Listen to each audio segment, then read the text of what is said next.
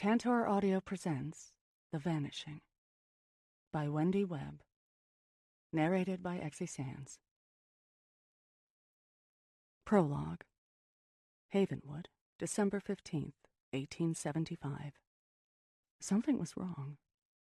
Serafina opened her eyes. The people were still around the table, eyes tightly shut, their hands joined together making an unbroken ring, just as they should be. The candles were flickering, their small warm glow illuminating the darkened room, just as they should be. But not all was as it should be. Serafina could feel it. There was a rumbling where a whisper should have been. And then silence, complete and utter silence. There were no spirits, just a deep, dark void.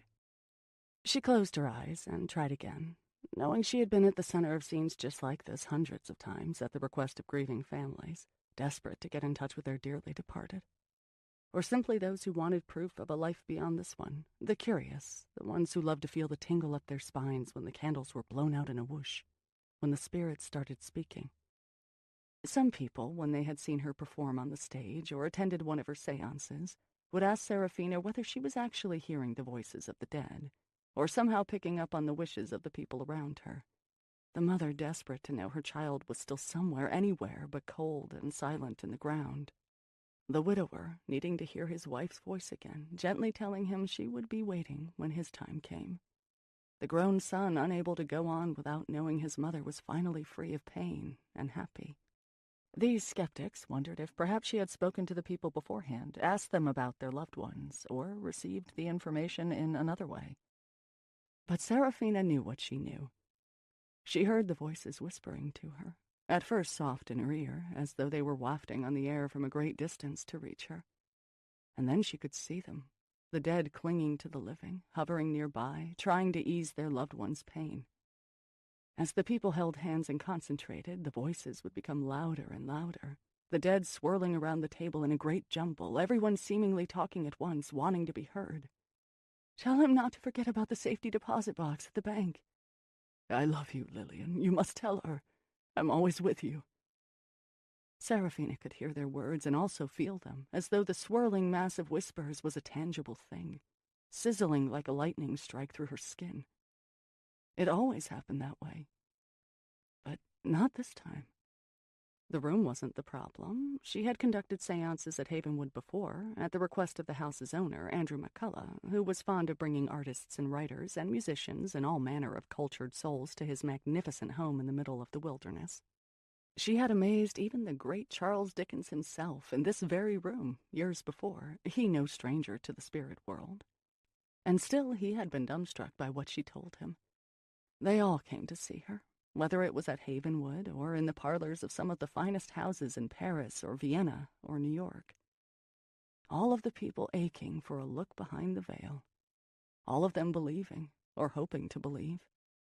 She did it for them because she could. There were so many charlatans out there in this age of spiritualism. So many performers, bilking these poor people out of their fortunes and giving them only cheap parlor tricks in return. The levitating tables, the crystal balls, the knocking, as though spirits knocked. No, Serafina had always had the gift, and she didn't need a table, candles, a dark room, and people holding hands to use it. That was just showmanship, entertainment, an experience to give an audience.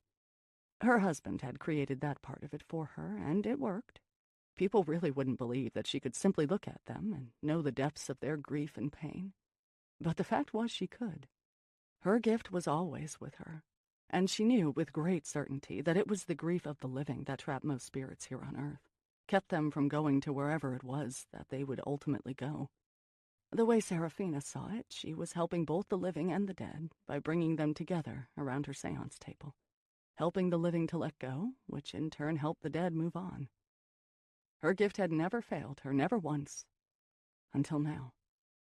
The silence at Havenwood surrounding the people so desperate to hear from their dead was deafening. She had to do something. She would call the spirits by name. "John Martin," she said, her voice loud and commanding, naming the husband of the woman sitting next to her. "I call you to join us. Lillian is waiting to talk to you. Celeste Mitchell, Sarah Gale, Mary Longpre, we are waiting to hear from you." She squeezed the hands of the people sitting next to her, eyeing her host, Andrew McCullough, across the table. His eyes were still closed, his lips slightly moving. Unwilling to disappoint all of these people, she decided to try something new. Serafina unclasped her hands and reached into the satchel she always kept by her side, slipping out a lacquered wooden box lined with mirrors that her husband had picked up in the Far East for her. She had never used it in her seances. She had never needed any sort of prop before. But this called for desperate measures. She intended to put a candle in the center of the box to reflect its light off the walls of the room. Perhaps that would help set the scene. Perhaps it would call the spirits to her. She knew full well that the people around the table were grieving. She couldn't figure out why she couldn't see, or at least hear, their dead. As soon as she set the box in the middle of the table, Serafina began to hear the whispers. Finally. "Open the door. Let me out. I am here." Were the spirits trapped somehow? Somewhere? Serafina had never experienced anything like this. She opened the box and set the candle inside, and it illuminated the walls of the room with 1,000 tiny dancing flames. She cleared her throat and spoke again, this time in a tone not entirely familiar to her. "I, Serafina, who have called so many others, now call you to join us. I command you to join us." But instead of the whispers becoming louder and louder, as they had always done before, she heard that same rumbling she had heard earlier. Far away, at first, and then closer, as though it were coming from an unseen animal that was stalking her in the dark, making circles around her before it struck. She spun her head around. Now it was behind her. Now it was in front of her. Now it was to the side. One of the women across the table screamed in pain and jumped up from her chair. The man sitting next to Serafina stood and let out a roar. Another woman jumped up and fell to the ground. A third began coughing violently, her face turning scarlet as though someone was choking her. "Get your hands off me," she shouted between gasps. "What is the meaning of this?" Andrew McCullough cried out. "Serafina, what is happening here? Do something to stop this." Serafina looked around the room and realized these were not the spirits of the dearly departed. This was something else, something dark and evil and monstrous, something she had never before encountered. She stood up and raised her arms, shouting, "I cast you out! I cast you out! I command you to leave this place! You are not welcome here!" But it was too late. 1. Havenwood, present day. When I awakened that first morning at Havenwood, for a moment I had no idea where I was. As sleep receded and I drifted back from wherever one goes in dreams, I sensed I wasn't in my own familiar nest of pillows. When my eyes fluttered open and I caught sight of the dark red walls, not the subdued yellow of my bedroom at home, I shot up and looked around, trying to get my bearings. The bed where I lay, and had presumably spent the night, had an ornately carved wooden headboard and a thick embroidered comforter. A matching dresser with a pink marble top stood on one wall. My gray sweater was slung over a chair in the corner. A bank of windows was draped with a heavy curtain, and in the fireplace across from the bed, coals were still smoldering from the night before. It all looked vaguely familiar, but distant, as though I had dreamed about this room in another place and time. I curled back down under the covers when I remembered that these sorts of blackouts were not a new sensation. I'd forgotten conversations, events, even whole days since the scandal and its horrible aftermath took over my life. And truth be told, even before that, it began to come back to me, bit by bit, as I knew it would. Images like a slideshow in my mind. Jeremy, a gunshot, the funeral. I squeezed my eyes shut tight, trying to hold back the flood of memories. Wasn't the medication supposed to help with this? That was its purpose, wasn't it? To muddle the mind, to blur the edges of reality, just enough to make life endurable, despite all manner of horror and heartbreak. I shook those thoughts out of my head and roused myself, pouring a glass of water from the pitcher on the nightstand before padding across the thick woolen carpet to the windows. I drew back the curtain and felt the warmth of the morning sun shining on my face, despite the chill coming from the panes. Outside, I saw the remnants of a manicured garden, now covered by new-fallen snow, and a wide expanse of yard spilling into a forest beyond. The green of the enormous pines contrasted with the whiteness that blanketed everything as far as the eye could see. Cutting through it all, a road followed a river that meandered out of sight. Somehow it felt like home, even though it was no home I had ever known. I had been on that road the night before, I knew with sudden clarity. In a car, after the flight. Ah, yes, I thought. I remember. A wave of excitement washed over me when I remembered whom I'd be meeting in just a few minutes. I could scarcely believe I was here. Mr. Sinclair had arrived on my doorstep a few days earlier with an invitation. Now, as I recall that first meeting, shaking his hand for the first time, I remember the feeling of warmth when his skin touched mine, a fiery glow illuminating his eyes with a definite familiarity, though he was a stranger to me. Or maybe my memories are colored by what happened after that day, by everything I know now. Time and experience have a funny way of altering one's recollections of the past. There was a quick knock at the door. I snapped my head around to see a woman entering the room. "Oh, ma'am, you're up. I was just coming to wake you for breakfast." Had I seen her the night before? I wasn't sure. Her round, smiling face, gray hair, and kind blue eyes might have belonged to anyone, and her gray maid's uniform seemed to be something out of central casting. "If you'd like to freshen up before joining Mrs. Sinclair downstairs, towels and everything else you need are in the bath." She pointed to a door I hadn't noticed. She crossed the room and opened the closet to reveal my clothes, all hanging in neat rows. "Is there anything I can lay out for you?" I looked from her expectant face to my clothes and back again. "No, I can manage, thank you," I said, grasping for her name. I couldn't bring it to mind. "Marian," she said. "Marian." She gave me a quick nod. "Right, then. Please be in the breakfast room in 30 minutes. Mrs. Sinclair likes things on a schedule. That's one thing you should know right off." "The breakfast room?" "Oh, of course. It was quite late when you arrived last night, and this house can be so confusing for newcomers." She opened the door and gestured out into the hallway. "Follow this corridor around to the left until you reach the grand staircase. Take that down to the first floor. You'll see the living room on your right and the foyer in front of you, with the archway to the dining room on your left. You'll find the breakfast room adjacent to the dining room." She hesitated a moment. "You're on the 3rd floor, here in the east wing," she said. "The Sinclair suite of rooms is on the 2nd floor in the west wing. I'd advise staying away from those. Mrs. Sinclair likes her privacy when she's in her rooms." I thanked her, perching on the edge of the bed as she closed the door behind her. Mr. and Mrs. Sinclair. I struggled, trying to unlock the memory. I knew this game. I was supposed to think of the last thing I remembered to help piece it all together. I played it often enough throughout my life. In a flash, I remembered rummaging through my travel kit on the plane, looking for my bottle of pills. Had I taken too much of my medication? Was that the reason my memories of the night before were so fuzzy? I shuddered at the thought of it. I made my way into the bathroom, where I did indeed find a stack of fluffy towels on the vanity, just as Marian had said, along with my own travel kit. I dug up the pill bottle, then considered pouring its contents down the drain. But instead, I put it right back where it had been. Blackouts might be a troubling side effect, but sometimes forgetting is a blessing. What is it they say about ignorance? After standing under the stream of hot water, washing away the night's sleep, I dried my hair, quickly pulled on jeans and a black turtleneck, and opened the door out into the hallway slowly, wondering what awaited me. The hallway was so long and dark I couldn't even see the end of it. This house must be massive, I thought, following the corridor as it turned left, then right, and right again.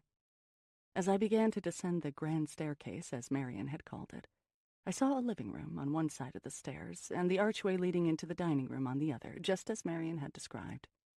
The rooms in my view were filled with heavy antique furniture, overstuffed chairs, and ornate lamps that looked like they had been standing in their places forever.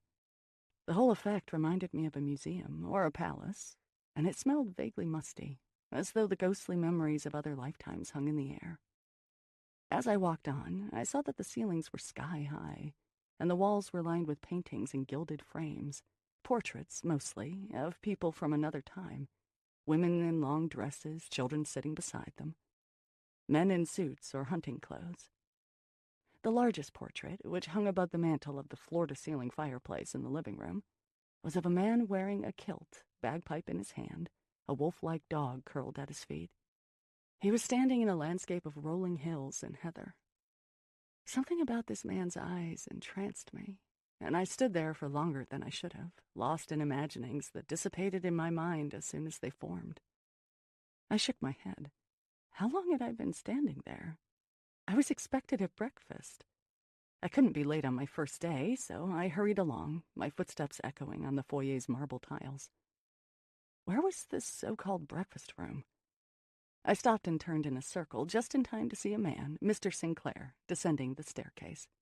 His face broke into a wide smile. "Julia," he said as he finished the last of the stairs, "how did you sleep? Your room was comfortable, I trust?" His grin was so welcoming that I couldn't help but smile back. "My room was lovely," I said, sliding my arm into the crook of his when he offered it. "Thank you, Mr. Sinclair." "I thought we had dispensed with that Mr. Sinclair rubbish yesterday." He patted my hand. "Adrian," I said.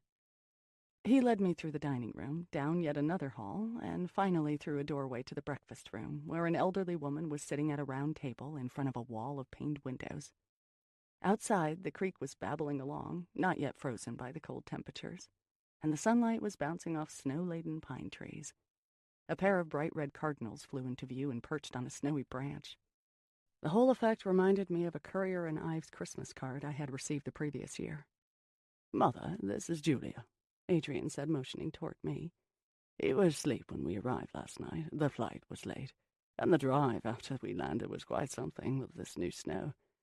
I really must put the Bentley away for the winter. It's time for the Land Rover, I'm afraid." "Julia, dear," the woman said, folding her hands and beaming at me. "What a pleasure to see you at last." I took a deep breath before speaking.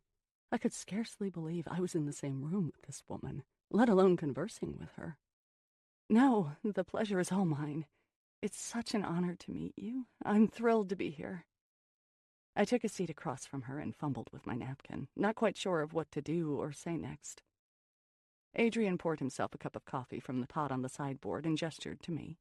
I nodded, and he poured me a cup as well. I could see the resemblance between mother and son immediately. 2 dots on a timeline, with nearly the same face, 1 generation apart. They seemed familiar to me somehow, in the way that sometimes happens with complete strangers. Adrian was older than me, late 40s, early 50s perhaps. His dark hair was graying at the temples, and fine lines around his eyes betrayed years of laughter. He wore a dark tailored suit and a yellow tie, dressed for a workday. His mother seemed at once utterly ancient and completely youthful. Her deeply lined face, powdery makeup, and rather haphazardly applied lipstick contrasted with her dancing bright green eyes. Late 70s, early 80s? Older than that? I couldn't tell. She reached one hand across the table and covered mine with hers. "I'm thrilled as well, Julia dear," she said. "It will be a wonderful treat to have you with me at Havenwood when Adrian takes his leave today. We have so much to talk about." My stomach was doing flips, but I managed to smile as I savored my first sip of coffee. A maid, not the same one who greeted me in my room, clattered through the door carrying a tray, set it down on the sideboard, and began serving a breakfast of eggs, sausage, oatmeal, fruit, and toast. Seeing all of that food made me realize I was famished, and I wondered when I had last eaten anything. As we took our first bites, Adrian chattered on about the new snow and his hopes that the gardener had turned the roses. Suddenly, the enormity of what I had done seemed to settle in. I realized, as I sat there eating my breakfast with these 2 relative strangers, that my life on that morning was completely different from what it had been the morning before. What my future held, I had no idea. But I knew one thing for sure. I was here at Havenwood to stay. 2. How did I find myself living at Havenwood, a place I hadn't even known existed the day before I arrived there? The answer is, it found me. 3 months after my husband's funeral, Adrian Sinclair came calling. Just answering the door had been quite a feat. I had done nothing but drift around the house since I buried Jeremy. not wanting to talk to anyone or go anywhere. And that, I supposed, was a lucky thing because nobody but reporters wanted to talk to or see me either. All of our friends had abandoned us when the allegations came to light, when they realized the full extent of what my husband had done. From the first story in the newspaper hinting at what was to come, they began distancing themselves from us. They stopped calling, stopped returning my calls. I'm not sure if they thought I was involved in the whole sordid business, but the truth is I was just as much a victim as they were. I was left with nothing, no husband, no money, no friends or family to lean on for support. It was just a matter of time until my house was gone too. I was reading the foreclosure notice from the bank when Adrian appeared on my doorstep, standing there in his dark overcoat and hat. I assumed he was another reporter, trying for an interview with the grieving widow of the man who had bilked hundreds of Chicagoans out of their life savings. The Midwestern Bernie Madoff, the newspapers called my husband. What they called me was no better. I have no comment, I said, eyeing the man through the door's glass pane. I've asked you people to leave me alone, please. I'm not a reporter, Mrs. Bishop, he said to me, smiling slightly. Nor am I a police officer, an investigator, or a bill collector. I'm not going to issue a summons or serve you notice of anything. I've come to ask for your help. This was new.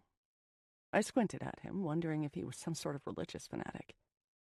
What kind of help? I've need of your services, and I believe you're in need of ours. Definitely a religious fanatic, then. I'm really not interested, I said. Please go away. I've traveled a very long way to find you, Mrs. Bishop, he said. Please, let me say what I've come to say. And what is that, exactly? I've come to offer you a job. I didn't know quite how to respond to that. Apparently the look on my face said it all, because he said, This is a serious offer that I believe will benefit both of us. Won't you please let me in, and we can discuss it? With nothing left to lose, what could he possibly take from me that wasn't already gone? I sighed and opened the door. I led him into the living room and motioned to the sofa. Something to drink? I asked as he took off his coat and laid it over the arm of one of the chairs. Tea, or something stronger? Tea would be lovely, thank you, he said, and I detected a slight English accent buoying his words. There's a bite to the wind out there. Winter is on its way. As he settled onto the sofa, I shuffled into the kitchen and turned on the kettle, glad he hadn't followed me. Dirty dishes were piled in the sink. I hadn't had much energy for housework since Jeremy died. What was the point? I pulled a box of tea bags and 2 cups from the cabinet, dropped a few of the bags into a pot, filled it with boiling water, and put the whole mess onto a tray. Back in the living room, I set the tray down on the coffee table in front of the sofa. I hope you like hibiscus tea, I said, pouring him a cup. It's all I had. That'll do just fine, thank you. He smiled, lifting the cup to his lips. I sunk into one of the armchairs and crossed my legs, eyeing him. So, what is this all about? He nodded and cleared his throat. As I said, I'm here to offer you a position. The earnestness on his face told me he wasn't joking. Listen, I began, reconsidering the decision to let him inside the house. I pushed myself up from my chair. Whatever you're selling, I'm not buying. I think this was a mistake and you should go. Please, just hear me out, he said. Give me 5 minutes. If after that you'd still like me to go, I'll simply leave and never bother you again. I settled back into the chair, studying him warily. 5 minutes. My name is Adrian Sinclair. He stopped to take a sip of his tea. I live with my mother at our country estate, Havenwood. The sound of that word, Havenwood, crackled through my mind. I had heard it before. I just couldn't place how or when. It's near the Canadian border, not far from Lake Superior's North Shore in Minnesota. Mr. Sinclair went on. My mother is elderly, of course, and in fairly good health, but she does have episodes. Episodes? He leaned forward and lowered his voice, as if to take me into his confidence. Times in which she is not entirely lucid. I see, I said, but I really didn't. I had no idea what any of this had to do with me. I travel on business often, and I'm going away again very soon, he continued. Of course, we have several servants, but they're busy tending to the house and grounds, and what my mother needs in my absence is a full-time companion. Is someone who can keep an eye on her, especially on the bad days. She has been known to wander. With the winter coming on..." He looked at me with expectant eyes. I let what I thought he was saying to me sink in. "You want me to be her companion, is that it?" "Yes, live-in, full-time." I snorted. "But that's ridiculous. You don't even know me." He didn't respond to that. Instead, he just went ahead with his pitch. "The estate is quite lovely, I assure you." He reached into the briefcase he was carrying, pulled out an iPad, and began scrolling through several photographs. I liked to think I had seen it all. Jeremy and I had traveled to some of the loveliest, most expensive places on Earth during the course of our marriage. But at the sight of this estate, my mouth dropped open. It looked like an ancient English castle, someplace where I could imagine kings and queens living. Havenwood was massive, with turrets and parapets and stained-glass windows and balconies and chimneys. The house was surrounded by several outbuildings and delicately manicured gardens through which a river flowed. Not far from the house, I noticed a lake, not Lake Superior, but a smaller inland lake. One of the photos showed 2 kayaks bobbing lazily on its surface, the house standing sentinel in the distance. I found myself strangely drawn to the photographs and could not look away. This is on Lake Superior's North Shore near the Canadian border? It looks like it was built in the 1600s in Europe somewhere. He smiled an indulgent smile, and I got the feeling he had heard this question many times before. "You're right. It's a replica of a castle that was built around that time, in Scotland. As to how it got here, Havenwood was built by a nobleman who, when charged with running the fur trade in the area in the mid-1800s, missed the opulence he was used to in his native land, or so the story goes. My family bought it decades ago, when I was just a lad." "You grew up there?" "I wouldn't say that, no," he said. "Summer vacations, that sort of thing. I spent much of my youth in English boarding schools, St. Andrews in Scotland after that. It was only after I had graduated from university that I came to live at Havenwood with my mother full-time to handle her business affairs." "And this," I said, still enthralled by the photographs, "this is where you want me to live and look after your mother?" "That is what I've come here to ask of you." "But why? Why in the world would you ever trust me to move into this place, your home, and care for your mother? I don't understand, Mr. Sinclair. You don't know the first thing about me." "I do know you. I've read the newspapers. I've seen the reports on television." "That's my point," I said. "Those reports vilified my husband and me. Everyone else, even my own friends and family, believes that I was a part of it." "I've done a little digging on my own," he said, smoothing his suit jacket. "I know you buried your husband some 3 months ago. I know he left you with nothing. I know the bank is foreclosing on your home. I know you have nowhere to go and no one to turn to. I know your friends and family have abandoned you. Not to be unkind, but your prospects at the moment are rather bleak." I sighed heavily and slumped against the back of my chair. He had pretty much summed up my life. "As for believing you were part of it all, anyone with eyes can see that you weren't," he went on, his voice gentle and low. "You wouldn't be destitute right now, for one thing. You certainly wouldn't be holed up in this house.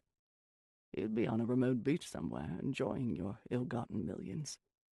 So despite what the police and the courts and public opinion might say, I know you're just as much a victim as anyone in this case, even more so." It had been a long time since I had heard words of support from anyone. Now this stranger was saying what even my closest friends couldn't or wouldn't.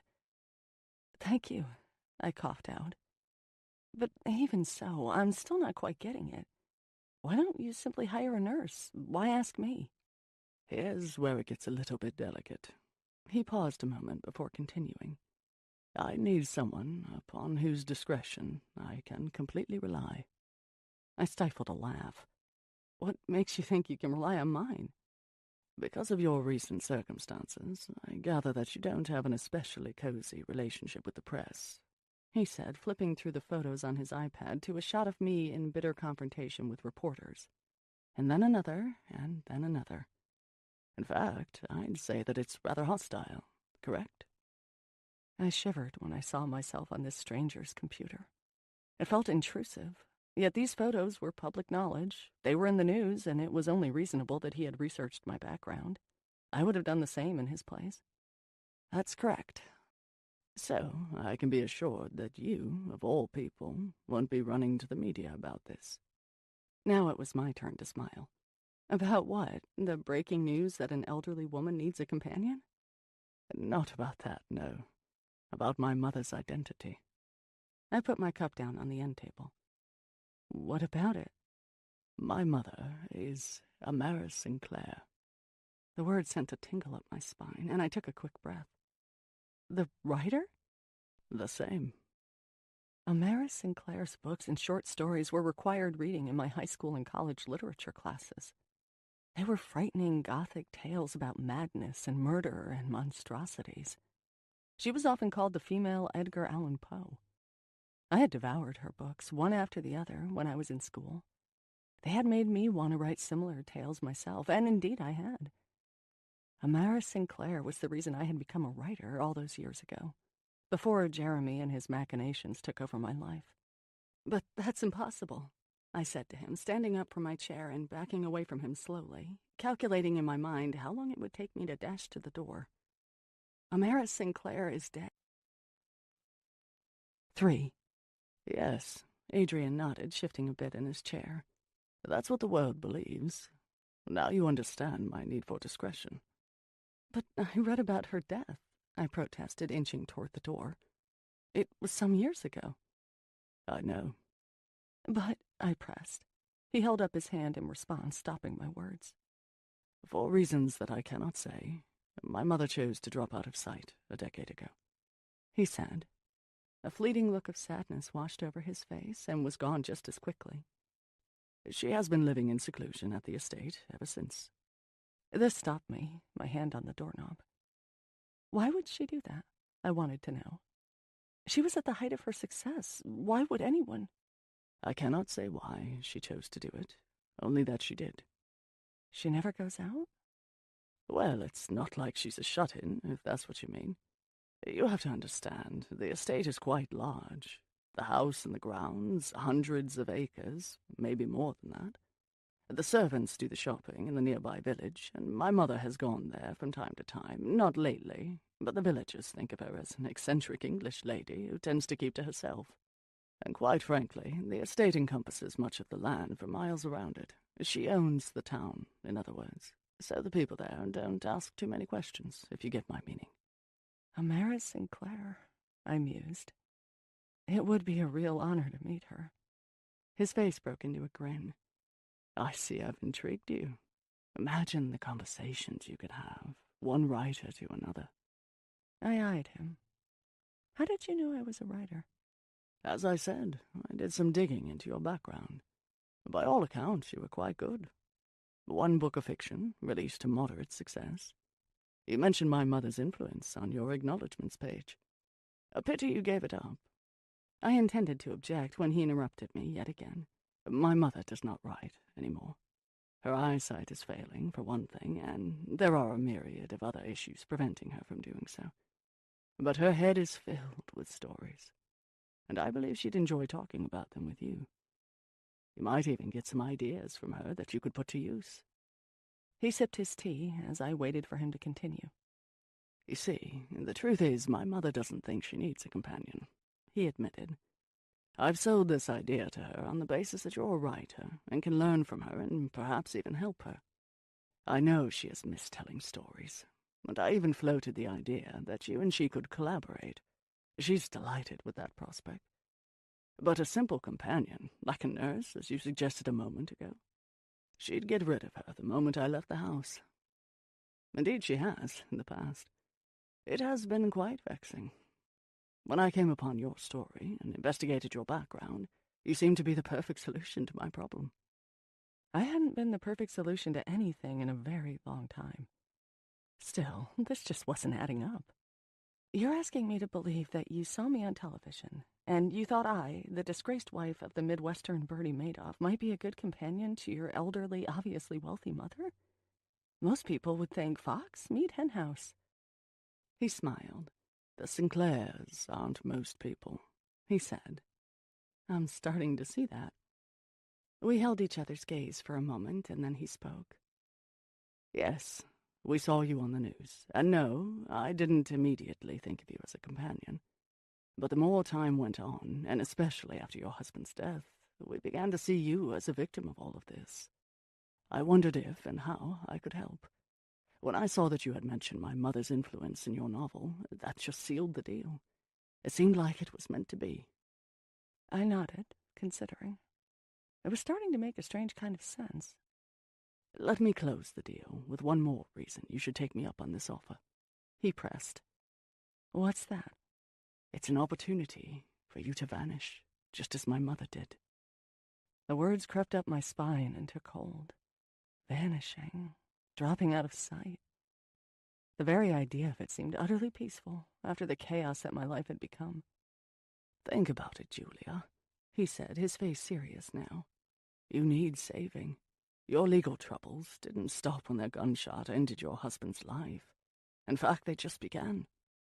As an officer in his company, you are going to be held accountable for all the money he defrauded investors out of. People's life savings, Julia. The police are compiling their case against you right now, and there are private lawsuits snaking through the civil court system with your name on them. But I don't have a dime to my name, I protested.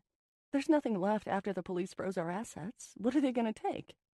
Future earnings, for one thing, he said, shaking his head slightly. And that's not all. There could be some serious jail time. Not to mention hundreds of angry victims, any one of whom might turn violent.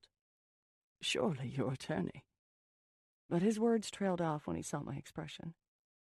I ran a hand through my hair and sighed.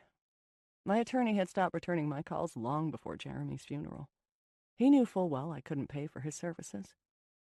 Adrian was exactly right. Legal trouble was hanging over my head, poised to crush what was left of my life.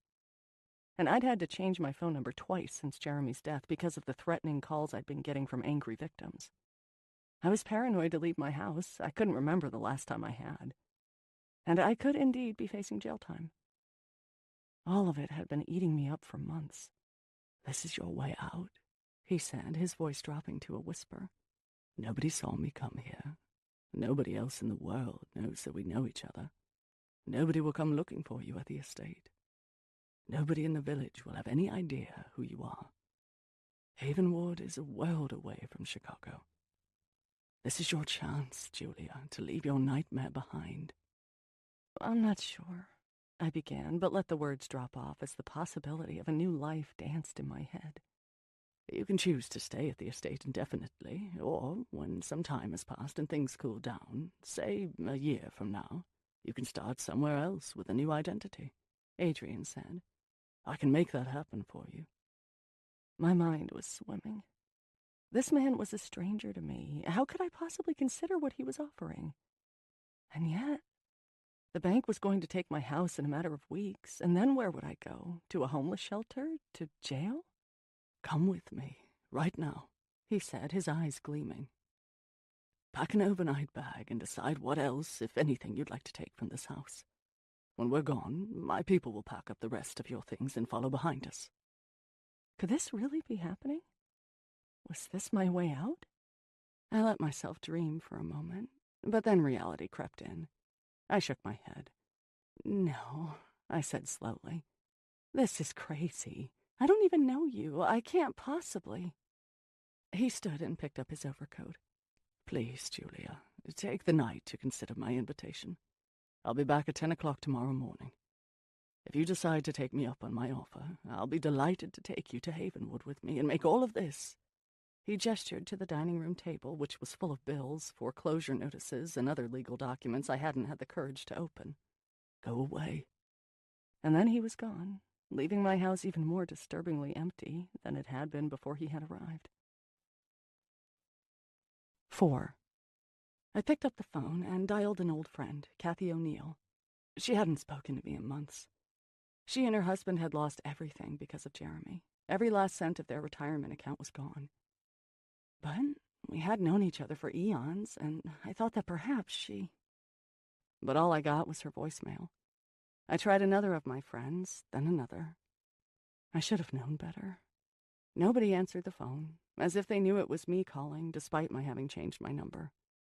I was foolish to think that somehow, magically, something had changed and I could return to some semblance of the life I had had before. I realized that, with or without Adrian's offer, my life was completely different from what it had been before the scandal. My only choice was what type of different it would be. I wandered through my house that night, eyeing the bills and other legal documents on my dining room table, struck once again by the complete and utter disbelief that Jeremy could have done this to all of our friends, and so many more, and to me. I mulled over the two options that lay ahead. Do I stay and face the aftermath of everything Jeremy had done? Or do I vanish?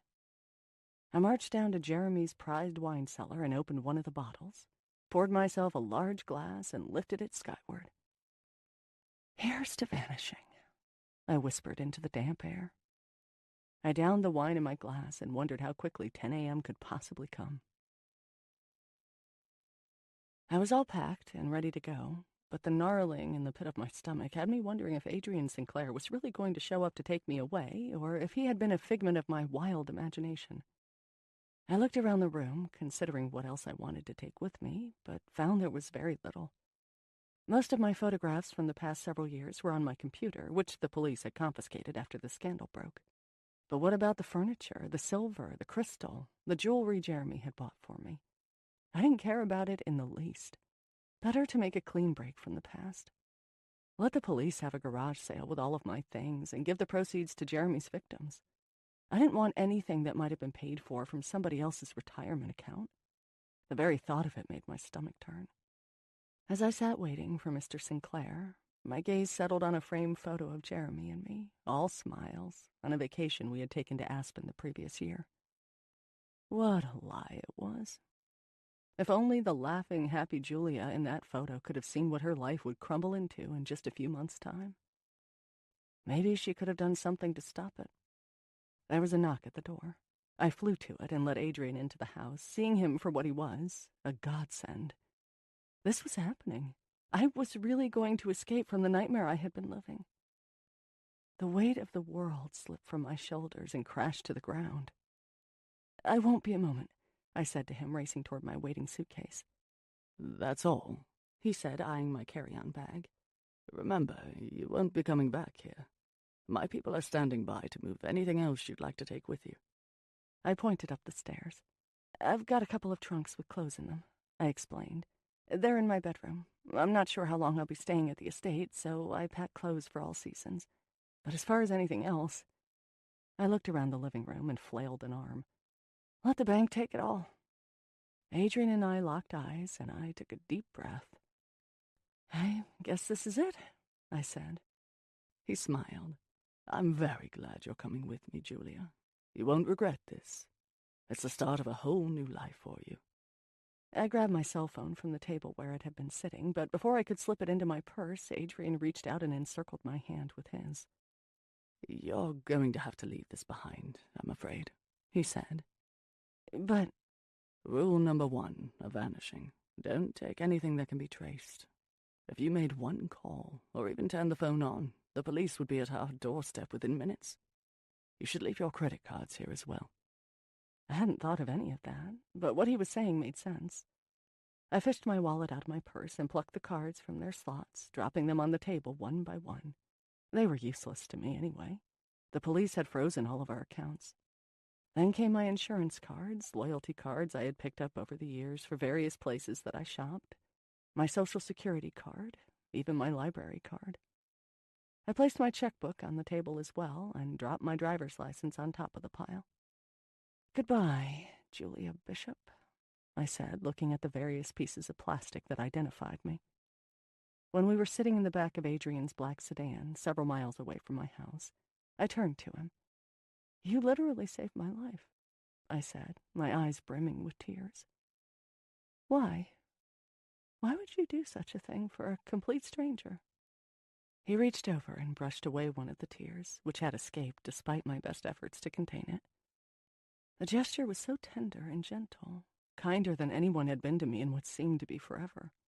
"As I told you, dear Julia, your plight touched me," he said, his voice soft and low. "You needed saving. I needed a companion for my mother. It was as simple as that." The memories became vague and watery after that. I remember snippets of the rest of the day, getting out of the car at a small airport, boarding a private plane, and settling deep into a seat that seemed to be made of the most opulent, velvety leather. "Sleep, Julia dear," I remember Adrian saying before everything went black. 5. Adrian and I walked together through the house after breakfast that first morning at Havenwood. Mrs. Sinclair had taken her leave of us, retreating to her rooms for some quiet meditation and reflection, as apparently was her morning routine, and Adrian had offered to show me around the estate. "I'm leaving today," Adrian said, leading me into the drawing room, which was filled with heavy, ornate furniture, but was somehow welcoming all the same. "Feel free to explore, go wherever you like. This is your home now, please remember that." "Thank you," I said, a flicker of unease taking root in my stomach as I thought about wandering through room after room in this house on my own after Mr. Sinclair had gone. I wondered what secrets this ancient place contained, and whether I'd want to stumble across them alone. "My mother has a schedule revolving around meals," he went on, disrupting my train of thought. "Breakfast is at 7:30, followed by a morning of quiet time. She meditates or reads.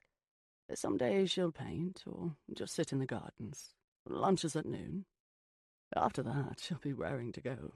She likes to walk, outside when weather permits, or inside, like we're doing now, on inclement days.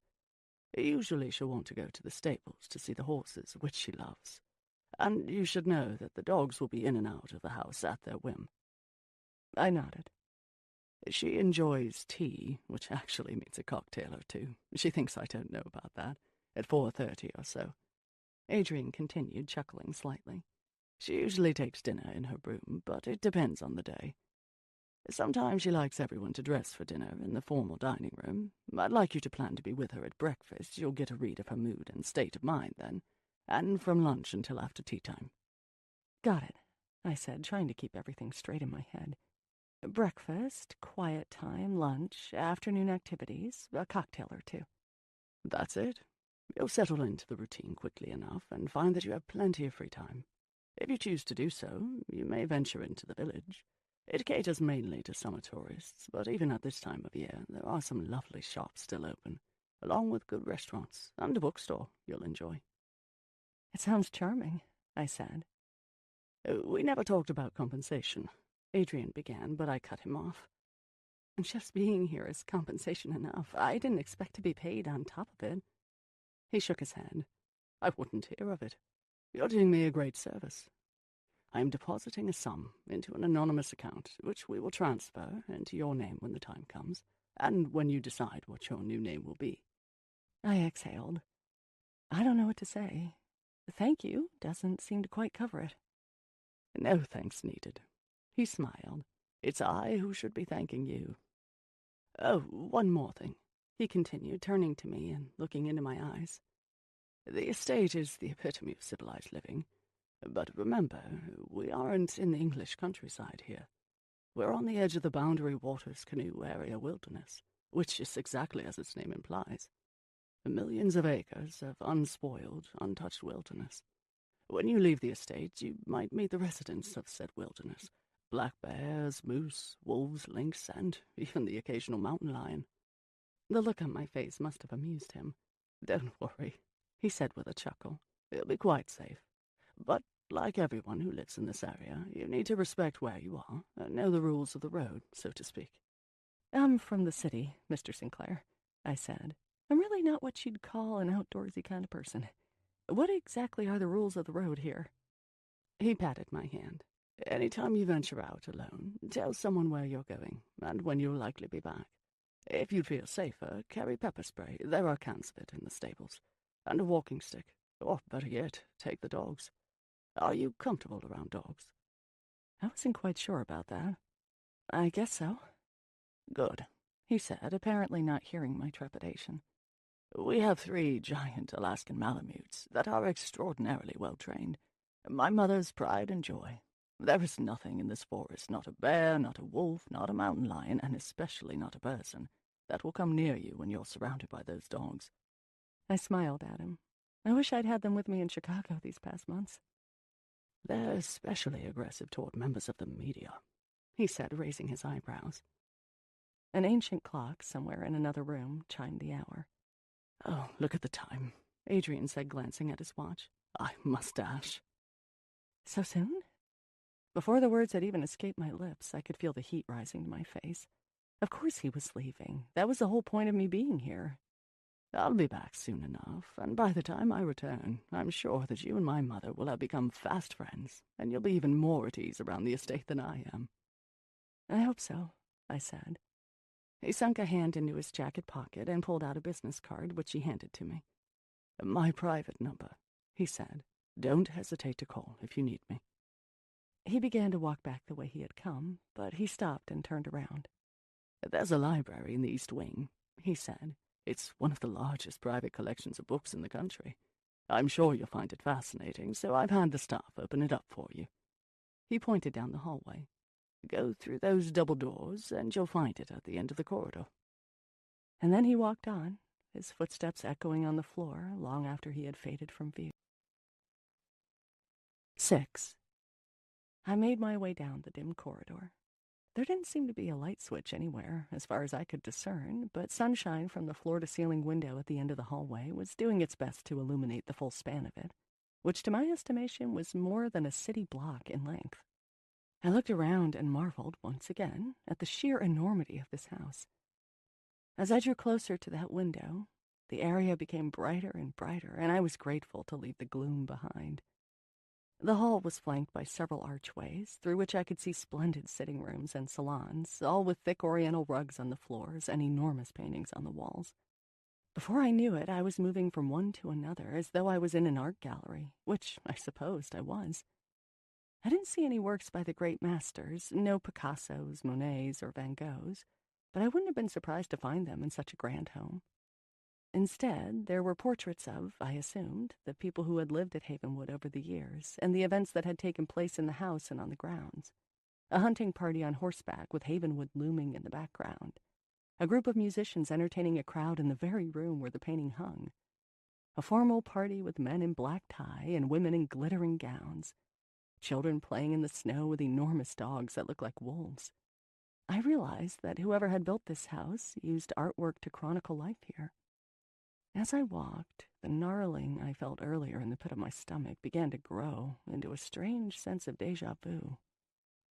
I know this, I thought, stopping in front of a massive dark wood armoire with stained glass inlays of rich greens and blues on its doors and intricate carvings of boars' heads and wolves on its sides. It looked like something that might have been plucked from a Grimm's fairy tale set in the deepest, darkest black forest. I've seen this before. But that was impossible. I had no idea Havenwood even existed 2 days prior. I had certainly never been here, but I couldn't shake the feeling. It wasn't just the armoire, but the house itself seemed all at once foreign and familiar, as though I had read about it. Ah, yes. At this, a smile crept to my lips. Of course I had read about it. Mrs. Sinclair often set her tales in enormous old homes just like this one, perhaps exactly like this one. That was why certain things seemed so familiar. She had probably put certain aspects of Havenwood into her stories.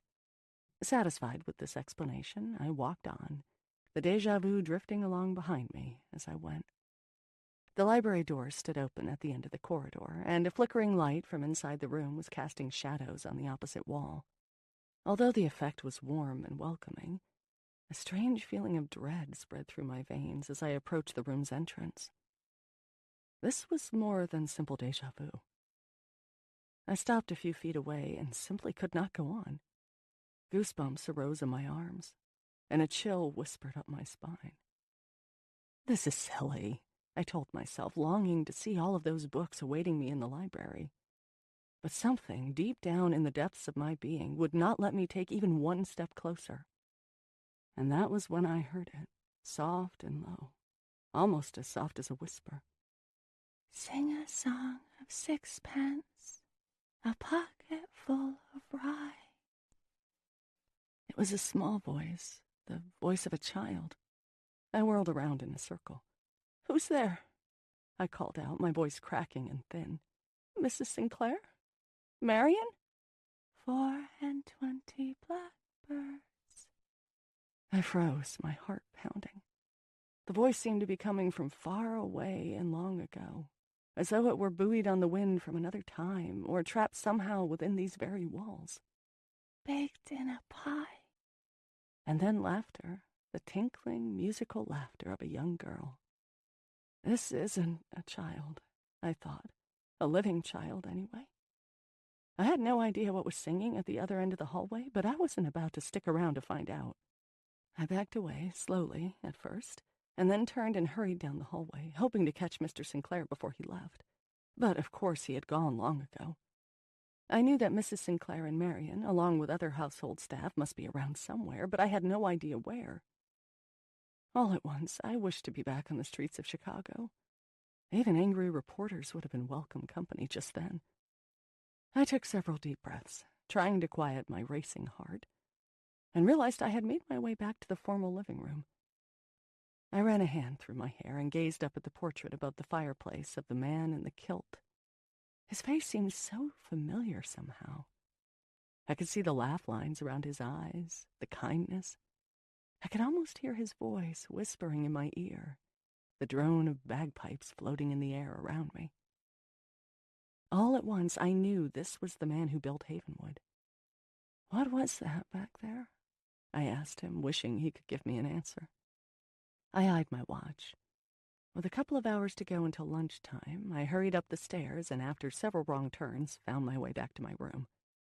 Once I was finally safe inside, I shut the door behind me, sunk into the armchair next to the window, and propped my feet on the ottoman. Covering my legs with an afghan that had been draped over the back of the chair, I turned my face to the window and stared out at the snow, imagining the original owner of the house and his children playing there, the painting come to life. Suddenly I wondered if it was one of their voices I heard, a tiny moment in time somehow caught and replayed. A while later, there was a knock at the door. Marion poked her head into the room. "Lunch, ma'am. Please come with me." I followed her back out into the hallway, down the stairs, across the massive foyer, and into a part of the house I hadn't yet seen. We walked from room to opulent room until we reached a closed set of ornately carved double wooden doors. "Mrs. Sinclair wishes to take lunch today in the West Salon," she informed me, opening the doors to reveal a high-ceilinged room with an entire wall of paned windows on one side and a grand fireplace on the other. The wood floors gleamed. Whereas many of the rooms that I had seen at Havenwood were formal and imposing, this one had a more casual feel. A long window seat strewn with colorful pillows and afghans ran from end to end in front of the windows, and two couches, upholstered with a deep tapestry print, faced each other in front of the fireplace, flanked by wing chairs with ottomans. 4 tables with accompanying chairs stood in the corners of the room, almost as if they were set up as a library or place of study. One of them, a round table nearest the wall of windows, was set for 2. "Mrs. Sinclair will join you in just a moment," Marion said before she turned and made her way back down the hall. I settled onto one of the couches, sinking down into its soft cushions, and as I did so, a slight coldness brushed past me, a whisper of a breeze. I glanced toward the windows, but none of them was open. Why would they be on a winter day? I crossed my arms in front of my chest and reasoned that, in a house this size, breezes must waft down halls and through corridors and around pillars all the time. "Julia." It was Mrs. Sinclair, entering the room with her arms wide, as though she were alighting after floating here on that very breeze. "You haven't gotten lost yet in this maze of a house, I trust?" She had changed clothes since breakfast. Now she was wearing a green velour jogging suit, accented by several long strands of silver beads around her neck. Silver bracelets jangled on one wrist, and on one finger an enormous diamond ring, so big it seemed to weigh her down.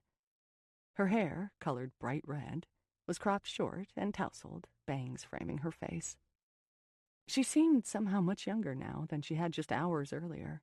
This was the Amara Sinclair I remembered from book jacket photographs and talk show appearances. I got to my feet and smiled. "Hello, Mrs. Sinclair. I said, moving across the room toward her. "Did you have a pleasant morning?"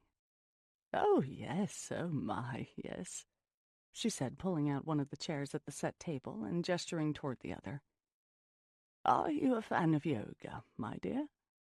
I sat down across from her and placed a napkin on my lap. "I've done it a few times at my gym in Chicago. It's more difficult than it looks." "Indeed," she said, taking a sip from her water glass, her green eyes shining. "I highly recommend it as one ages. It keeps these old muscles on their toes."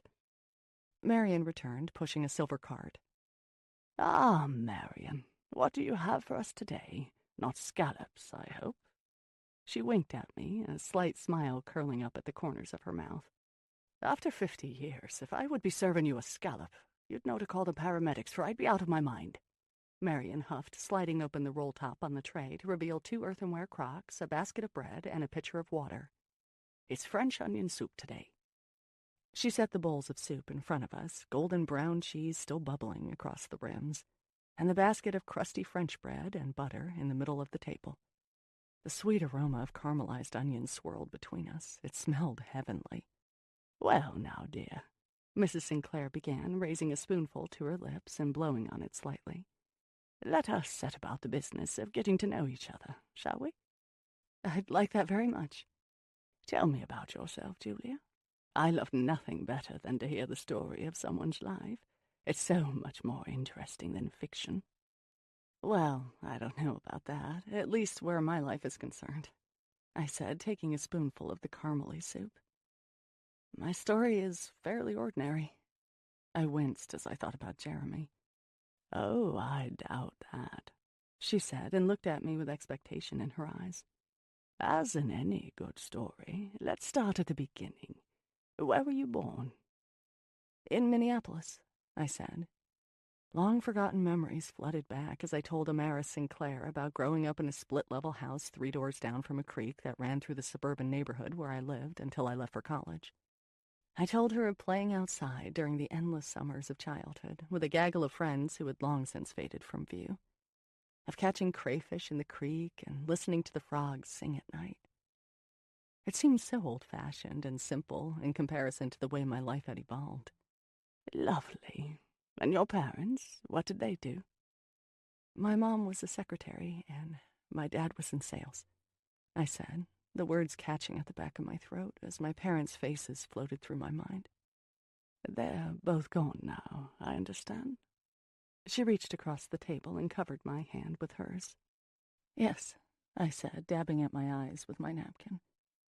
"It's been more than 15 years already.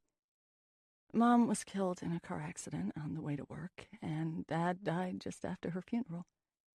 Everyone said it was a broken heart." She squeezed my hand. "That thing people say about time healing all wounds? Rubbish. Complete and utter rubbish." This brought a smile to my lips. "You learn to live with it, but the pain never goes away." "You had finished college by that time, yes?" I nodded. "I was in Europe, a graduation gift from my parents. I rushed home, and..." I sighed, not really knowing how to continue. "That's when you wrote your novel," she prompted. I didn't know what else to do. I gave a half-hearted shrug. She cleared her throat. "Now that Adrian is gone, we might as well be honest with each other," she said. "I know he has hired you as a companion for me. It's a little game we play. He hires them, I drive them off. Since we mentioned your novel, I thought I'd simply let you know that he is trying to do this under the guise that you are a writer in need of mentoring. I suspect this isn't quite the case. Am I correct?" Her candor caught me off guard. Was I about to be ejected from this house like so many other companions before me? I grasped for the right words. "Both are true," I said, thinking quickly. "Adrian, Mr. Sinclair, wants to make sure you are well cared for during his absences. After knowing you for just a few hours, I can see you don't need a companion. But I can also see a son who wants to do all he can for his mother." Mrs. Sinclair smiled. "Adrian is a good boy. I've been a fan of yours for years, and frankly, that's the main reason I accepted his offer." I continued. I didn't bring up anything about my recent life and my desire to drop out of sight. I didn't know how much she knew about that, and I figured the less the better. Thank you, my dear. She took another spoonful of soup, and a silence fell between us. I waited until she spoke again. You see, Julia, just as my son had ulterior motives for bringing you here, I must confess to harboring ulterior motives of my own for agreeing to the situation and agreeing willingly. Her green eyes danced. A trickle of fear crept up my spine. Her comments seemed to tint my current state of affairs in very dark hues. It occurred to me that I was sitting across the table from a famous horror novelist, a woman whose character I really didn't know at all. The look on my face must have betrayed what I was thinking, because Amara Sinclair giggled, eyeing me as she took a sip of her drink. It's nothing nefarious, I assure you. Don't worry, my dear. I probably shouldn't have brought it up at this time.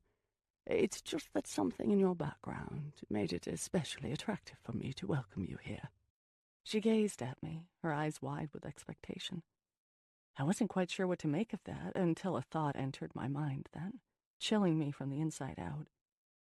You weren't one of my husband's investors. I thought I detected a look of sadness wash over her face that dissolved into a sigh. Oh, goodness, no, she said, breaking off a piece of bread and dipping it into her soup. It's nothing to do with that. So she did know about it. I squirmed in my chair. I want you to know, Mrs. Sinclair, I began, but she waved her hand in the air to stop me. You owe me no explanation, Julia. Adrian told me all about the particulars of your husband's less than savory business affairs, and how public opinion is against you. Unfairly, he thinks, and so do I. He explained to me that this house would be living up to its name with you here. It will indeed be a haven in the woods for you, just as it has been for me, and so many others, I have no doubt. I exhaled a breath I hadn't realized I had been holding. My life for the past year has truly been a nightmare. Nightmares? She smiled at me, rather sadly, I thought. Now, I know all about those. Many of my books were inspired by nightmares I had in this very home. It is good to awaken, isn't it? I thought about the dark nature of Amara Sinclair's novels and shuddered, but at the same time a tingle sizzled through me. So you wrote here, in the house?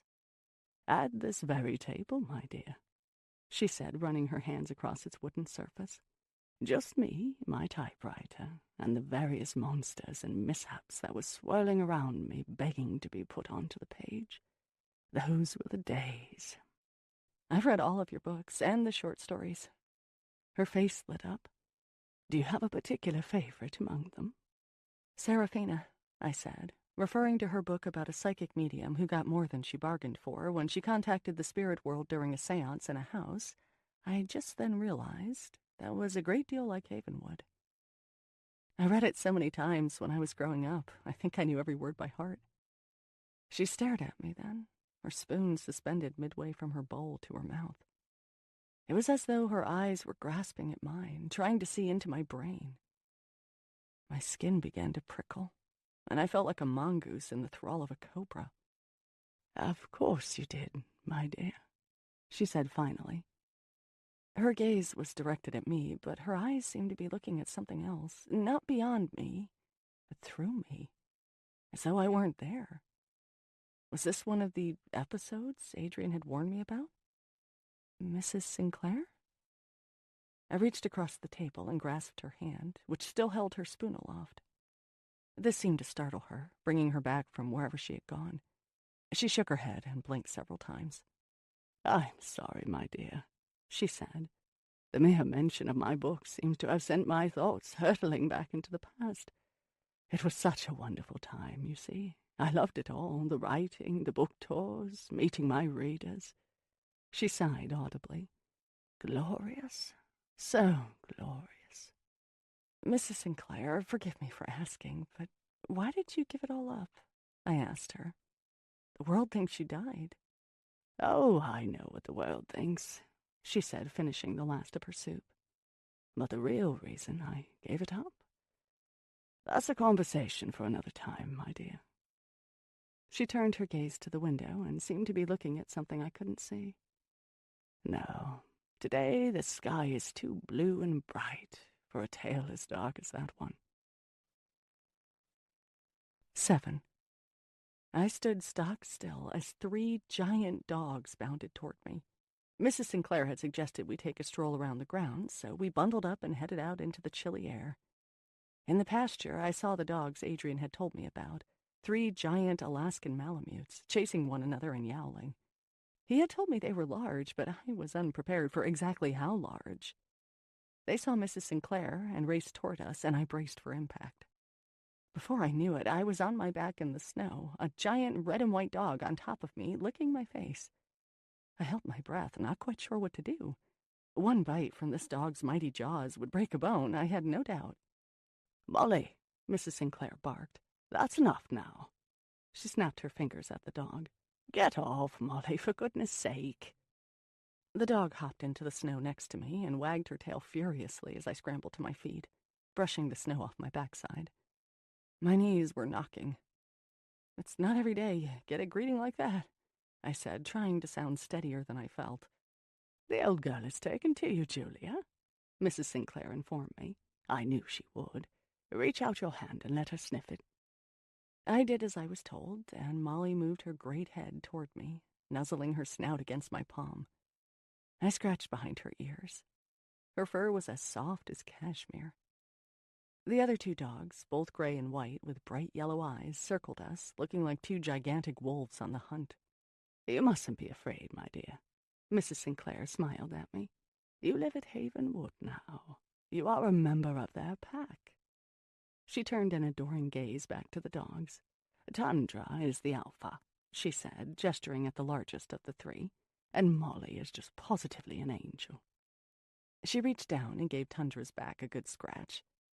"Think of them as your bodyguards, Julia. They take that responsibility very seriously." We took a few steps, and the dogs fell into line, the largest of the 3 walking ahead of us, and one on either side of Mrs. Sinclair and me. They did seem like bodyguards, I thought, as we walked along, me relaxing more and more with each step. Lions and tigers and bears had nothing on those 3. Soon we came to the creek that I saw from the breakfast room, which meandered its way to Lake Superior, and Mrs. Sinclair pointed out a path that led to the village, some 3 miles away. "It's a lovely ride on horseback," she said. "Nellie is quite gentle and slow, just right for someone new to riding. Would you like to do that one of these days?" I could almost see myself there, in the distance, trotting through the landscape on a horse. "It sounds wonderful," I said. "It's decided, then," she said. "We shall have a riding party, but it will have to be another day." She sighed deeply. "Now, my dear, let's make our way back to the house, shall we?" I took her arm and she leaned on me as we walked through the snow, the dogs leading the way. Back inside, the dogs loped off to parts unknown as we peeled off our jackets and hats. "I believe I'll have a nap now, Julia," Mrs. Sinclair said, her usually bright eyes suddenly filled with what seemed to be sadness. "Are you all right, Mrs. Sinclair?" I asked, moving toward her. "May I help you upstairs?" "Thank you, my dear, but no," she said. "I'm just a bit tired, but I can make it on my own." She then took her leave of me, and I watched as she walked slowly up the grand staircase, seeming to age with every step. I hurried after her. "Are you sure I can't help?" She touched my cheek with one papery hand. "This old gown still has a bit of kick in her." She smiled at me. "Please, darling, feel free to make yourself comfortable. Explore the house, snoop. You never know where secrets might be lurking." I got the distinct impression she didn't want me to help her to her rooms. Why, I had no idea. So I respected her wishes, but stood where I was on the stairs to make sure she reached the 2nd floor with no trouble. As she disappeared into the dark hallway, I turned and walked back down to the foyer alone. After what had happened that morning, I didn't want to venture too far afield into the house. I found myself in the living room once again, with the massive portrait of the man in the kilt.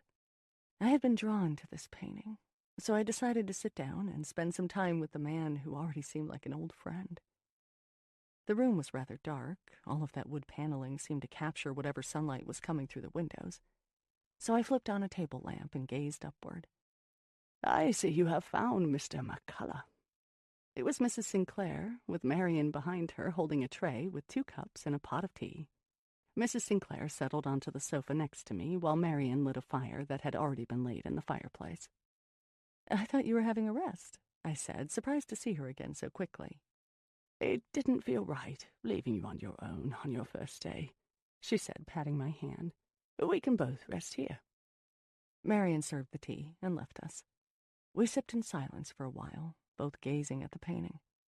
"Most visitors to Havenwood are curious about its origins, Julia," Mrs. Sinclair said as the flames began to crackle and dance. "The man who built this house, Andrew McCullough, the handsome fellow right up there, was quite the colourful character. Would you like to hear about him?" I smiled broadly. Adrian had told me his mother wanted to talk about stories with another writer. This must be just the kind of thing he meant. I couldn't believe it. I was about to hear a tale spun by the great Amaris Sinclair. "I'd love to," I said. "It's not a sweet and gentle tale, however," she said, narrowing her eyes. "Not all of it, anyway. I'll just warn you of that. Are you sure you're up to hearing it?" I nodded, eager to learn more about the man in the painting. Amaris Sinclair folded her hands in her lap, stared into the dancing flames, and began to speak. "The year was 1850, and unlike life on the east coast of this country, things here in the wilds of Minnesota near the Canadian border were anything but civilized, at least by the standards of a young and rather spoiled Scottish nobleman sent here to run his family's fur-trapping business. Despite a few settlements here and there, this was the wilderness, darling, pure and simple." She paused to take a sip of her tea, so I asked a question. "You said he was a young man? I imagine coming here would have been quite an adventure back in those days. Probably not something that an older gentleman would have undertaken." "You imagine correctly. As the eldest son of an aristocratic family, Andrew stood to inherit his family's considerable wealth and position.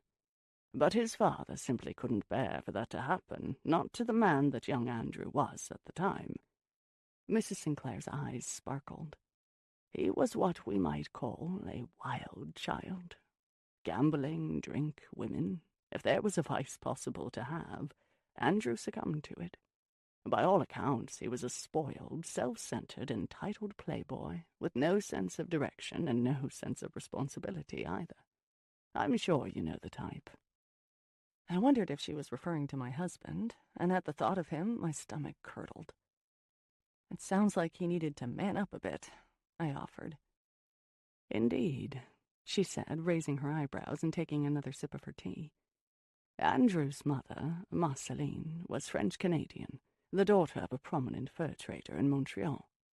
Her father had given her a line of his business, the fur trade, along the Canadian border with Minnesota, as a dowry when she married Andrew's father, Hugh.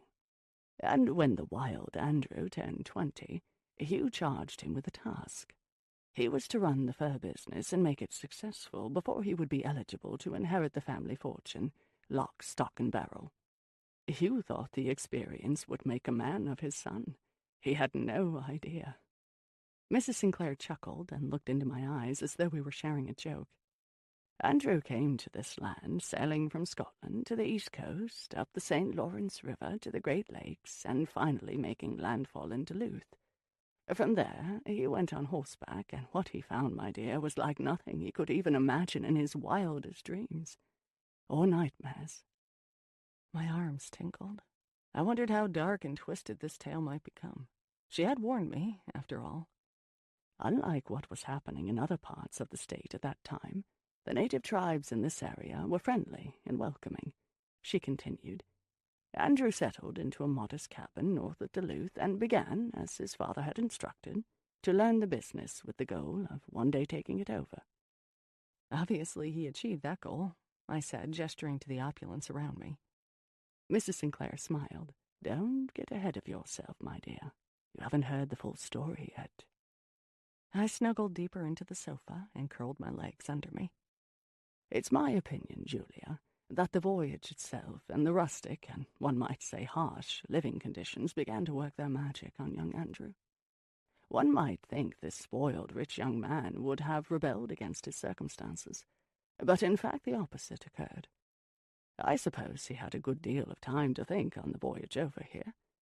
Or perhaps he was awestruck by the beauty of this land, which was wild and untamed and like nothing he had ever seen.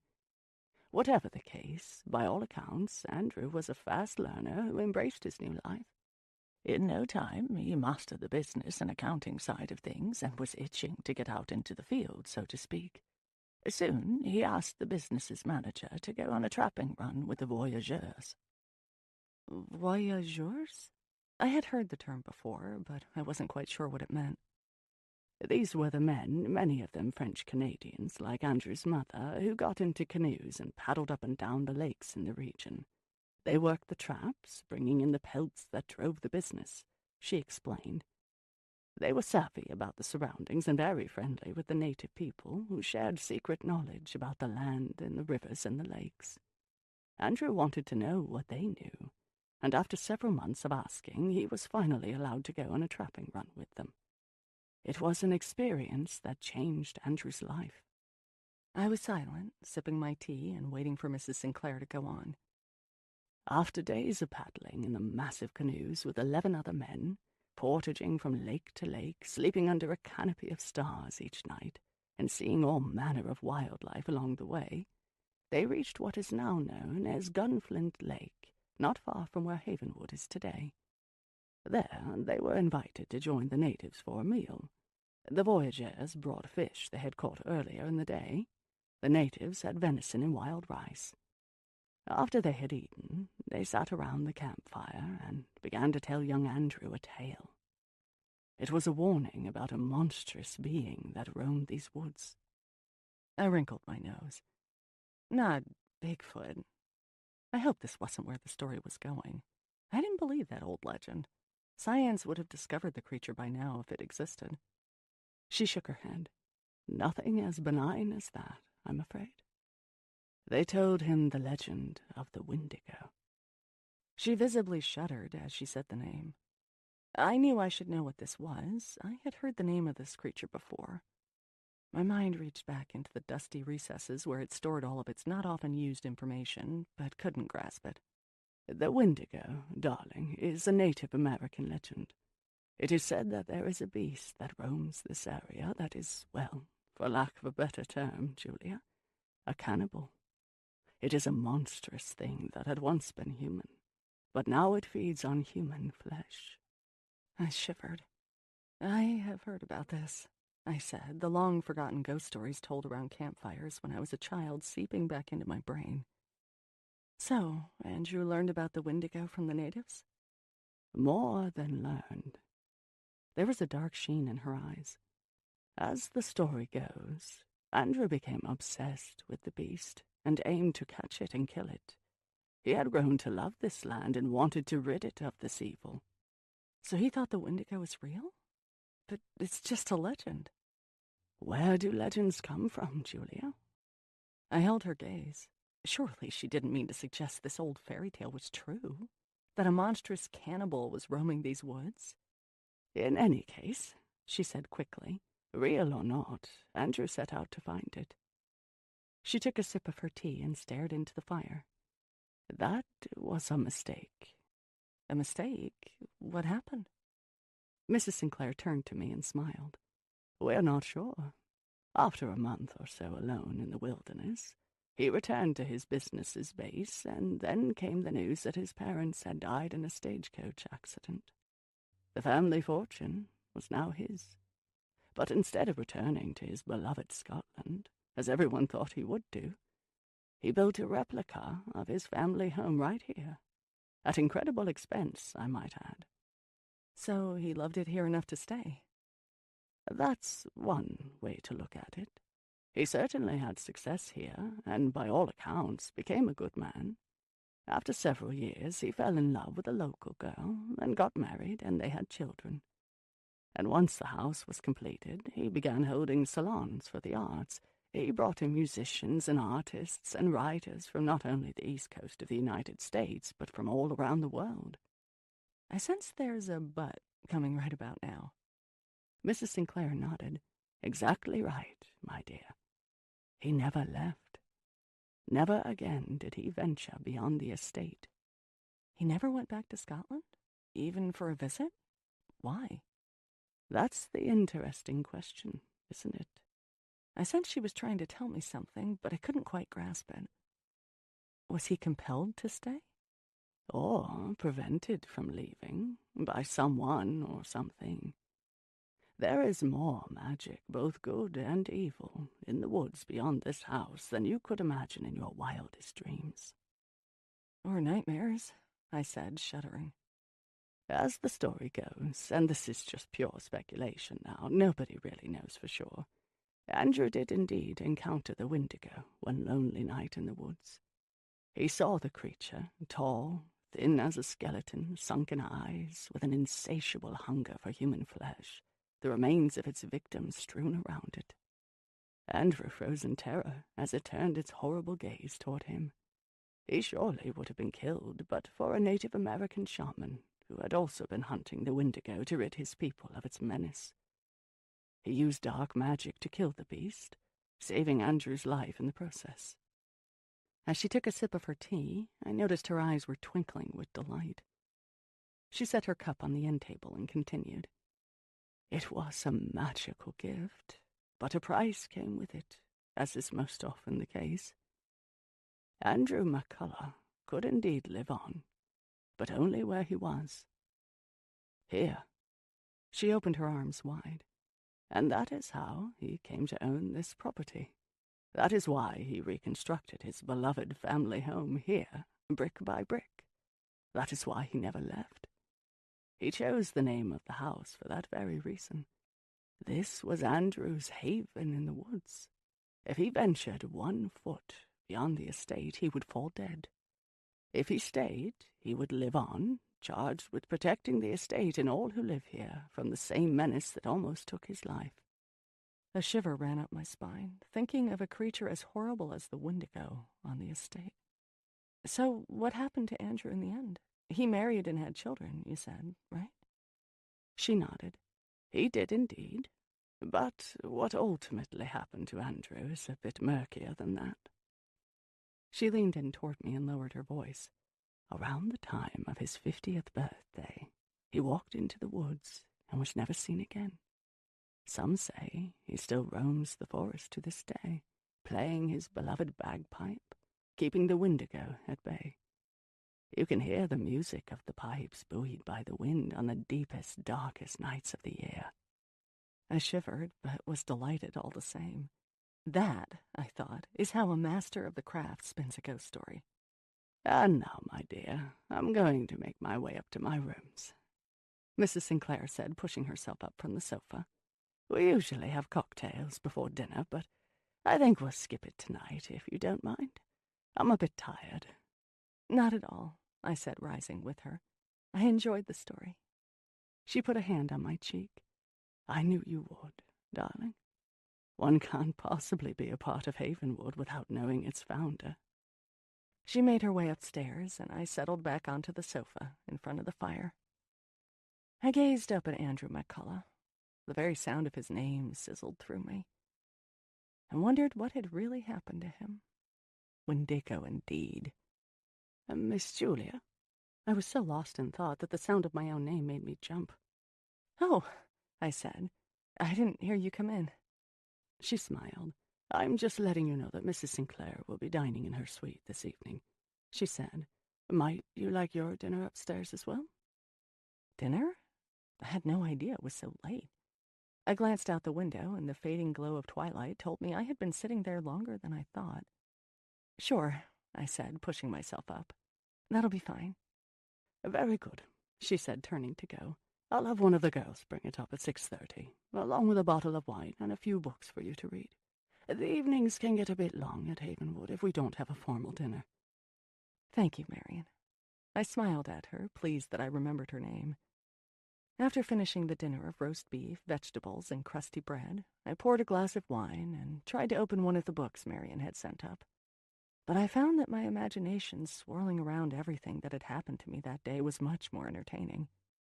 I closed the book and set it in my lap, and spent the rest of the evening looking out my window into the dark woods, strangely lit by the moon and stars on the new-fallen snow, wondering about poor Andrew McCullough out there somewhere. I squinted into the falling darkness, hoping a monster didn't lurk just out of sight. As I was turning off my bedside lamp, I could have sworn I heard the strains of bagpipe music in the distance. But I knew it was just my imagination playing tricks on me, and certainly not an ancient, immortal Scotsman patrolling the grounds. A small, faraway voice awakened me in the middle of the night. "Sing a song of sixpence, a pocket full of rye." And then it dissipated into the air, as though it hadn't been there at all. I sat up and flipped on my bedside lamp, looking around the room, my heart pounding hard and fast in my chest. It was the same sing-songy voice I had heard earlier. I slipped out of my bed and peeked underneath it. Nothing was there. I turned on the overhead light and approached the closet door, throwing it open. Nothing but my clothes hanging in neat rows. The bathroom was empty as well. This was silly, I told myself. I had probably just dreamed it.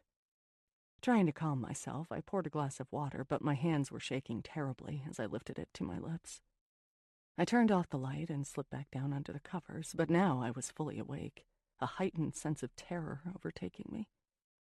I couldn't explain it. I knew it was probably just a dream. But I lay there feeling more frightened by this tiny voice than I had ever been of anything. I pulled the covers over my head and shivered, deep in my core. I don't know how long I lay there, frozen still, not wanting to move a muscle. But at one point I tried to do my own personal version of counting sheep, piecing together the events of the previous day that might have been blurred as a result of my medication. Only then did it occur to me I hadn't taken any. The only thing I forgot yesterday was to take the pills that made me forget everything else. I slipped out of bed and into the bathroom, fishing around in my travel kit for the pill bottle. I couldn't pop one right then. I was supposed to take them with food. Instead, I set the bottle on the vanity so I wouldn't forget to take one just before I went down for breakfast. As I crawled back into bed, something hit me. I had been told there could be side effects from stopping this medication too abruptly. I took stock of how I was feeling after just one day off the pills. No shaking, no withdrawal symptoms of any kind that I could discern other than a slight headache. I tried to remember what the side effects were supposed to be. Sleep disruptions? Well, it was the middle of the night and I was wide awake. What else? Depression? Hallucinations? That word hung in the air as though I had said it aloud. Hallucinations. Was that all this sing-songy voice was? Something I was making up in my own head? That had to be it. Satisfied with that explanation, I felt the tension in my body begin to melt away. I lay there focusing on how comfortable the bed was, and how safe and warm it felt to be nestled there under the blankets. Before I knew it, I was opening my eyes to a new day. I stretched and yawned, marveling at how different life seemed from what it had been just 2 days before. No angry victims stalking me, no bill collectors, no banks threatening to foreclose, no former friends giving me the ultimate cold shoulder. Instead, I was in a magnificent old house with a fascinating, if a little odd, lady, and servants to attend to my every need. How did I ever get so lucky? I glanced at the clock. 6:15. I had lots of time before breakfast, so I thought I'd shower and head downstairs early. Maybe I could find a copy of the morning newspaper. It wasn't until I was out of the shower and toweling off that I noticed the pill bottle. It was floating in the toilet, its contents spilled and at the bottom of the bowl. I stood there staring at it for a while, not quite believing what I was seeing. I remembered putting it on the vanity in the middle of the night, but did I open it? I must have. I fished the bottle out of the water and flushed, watching the pills go down the drain, thinking there surely must be a pharmacy in town where I could get a refill. Only then did it occur to me I couldn't do that. How does a woman who has vanished get a prescription filled? One call to my doctor's office and my opportunity to leave my past behind would be ruined. I shook my head and told myself Adrian could handle it for me somehow when he returned. That was the best I could do. I'd simply have to go without my medication until then. I'd already gone 24 hours without it, slightly the worse for wear, but nothing I couldn't handle. For now, maybe coffee could ease my headache. I dressed and headed downstairs. After a few wrong turns, I found my way to the kitchen and poked my head around the swinging door. Marion and two other young women I hadn't met were buzzing around the stove. The aroma of coffee filled the air, and one of the women was pouring batter into muffin cups while the other was cracking eggs into a bowl. "Hello? I don't mean to bother you," I began, still not quite sure of the etiquette of dealing with maids. "Yes, Miss Julia?" Marion said. "What can we do for you?" "I was hoping for a copy of the newspaper and some coffee." "Of course. Go into the breakfast room, and I'll bring them to you." I sensed the slightest hint of irritation in Marion's voice. I was varying the routine, it seemed. I wondered how frowned upon that sort of thing was, but in any case, a few moments later, I was sitting with the morning paper and a steaming cup of coffee, reading the day's news, so it couldn't have been too big a breach in protocol. As I turned the page from the local headlines to the national news, a photograph caught my eye. And then the headline above it made my blood run cold. "Bishop House burns to the ground. Arson suspected." My house? I held my breath and scanned the story. Last night, Chicago firefighters were called to the Lincoln Park home of Jeremy Bishop, a.k.a. the Midwestern Bernie Madoff. Neighbors reported the house had gone up in flames around 2 a.m. The house was engulfed by the time they arrived. Firefighters are calling it a total loss. Bishop died of a self-inflicted gunshot wound 3 months ago, but his wife was believed to have been in the home. I dropped the paper as though it too were on fire and stared at the page on the table. Something about the photo had caught my eye and wouldn't let go. I bent down and squinted to get a better look, and could it be? I gasped aloud when I realized what I was seeing. In the crowd on the sidewalk, in front of the smoldering wreck that had been my home, a familiar face. Adrian's. I pushed my chair back from the table and stood up, turning to the window, my heart beating so loudly that I was sure the cardinals perched on the pine tree outside could hear it. A flurry of conflicting thoughts were running through my mind, not one of them gelling into anything that I could use to make sense of what I had just learned. My house had burned to the ground, and Adrian had been standing outside of it. I had no idea what I was supposed to do with that information. I felt like I had just slipped into a nightmare, or one of Mrs. Sinclair's stories. Was it really him? I wasn't sure, but it certainly looked like him. Could he possibly have... I couldn't even finish the thought. Surely he didn't. He couldn't have been the arsonist. Although, he did promise to make me disappear from my old life. Had he taken it one step further? I crumpled the newspaper and threw it into the garbage just as Marion appeared with breakfast on a tray. "Mrs. Sinclair will be joining you in just a moment." She furrowed her brow at me. "Are you all right, Miss Julia? You look rather pale." "I'm fine," I said, a little too loudly, and reached for my coffee cup. I set it down quickly when I saw how badly my hand was shaking. "Has it gone cold?" Marion asked, still staring at me with a quizzical look in her eyes. "Yes," was all I could manage to say. She set the dishes on the sideboard and picked up the coffee pot and poured some of the steaming liquid into a new cup. "Here you are," she said, handing it to me and taking my old cup away. "Lukewarm coffee is just ghastly, isn't it?" "Ghastly." I nodded, holding the new cup to my lips. She pushed the door open to head back into the kitchen, but stopped before going through it and turned to me. "Please let me know if you need anything, Miss Julia," she said, a concerned look on her face. "Anything." And then she was gone. I had the urge to get up and run away, somewhere, anywhere that I knew was safe. But where was I to go? So I just slumped back into my chair at the table and sat there, stunned. The house I shared with Jeremy, a pile of ashes. Just like the state of our marriage itself. Was Adrian responsible? Did he set that fire to erase all traces of my old life so I could vanish into thin air just as his mother had? I shook my head, as if trying to shake that particular thought out of it. I couldn't bear to think Adrian would have done something so dangerous on my behalf. But if he wasn't the one who set the fire, who did? I tried to comfort myself by repeating what I had been thinking just moments before. How lucky I was to be living in a whole new world. What did it matter to me, really, if my house had burned to the ground? I had no plans to go back there. I had left my life in Chicago willingly, gratefully. The person who lived in that house didn't exist anymore. Why should I be upset that the house didn't exist either? But I knew I was grasping at straws. I had indeed chosen to take Adrian up on his offer for me to disappear, but I didn't bargain on this. My whole body tightened as I wondered exactly what offer I had accepted. 8. I'm not quite sure how I got through breakfast with Mrs. Sinclair that morning. She was chattering away about something or other, and I was nodding and responding to what she was saying, but I wasn't there with her, not really. All I could see in front of my eyes were flames, and I needed answers about who set that fire.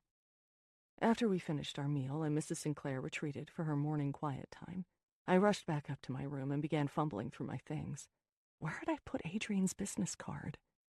I finally found it in the top drawer of the dresser. I hadn't remembered putting it there, but whatever, and dug into my purse for my cell phone. I stopped cold when I remembered I had left it, along with every piece of identification I had, at my house, which was now gone. And so was I. Julia Bishop was well and truly dead. I sunk into the chair by the window and stared out at the snow. What was I supposed to do now? I needed a plan, but my mind simply couldn't formulate one. I really didn't know anything about Mrs. Sinclair and Adrian, other than the fact that she was a famous novelist and he was, what? Her son.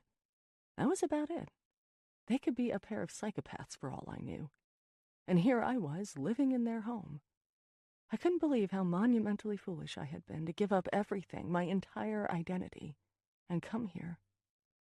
I briefly thought of gathering my things and slipping away before anyone realized I was gone.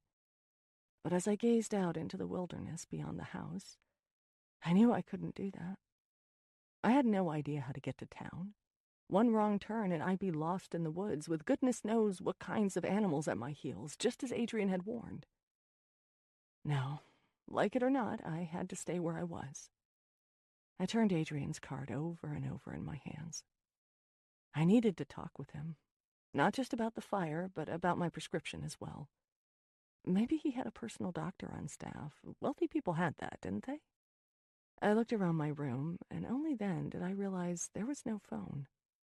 I suppose that wasn't so odd. Old houses like this didn't exactly come with telephone jacks in every room. But there was probably a phone on my floor, I reasoned, so I pushed myself out of the chair to go on a hunt for one. I poked my head out the door and peered up and down the hall. The grand staircase was to the left. I shut the door behind me and set off in the other direction, where I hadn't yet been. The hallway was dark despite the light of day, and I walked by closed door after closed door. Guest rooms? Most likely. I turned this way and that, and finally spied one door that was ajar. I pushed it open gingerly, and found that it was just what I needed. A small study with a desk in the middle of the room and a couple of armchairs facing it. I was delighted to see a telephone, an old-fashioned model with a heavy black handset and a rotary dial, sitting on the desk. I pulled the door shut behind me and sat down. I picked up the receiver and realized I had no idea what I was going to say to Adrian. Did you burn my house down? Isn't exactly an easy line of conversation to initiate. But I wanted to get to the bottom of it, so I took a deep breath and dialed the number on his business card. This is Adrian Sinclair. I'm sorry I'm not here to take your call right now. I should have known. Of course he wouldn't answer. I left a rather rambling and disjointed message after the beep. Adrian? It's Julia Bishop. Your mother is fine. It's nothing about her. I don't want to worry you. I'm just calling to check in with you and talk over a couple of things. I sighed. I'm not sure when you're coming back to Havenwood, so please call me if you can. I saw the news about the fire. I hung up the phone and wished I could take it all back. If Adrian was involved with it somehow, would he want me to know? Or would he think I was so removed from the world here at Havenwood that this news might have eluded me? Either way, it didn't matter. I had made the call. What was done was done.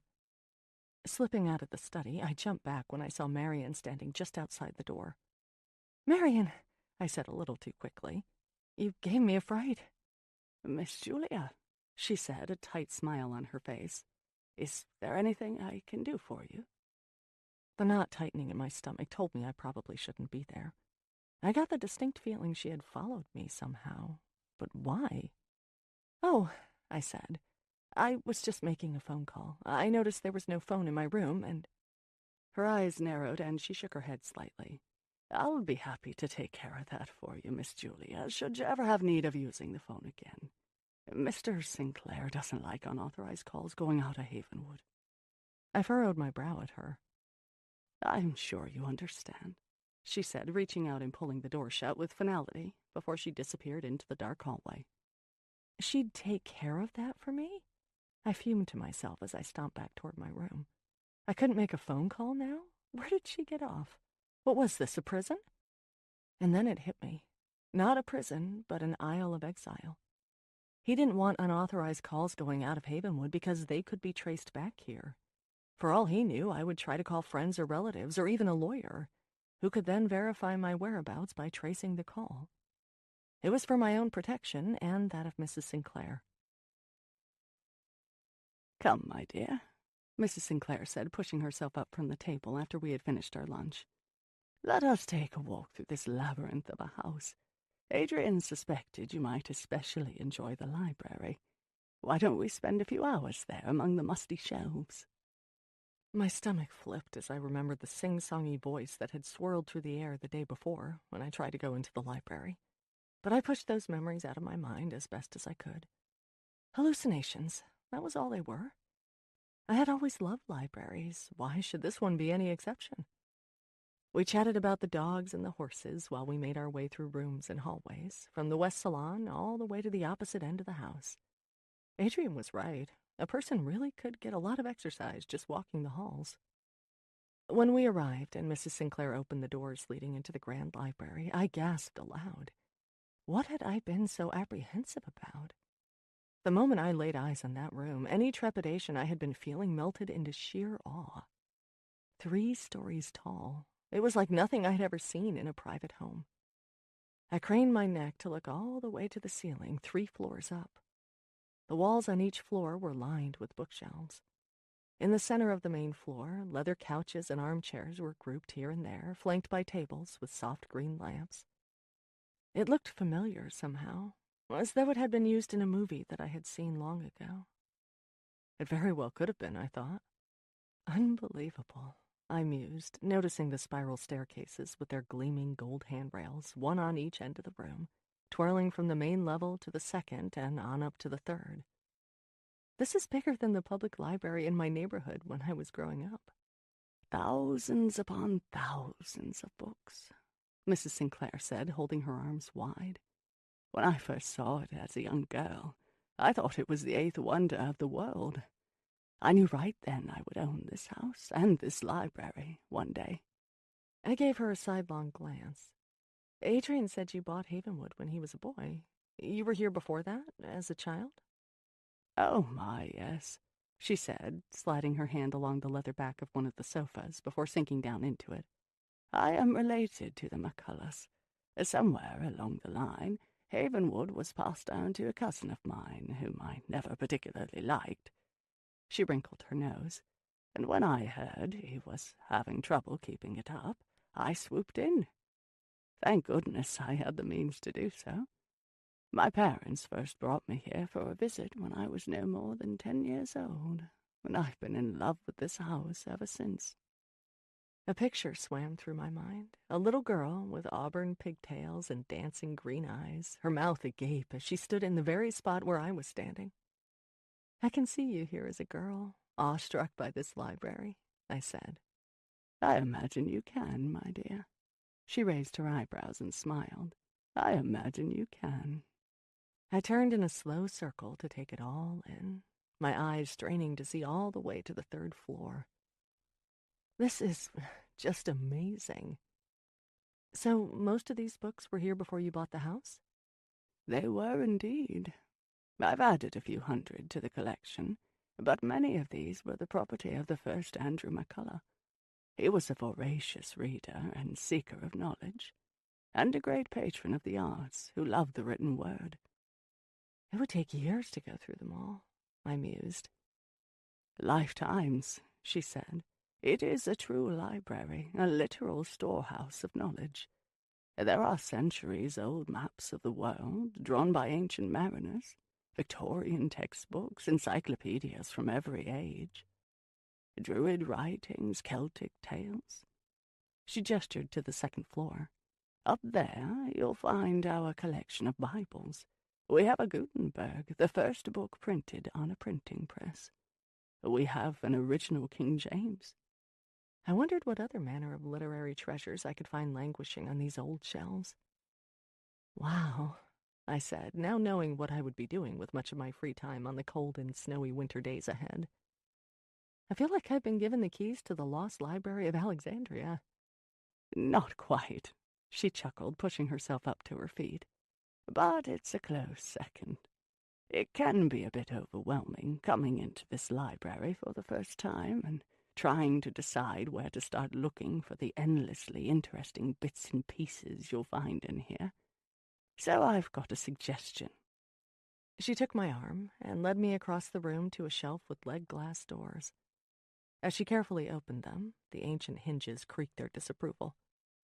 First editions, many of them signed, she said.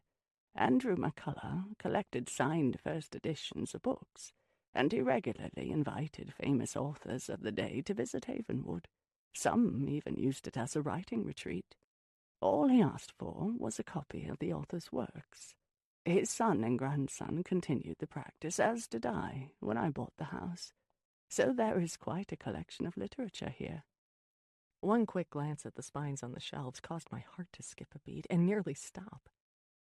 Conan Doyle, Steinbeck, London, Hemingway, Fitzgerald, Tolkien, Salinger, Capote, Gabriel Garcia Marquez, C.S. Lewis, Madeleine L'Engle, and more, so many more. All of these writers were here? I squeaked. Many of them, yes. Can I touch the books? I asked. I mean, do I need gloves or... Goodness, no. These are meant to be enjoyed. She gave my arm a quick squeeze and winked at me. I'll leave you to look. I'm going up there. She pointed toward the third level. I feel like doing some snooping in the Elizabethan section. Do you need a hand? I asked, eyeing the circular staircase. Elevators in the back. She smiled. I don't climb those infernal things anymore. After she had disappeared toward the back of the room, I don't know how long I stood there, staring at the priceless treasures on the shelf in front of me, afraid to touch any of them. I couldn't remember even seeing one first edition classic, let alone an entire shelf of them. I ran my finger along their spines, one by one. The Great Gatsby, The Sun Also Rises, Gone with the Wind, The Lion, the Witch, and the Wardrobe. On and on. It was a collection of the greatest works of literature in the past 2 centuries. I was wary to pull any of them out of their places, not wanting to disturb their slumber. But then a slim volume caught my eye, and I could not resist. A Christmas Carol, one of my favorite stories of all time. I read it every year in December and watched countless movie versions of the tale, and even went to see the annual stage play version at Minneapolis's famed Guthrie Theater more times than I could count. I pulled the leather-bound book from the shelf with shaking hands, as though I had come upon the Holy Grail itself.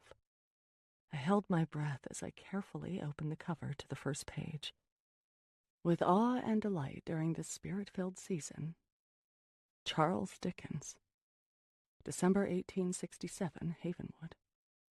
I blinked several times and squinted at the page, not quite sure what I was seeing. I seem to recall that Dickens had visited the United States twice during his lifetime, but how could he possibly have come all the way to the wilds of Havenwood? And more important, why? And then the name on the inscription called out to me, as clearly as if someone had uttered it. Seraphina. 9. Mrs. Sinclair, I called out, shattering the quiet that had settled in around me. Mrs. Sinclair. What is it, dear? She sang back to me, leaning slightly over the third-level balcony, bifocals dangling on a chain around her neck. Wait until you see what I found. I called up to her, slipping the volume into my pocket and hurrying up the spiral stairs. "What sort of treasure have you unearthed, Julia?" She was clearly amused at my enthusiasm. I held the book out to her as I tried to catch my breath. "Charles Dickens," I huffed, bending low at the waist and taking a deep breath in and letting it out again. "Dickens! He was here at Havenwood." She took the copy of A Christmas Carol and turned it over and over in her hands. "Ah, yes," she said, nodding her head. "I shouldn't be surprised that the first book you were drawn to of the thousands upon thousands here was this one." She smiled at me, rather sadly, I thought. "It's inscribed to somebody named Seraphina. It was—" I intended to tell her it was signed by Dickens himself during Christmas time in 1867, but the look in her eyes told me she already knew what I was going to say. Of course she did. This was her library, after all, and had been for decades. Of course she had already seen this treasure. "Mrs. Sinclair," I began slowly, "was the Seraphina you wrote about in your novel a real person who was here at Havenwood?" Amara Sinclair exhaled and held my gaze. "Well," she said finally, "this has certainly happened quite a bit more rapidly than I thought it would. It's only your second day here." My stomach tightened. Was she about to ask me to leave? Have I done something wrong? Oh, my goodness, no. She slipped the book into the pocket of her jogging suit and took my hands in hers. "On the contrary, this is why I've asked you here, my dear." She looked deeply into my eyes, almost in a trance, as she had been the day before at lunch. "I don't understand, Mrs. Sinclair." She opened her mouth to speak, but then seemed to think better of it. She shook her head and turned toward the elevator. "Come, let us put Mr. Scrooge and Mr. Marley back into their place on the first edition shelf." I was feeling a bit like a naughty schoolgirl, caught doing something she shouldn't, so I did damage control as the elevator creaked its way down to the first floor. "If you'd rather I didn't touch the books or take them from their shelves." "Don't be silly.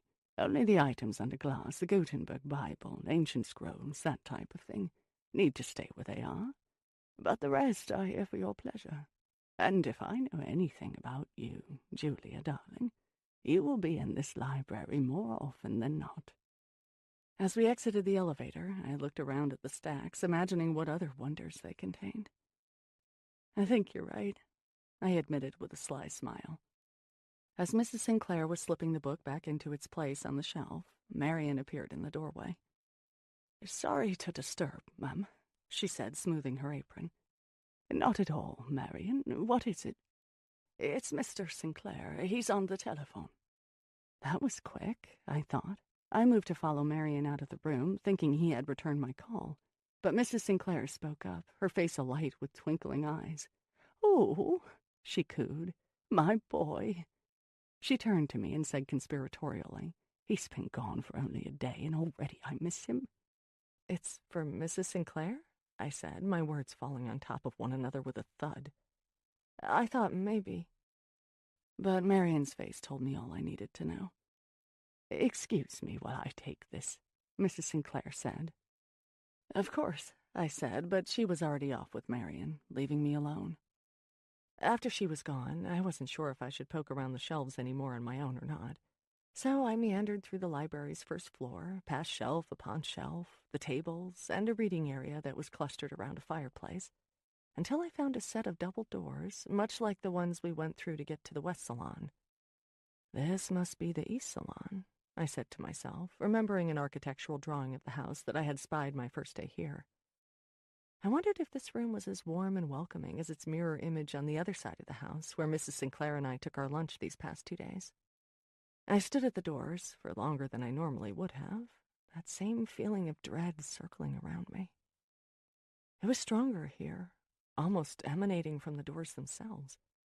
"Hallucinations," I said aloud, remembering my unease at entering the library, which turned out to be full of wonderful surprises. Maybe this room would be the same. It's just an old house.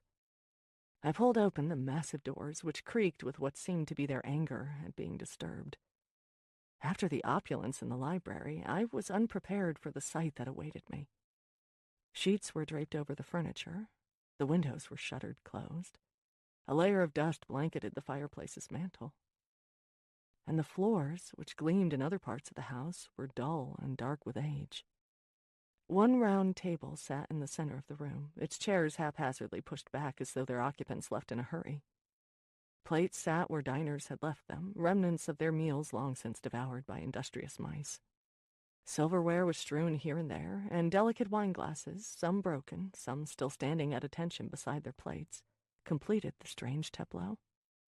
A complicated pattern of cobwebs adorned the walls and upper corners of the room, the woven masterpieces of generations of spiders undisturbed by humans. A bird's nest was perched on the great chandelier that hung from the ceiling, and the soft skittering of mice whispered along the parquet floorboards. A rug in the center of the room had been chewed and shredded. Squirrels? Raccoons? And it appeared that something had built a nest in the long cold fireplace. Dust floated in the air, and I heard the scratchy strains of music. A vision began to formulate to go with the tune. Men in tuxedos, women in glittering gowns, laughter, celebration, dancing. It was such a stark contrast to the rest of the house that it caused me to take a quick breath in. Clearly, this room had been shut up and unused for years, and once that realization took hold, that same sense of dread began to wrap itself around me, with something added to it. Guilt. Crushing guilt and sadness. I realized I did not want to know what had happened here, that had caused people to leave in a hurry. I just wanted to follow them out. I started to back out of the room and pull the doors closed when something caught my eye. An enormous painting hung above the fireplace mantel. In the gloom, I couldn't get a good look at it, but I was drawn to it somehow. Forgetting my haste to leave, I crossed the room to the windows and pulled open the dusty shutters. And as I did so, a shock of sunlight illuminated the darkness. I pulled open another set of shutters and another until the room was well lit. Then I turned to the painting, and my knees nearly gave out because of what I saw. People in Victorian dress were seated at a round table, the very one in the center of the room before me. They were holding hands. Candles burned, and a fire was lit in the fireplace. It might have simply been a depiction of an evening's post-dinner entertainment, if not for the specters. Swirling around the people at the table were ghostly images. A woman whose mouth was open in a scream. 3 children dressed in white gowns with wicked looks on their faces. A dog with bared teeth and red eyes. An elderly couple hovered beside one of the men at the table, each with a hand on his shoulder. A man floated in the corner, holding his own severed head. A woman stood in the midst of it all.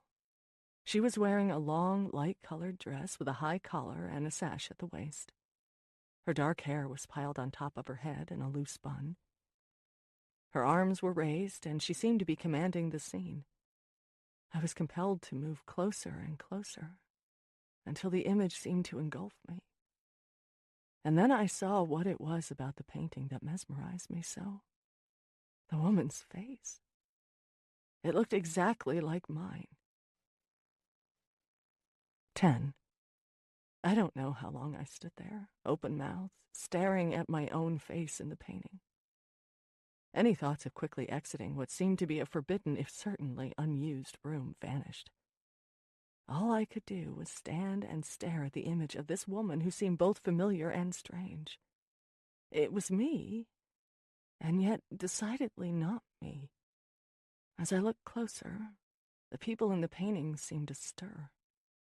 It was almost as if they began to breathe, slowly coming to life until they were no longer flat pictures on a canvas, but living beings around me. At the time, I was not sure if they entered my world, or if I was drawn into theirs, or if the whole thing was nothing more than my imagination. But whatever it was and however it happened, I found myself in the midst of the seance depicted in the painting, a place I had no wish to be. The specters swirled around me, their ghostly moans ringing in my ears. The 3 children moved closer, whispering to one another. The screaming woman turned and said, "Hear me!" The man's severed head began to grin. For a moment, I was frozen in terror, but then I found my feet. I backed out of the room, slamming the doors behind me in the hopes of containing whatever had been unleashed there. I pounded through the library, out its double doors and into the hallway, which was empty and dark. My footsteps echoed on the marble floor as I hurried along, desperate to find Mrs. Sinclair, Marian, or anyone. I had no idea where in this massive house she had taken the call from Adrian, her own private suite of rooms for all I knew, and I became more and more frantic as I went from room to empty room. Finally, I found her in the study, just off the kitchen. She was seated in an armchair near the fireplace, a pot of tea on the end table next to her. "Mrs. Sinclair, there you are." I was breathing heavily from all my rushing. "Yes, dear," she said, greeting me from behind her teacup. "I just finished talking with Adrian when Marian brought me some tea. Join me?" I slumped into the chair opposite hers and stared at the fire, which was dancing and darting and crackling merrily. The room was so warm and welcoming, such a contrast to where I had just been, that I leaned my head against the high back of the chair and exhaled. "Is something wrong, Julia?" Mrs. Sinclair leaned toward me and extended her hand. "You seem rather disturbed." How was I to begin? I wanted to ask her about the painting of the woman who looked exactly like me, but I wasn't sure I was even supposed to have been in that shuttered-up room. I wanted to tell her what I had seen, but then I remembered the side effect of stopping my medication. Was it all just a hallucination? I took a deep breath before speaking, giving myself time to gather my thoughts. "I'm fine," I finally said, and sighed, deciding to keep whatever had happened in that room to myself, at least for now. It might well have been a hallucination for all I knew. And as for the painting, I must have been imagining the resemblance. She was just a woman with similar coloring and a similarly shaped face to mine, that was all. It was just a coincidence. What other explanation could there be? Mrs. Sinclair smiled an indulgent smile. "I know, dear, I know. In this old house, it can seem like ghosts are around every corner when one is alone." "Is Havenwood haunted, Mrs. Sinclair?" She leaned forward in her chair and raised her eyebrows. "It's positively chock full of spirits, Julia," she said with a slight smile. I wasn't sure what to make of that. "Are you serious? Because it seems like you're teasing me." A more solemn expression replaced her grin, and she looked into my eyes. "Do you believe in the spirit world, my dear?" I turned my gaze to the fire for a moment before responding. "I'm not sure." "Have you had any strange experiences since arriving here at Havenwood?" "What sort of strange experiences?" The words caught in my throat. "Anything that might be construed as seeing something that's not entirely alive." Her eyes were filled with concern and seemed expectant somehow. I didn't answer her. How could I? I wasn't about to admit that I had seen a painting gurgle to life or heard a child singing, when I knew full well they were probably hallucinations brought on by abruptly stopping my medication. I didn't want her thinking I was crazy. So I just sat there, not knowing quite what to say next. Fortunately, she spoke, breaking the silence between us. "Let me tell you a little story," she began, lifting her teacup to her lips, but then stopped before sipping. "Shall I call Marian? Would you like some tea?" I shook my head. "I'm fine, thank you." "Well, then," she said, clearing her throat and staring into the fire. "This is a story about the time in my life when I was a young novelist, before Hadrian was born, so that gives you an idea about how long ago this was." She took a sip of her tea, and I settled back into my chair, calmed by the sound of her voice and the thought that I was going to hear another of Amara Sinclair's stories. "I had just published my first novel." "The Haunting of Hattie Doyle?" "That's the one, my dear. As you know, it's the story of a woman who moves with her family into a haunted house, but nobody can see or hear the ghosts except her." And then the ghosts turned their attentions to her husband. I finished her thought. "Are you going to tell me it was real?" "Just the opposite." She smiled. "When I wrote that story, darling, I was a young woman with very little life experience. I conjured it up in my own head, without any sort of facts or reality entering into it. I knew nothing about ghosts, just that they made for good storytelling." I nodded. They did make for good storytelling. That book reached the bestseller list. "Exactly," she said. "It made me an overnight sensation. The story I want to tell you happened on the book tour for that novel. My publisher sent me nationwide. I smiled, imagining the young Mrs. Sinclair meeting and greeting her readers. It must have been thrilling. Oh, it was, she said, waving a hand in the air. All of my dreams came true. But something unexpected happened as well. I looked at her. What was it? Every time I did a reading or a signing, people would tell me about their experiences with ghosts, she said. That was what the discussion always turned into. Not just once, not just twice, but every time, at every bookstore or library I visited. People would share these experiences with me. One woman told me how her dead mother's perfume would waft through the air on special family occasions. Another told me how, when she was unpacking boxes in her new house, her children saw a photo of her grandfather who had died several years before they were born, and whose photo they had never seen. "Oh, that's Grandpa," one of them said. "He comes to play with us in our room. Will he come to the new house, too?" I've heard thousands of stories like this, Julia. I nodded, but I wasn't sure what she was getting at. The point is, I started writing ghost novels before I believed. Now I do. Because of what people had told you about their experiences? She shook her head. Not just that. I had one of my own. My eyes widened. What happened? It was on that first book tour, she said, settling back into her chair and gazing into the fire. I was under contract to finish my second book, but I had delayed working on it because I was so busy doing readings at bookstores and libraries and enjoying every minute of it. Remember, this was my first time on the road as a novelist, and meeting people other than my family who had read and loved my work was intoxicating and even addicting. It was as though I wanted to squeeze every ounce of joy out of that first tour before I turned my focus to my next book. And that meant the next book was going to be late to my publisher. It had me a little worried, frankly, thinking I should buckle down and get to work already. She took a sip of tea before continuing. At one particular reading, I told the audience of my predicament, she said. Later, when I was signing books for all the people who had come to hear me speak, a woman of about my age approached me. She looked strangely familiar, but I couldn't quite place her. She said to me, "Don't worry about focusing on this book tour instead of writing your next book. It's the right thing to do. Your next book will take care of itself. Enjoy every moment of your first book tour that you can. Later, you'll be glad you did." And then she just stood there, smiling at me. Mrs. Sinclair's face lit up as she said this. She didn't have a book for me to sign. She just left, but not before she turned around and said, "We're all so proud of you." Who was it? I asked her. My grandmother. I squinted at her. I thought you said she was about your age. That's right, she said.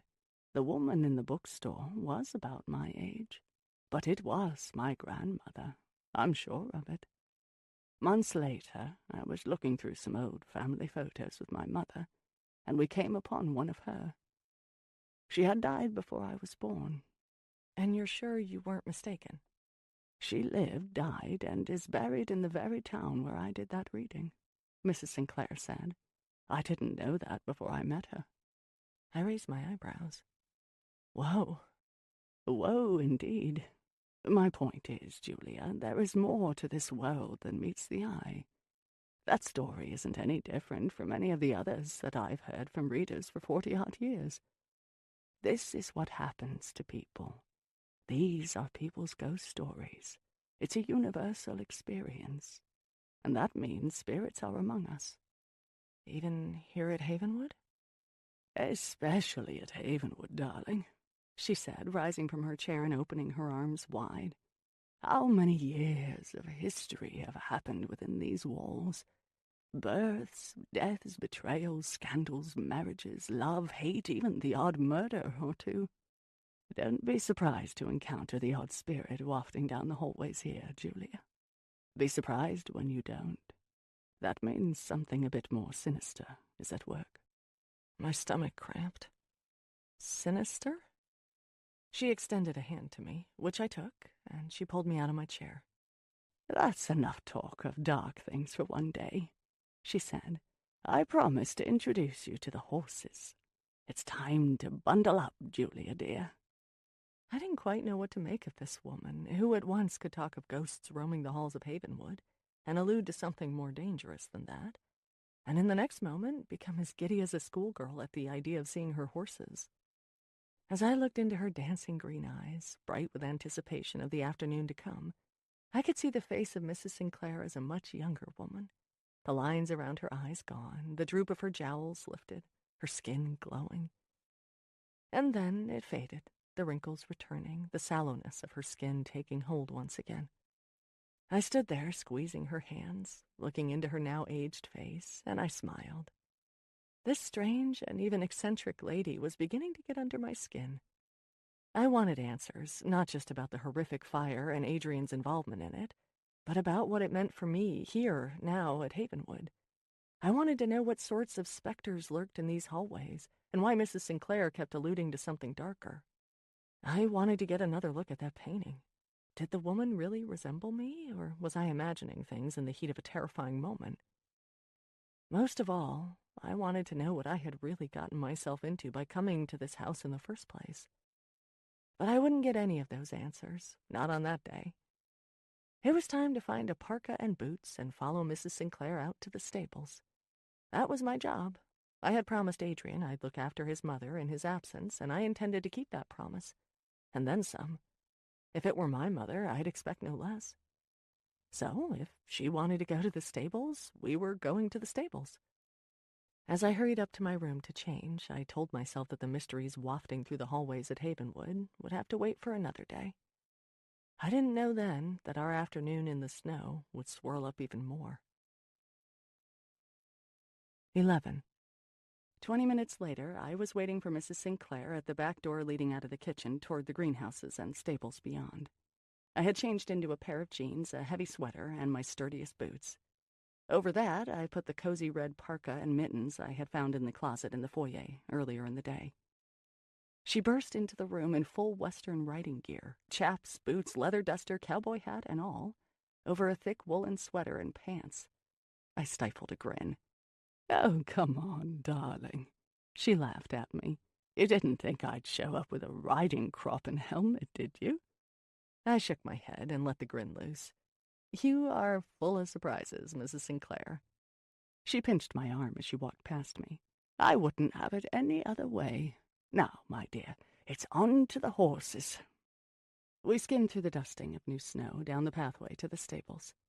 Inside a fenced pasture, I saw a man of about my age tightening a saddle on one of two horses, both a deep shade of auburn with black manes and tails. Something about the scene stopped me in my tracks. As I stood there watching this man, that same sense of déjà vu I had felt earlier wrapped itself around me again. I had seen him before, stood here before, and yet I knew that was impossible. I was beginning to think I was right about having seen a movie that was filmed at Havenwood. That would explain everything. "Hello, my boy," Mrs. Sinclair called out to him. Upon seeing us, he dropped the bridle he was holding.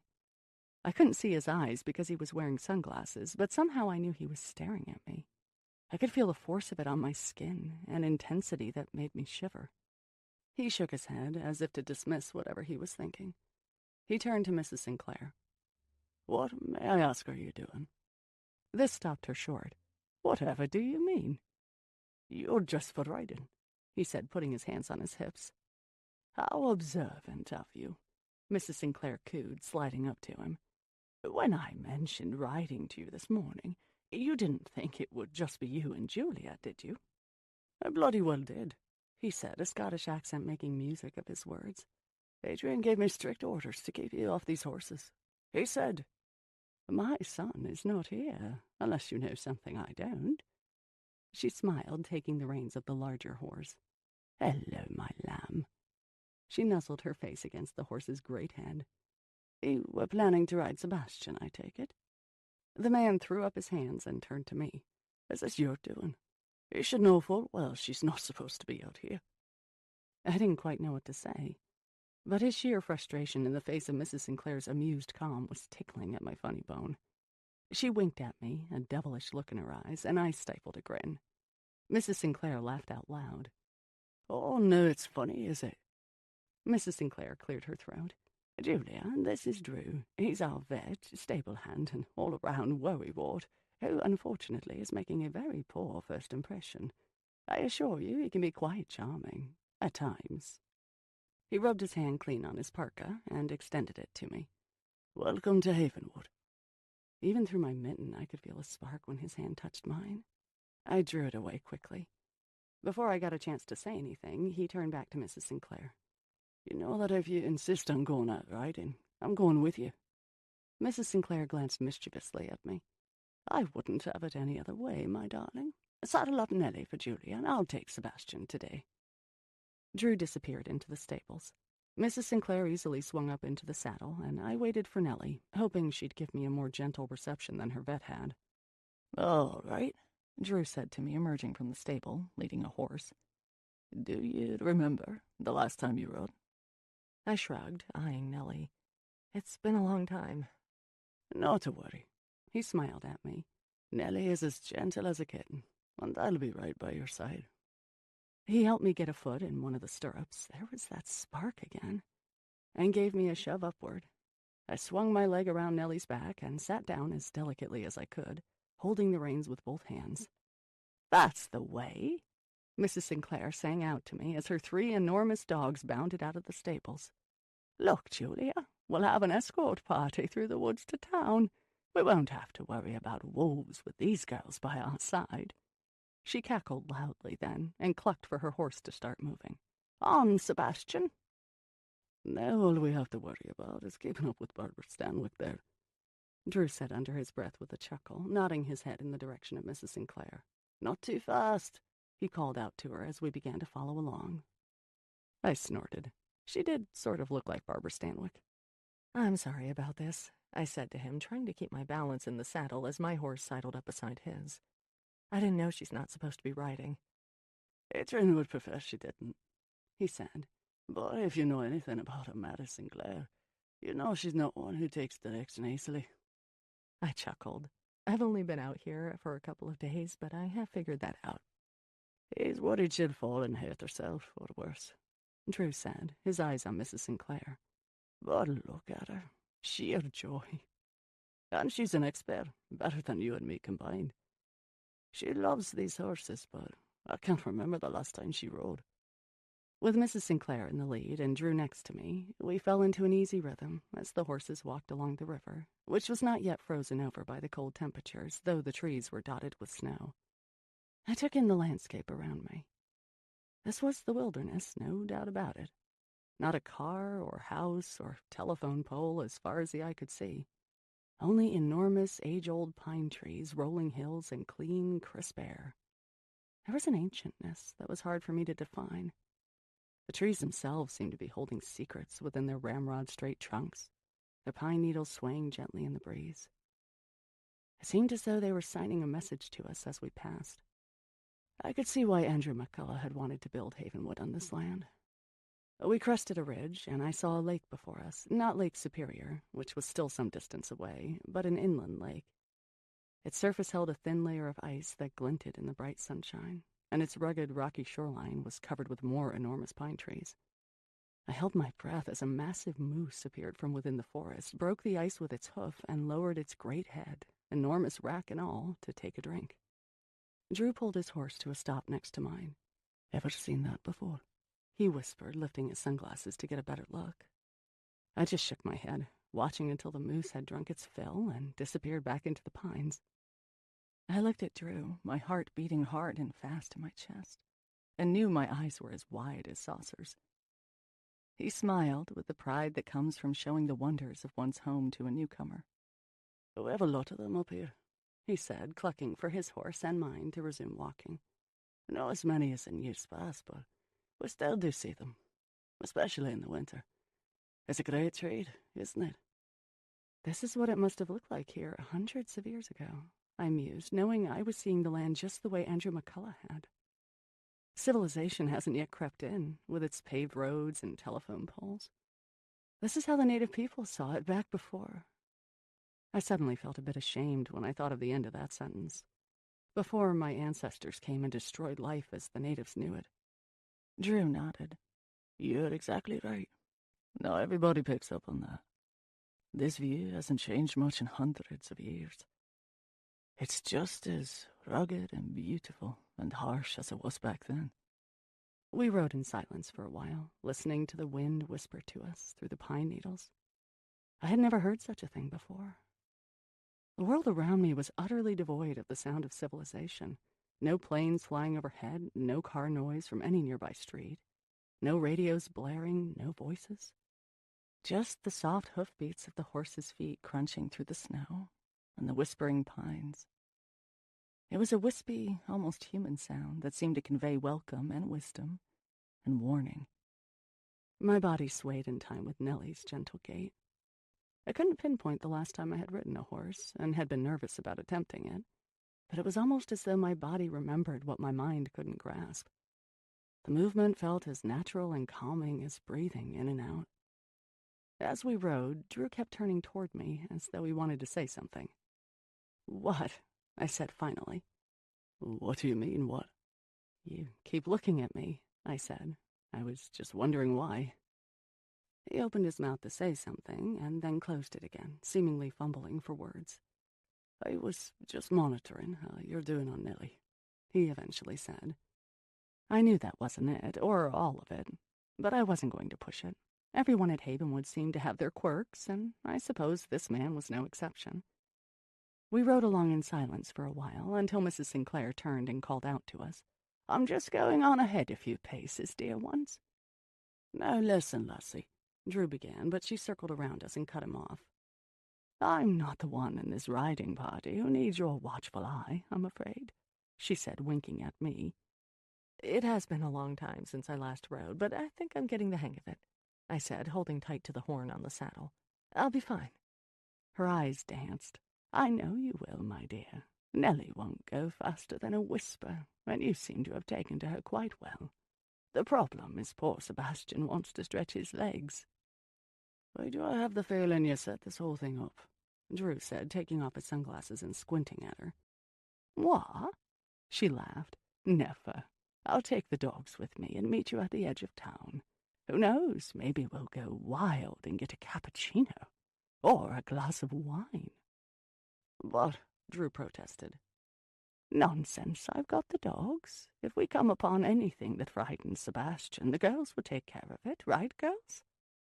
She didn't wait for a response. She was off at a trot, the dogs leading the way. It was quite a sight, Mrs. Sinclair in her cowboy getup, surrounded by a posse of giant Malamutes. I turned to Drew and grinned. "You can't make this stuff up." He chuckled. "Oh, Julia, just you wait." "You don't have to babysit me back here, you know," I said, clutching the reins and trying to look more confident than I felt. "If you're worried about her." He held up a hand to cut me off. "It's a game we play, she and I," he said, smirking. "I protest, she goes right on ahead and does whatever it is she wants. We both know she will, but I've got to make a good show of it." As I watched Mrs. Sinclair loping off into the distance, I was beginning to see what he meant. "Besides, she's a better horsewoman than she is a driver, I'll tell you that." "A driver?" I asked. "You do not want to be anywhere in the vicinity when that woman decides she's going to get behind the wheel of a car. Trust me on that." We lapsed into silence again, broken every once in a while by Drew giving me gentle instruction and pointers. The horses made their way up and down a steep embankment, and we found ourselves in a field of rolling hills. I could see Lake Superior glittering in the distance, and a town perched on its edge. "This is the golf course," Drew said. This surprised me. "You've got a golf course here?" "We're not all wilderness all the time here, lassie. We have refinements. Besides, a Scotsman founded this town. Of course it's going to have a golf course." I laughed. "Cappuccino, a golf course? What's next, a yoga studio?" "Wednesday afternoons in the high school gym." Okay, so my expectations are duly squashed. I chuckled. I understood that we were in the middle of nowhere. Nowhere is a relative term, he said. By Chicago standards, it's nowhere, but for me, it's got everything I need. So he had been informed I was from Chicago, too. I wondered what else Adrian had told him about me. And what do you need, apart from cappuccinos, yoga, and golf? In addition to all of this, he gestured widely at the landscape, which for me is nearly everything. There are a couple of fantastic restaurants serving local fare that I love. My favorite watering hole in the entire universe.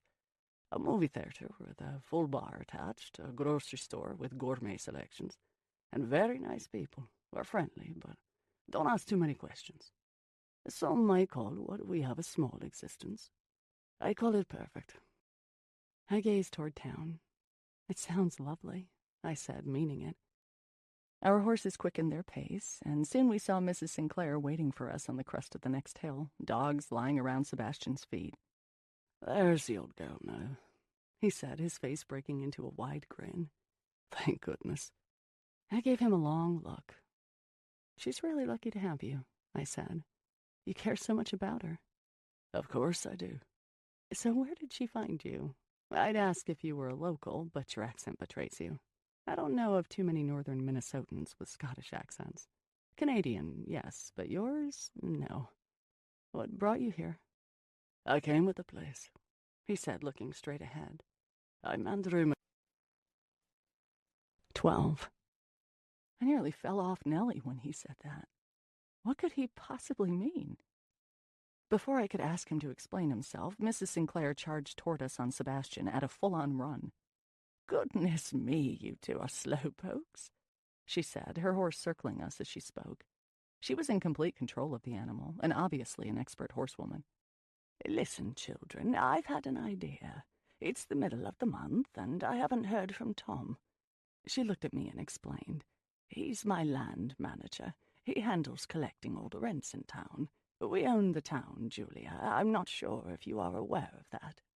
I nodded. Adrian said something about it, yes. "Anywho, I thought, since we're headed toward town, I'd just stop by and pay him a visit. See what's up, so to speak." Drew's mouth hung open for a moment before he said, "You're gonna pay him a visit?" "Yes. Why ever not?" "No reason," he said slowly, eyeing her. "In town, though? Are you sure you don't want me to ask him to drop by the house?" "No, we're right here, and I thought I'd save him a trip, and—" She looked at Drew and threw her head back and laughed at his expression, which was a mixture of bemusement and downright horror. "Oh, for goodness sake, boy, don't get all worked up. My wanting to go into town is not evidence of the apocalypse. We've only got 3 horses here, not 4. She let out another great laugh. "I'm just going to pay a little visit to an office in town to transact some business." With that, she was off. "I'll meet you at the Laughing Otter in an hour," she called over her shoulder. "We'll have cocktails." "The Otter is it now?" Drew said, shaking his head and giving me a look. "For cocktails? I don't quite know what to make of this." "I'm guessing she doesn't go into town much?" I said, watching her disappear over the horizon, dogs at the horse's heels. "Very rarely. Almost never. I can't remember the last time." He scowled in the direction of town before calling out, "You're meant to be lying low. You're dead, remember?" This made me chuckle. Dead, indeed. He turned to me. "Do you think you can make it to town alone?"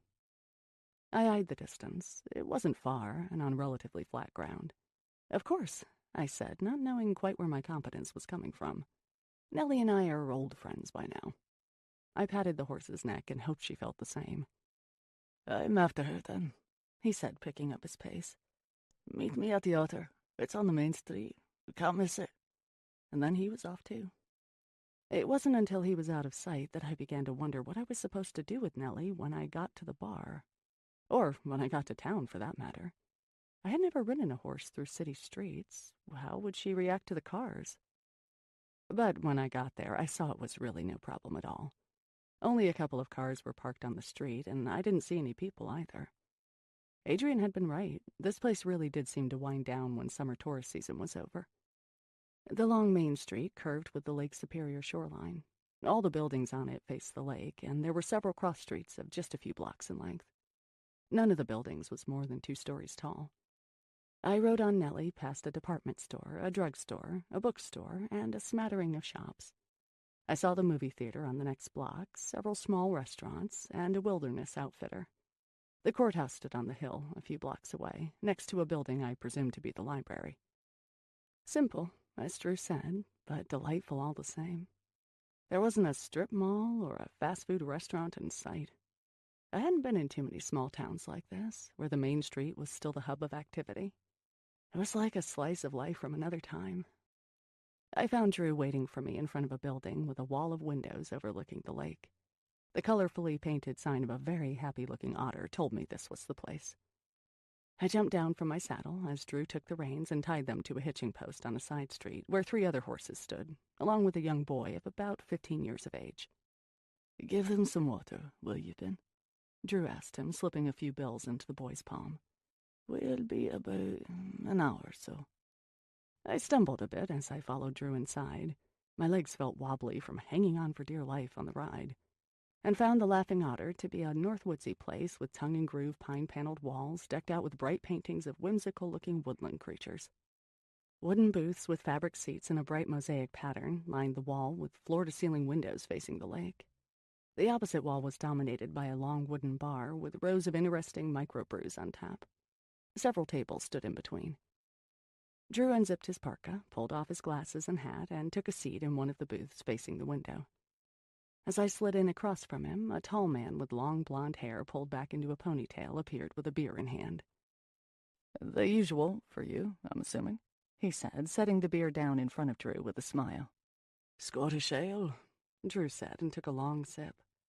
"There's nothing finer." "Unless it's an icy shot of aquavit." The server turned to me and raised his eyebrows. "What can I get you?" "I'll have a Chardonnay, please," I said. Sitting across from Drew, I got my first good look at him. Curly auburn hair with just a hint of gray dancing throughout it, bright blue eyes, an easy smile. Something about his face was familiar and yet distant at the same time. And then, as the realization of where I had seen him before washed over me, my entire body began to shake. "You are Andrew McCullough," I said, remembering the painting above the fireplace. Those same blue eyes, that same jawline. Put a kilt on him, and he'd be the same man. He held my gaze, and in that moment, the room seemed to fall away. I no longer saw the paneling or the whimsical artwork. I no longer heard the chatter of other patrons. I only saw a man who had lived forever, a living curse. Then the server came back to the table with my glass of wine and broke whatever spell had overtaken me. I felt completely foolish for saying what I had said, and for even thinking it, as Drew exchanged jokes with the server. Immortal indeed. "So," I said tentatively, "you look pretty good for a guy who died more than a century ago." "It's the cold northern air." His eyes twinkled at me over the rim of his glass. "So you're a descendant, I take it?" He looked at me, silent for a bit longer than it would take most people to respond to a question like that. "Fourth generation," he finally said, twirling his glass on its end. "Havenwood is part of my family's history, and I had heard stories about it my whole life. A proper manor house, just like ours, built in the middle of the American wilderness by a rather eccentric ancestor making his fortune here, but longing for home. My grandmother had told me the tale so often it seemed more like a legend than a reality." "You never visited as a child?" He shook his head. "No, my family, my grandfather's brother, sold it to Mrs. Sinclair before I was born. But she extended an invitation to us to visit whenever we liked. When I was old enough, I took her up on it. I just had to come and see the place for myself." "And you stayed?" I smiled. "And I stayed." He smiled back at me. "Havenwood has a way of getting under your skin." "And so you take care of the horses?" I wanted him to tell me more.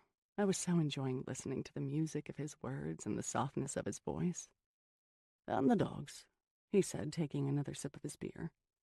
About a week after I arrived, one of the horses went lame. The vet in town wasn't available, and Mrs. Sinclair was frantic, so I took a look. I had spent a lot of time as a lad in our own stables at home, learning from our stable hand, who was miraculous with animals. Had a real gift. But Mrs. Sinclair had some clown from the village looking after the horses, and I could see right away that he was useless. The stable was a mess, for one thing. He wrinkled his nose at the memory of it. I spent an afternoon cleaning and organising, brushing the horses and filling their water troughs. Mrs. Sinclair was very keen on having me stay on after she saw what I had done. She offered you a job? She did indeed. I knew my mother wouldn't be too thrilled about the McCullough heir being a stable hand, but somehow that didn't matter to me. I had already fallen in love with the place, and working with the horses was so natural. It felt like breathing. It was like Mrs. Sinclair had found my true calling here, so far away from my home. If it's working with the horses that you love, I said, why not just do that back home in Scotland? Why stay here? Oh, it's not only the horses, he said, downing the last of his beer. I'm invested in Havenwood. This place goes to me when she passes on. I coughed on my sip of wine. You? Not Adrian? It was more like a long-term rental arrangement than an out-and-out sale. If Mary Sinclair owned it for a while, fine. But it had to revert to family after she died. That's something the first Andrew McCullough made very clear. I blinked a few times and looked at him. What do you mean, family? Family, he repeated. The McCulloughs. But she is family, I said. She told me so. Oh, did she now? Drew said, amused. She did. She told me she was first here as a little girl, and a cousin owned it. When he came into financial difficulties, she was a successful novelist and able to buy it to help him out. She said she's always loved Havenwood. Well, I suppose that's true. He smiled. Her mother's sister married one of my great-uncles, or some such thing. She's on an outer limb of the family tree, you might say. Not related to us by blood, in any case. So Havenwood will be yours one day, I said. Forgive me for asking, but how does Adrian feel about that? At the mention of Adrian's name, a vision of flame shot before my eyes, and extinguished just as quickly. I toyed with the idea of bringing up the fire to Drew, but thought better of it. If I was supposed to be starting a new life as another person, I might as well begin with him, I reasoned. I had no desire to tell him who I really was, even if he might have some insight to share about the fire. No, I'd keep quiet about that for now. The server appeared with another round of drinks, and Drew took a sip as he considered this. I've never asked him. He's always known about it, so he's under no illusions. When she does pass away, and I pray it's a good many years from now, I don't think anything much will change at Havenwood, other than it'll be emptier without her. I'll go on as I have been, Adrian will go on as he has been, Marion and the rest of the staff will go on as they have been. Nothing much ever really changes there. Something about the way he said that sent a chill up my spine. Lightening the mood, I said, So, you're not going to kick everyone out and turn it into a nudist colony, then? He laughed. That hadn't crossed my mind. But now that you mention it... Of course, that would extend to the town as well. I looked around the bar. But somehow I don't think these folks would mind. I've got big plans for the town once it's mine. He smiled. I'm planning to change the name to Drewville, where there will be free drinks for ladies on Wednesday nights, no beads sold anywhere in the city limits, and cell phone use in public will result in immediate death. I think you should outlaw rude people as well, and the truly nasty ones should be exiled. We'd make a fine pair of rulers, you and I. He chuckled. We can joke about it, but it's really not like that, you know. It's more of a rental situation, in the name of the estate. Havenwood, for all intents and purposes, is the town's landlord. All the merchants pay rent to Havenwood? I asked. What about the homeowners? Merchants, yes. Homeowners, no. He explained. Mrs. Sinclair terminated that contract a long time ago at great personal expense. She didn't want any homeowner beholden to her. Gave them their land. The merchants, that's another matter. They're doing business, a great deal of business during the tourist season, and they can well afford to pay the rent she charges. I took a sip of the oaky wine and lowered my voice further. Does anybody know who she is? I mean, Adrian told me she dropped out of sight, and... I paused for a minute. The whole world thinks she's dead. He nodded. Indeed. If any people here know who she is, they don't say. I think it's part of the arrangement she has with the town. They don't ask, she don't tell. But the thing is, Julia, she never shows her face here. Well, let me think. He backpedaled a bit. Not never, but rarely. I've seen her in town rarely. And now she's running off to Tom's office like it was nothing. And in that get-up yet. As though that won't call attention to her. I tried to stifle a giggle. He grinned.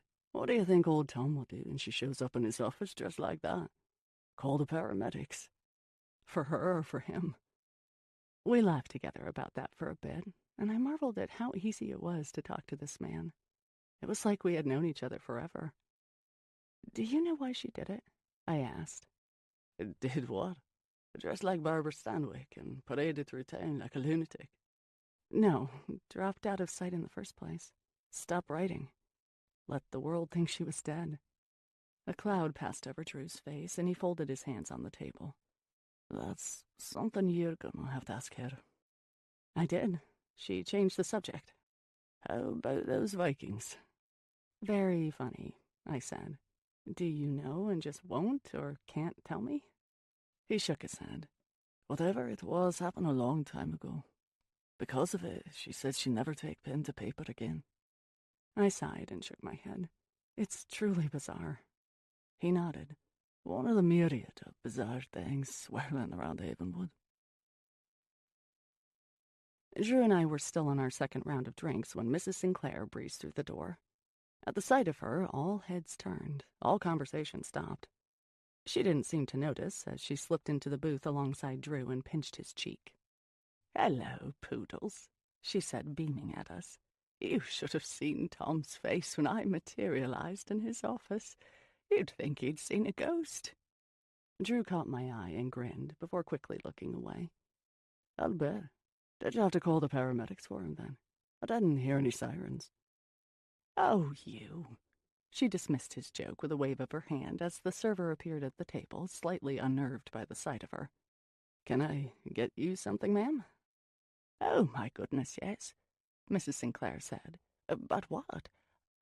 Do you have any mulled wine?" Drew couldn't suppress a snort. "Did you just step out of a Victorian English Christmas, then? Mulled wine?" Mrs. Sinclair scowled at him. "I thought it would be nice on such a cold day." The server tried to suppress a grin. "No mulled wine, I'm afraid, but we do have wine." "That sounds wonderful." Mrs. Sinclair smiled broadly at him. "I'll have what Julia's having." When he had gone, she looked around the bar. "What an adorable place," she said. "I'll have to come here more often." "Who are you?" Drew asked her. "And what have you done with Amara Sinclair?" "You're quite the comedian today, Mr. McCullough." She squinted at him. "But the fact is, I do feel as though I have a new lease on life lately. Julia brought a fresh perspective with her when she came to us." Drew looked at me and furrowed his brow, and then looked back at her. "Whatever you say," he said, and lifted his glass. "To new leases." 13. Back at the house, I had just enough time to clean up before dinner, the first formal one since I had arrived. Marian had instructed me to be in the drawing room by 6:30. Mrs. Sinclair and I would have drinks by the fire before adjourning into the dining room for dinner at 7. And I was to dress for dinner tonight, Marian had sniffed, eyeing my jeans and turtleneck. As I was showering and getting ready, I thought of what a delightful distraction the day had been, especially after my rather unsettling night and my discovery of the East Salon. Riding on horseback through the pristine wilderness with the cold air nipping at my cheeks, seeing the town, and chatting with the great Amara Sinclair. It all worked together to lighten my mood and lift my spirits, and made me forget about the fire and my troubling side effects for a while.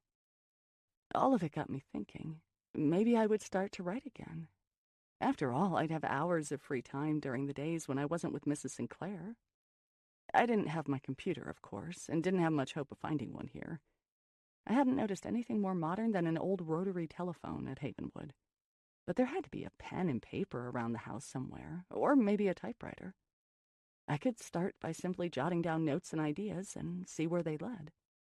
And then a thought hit me.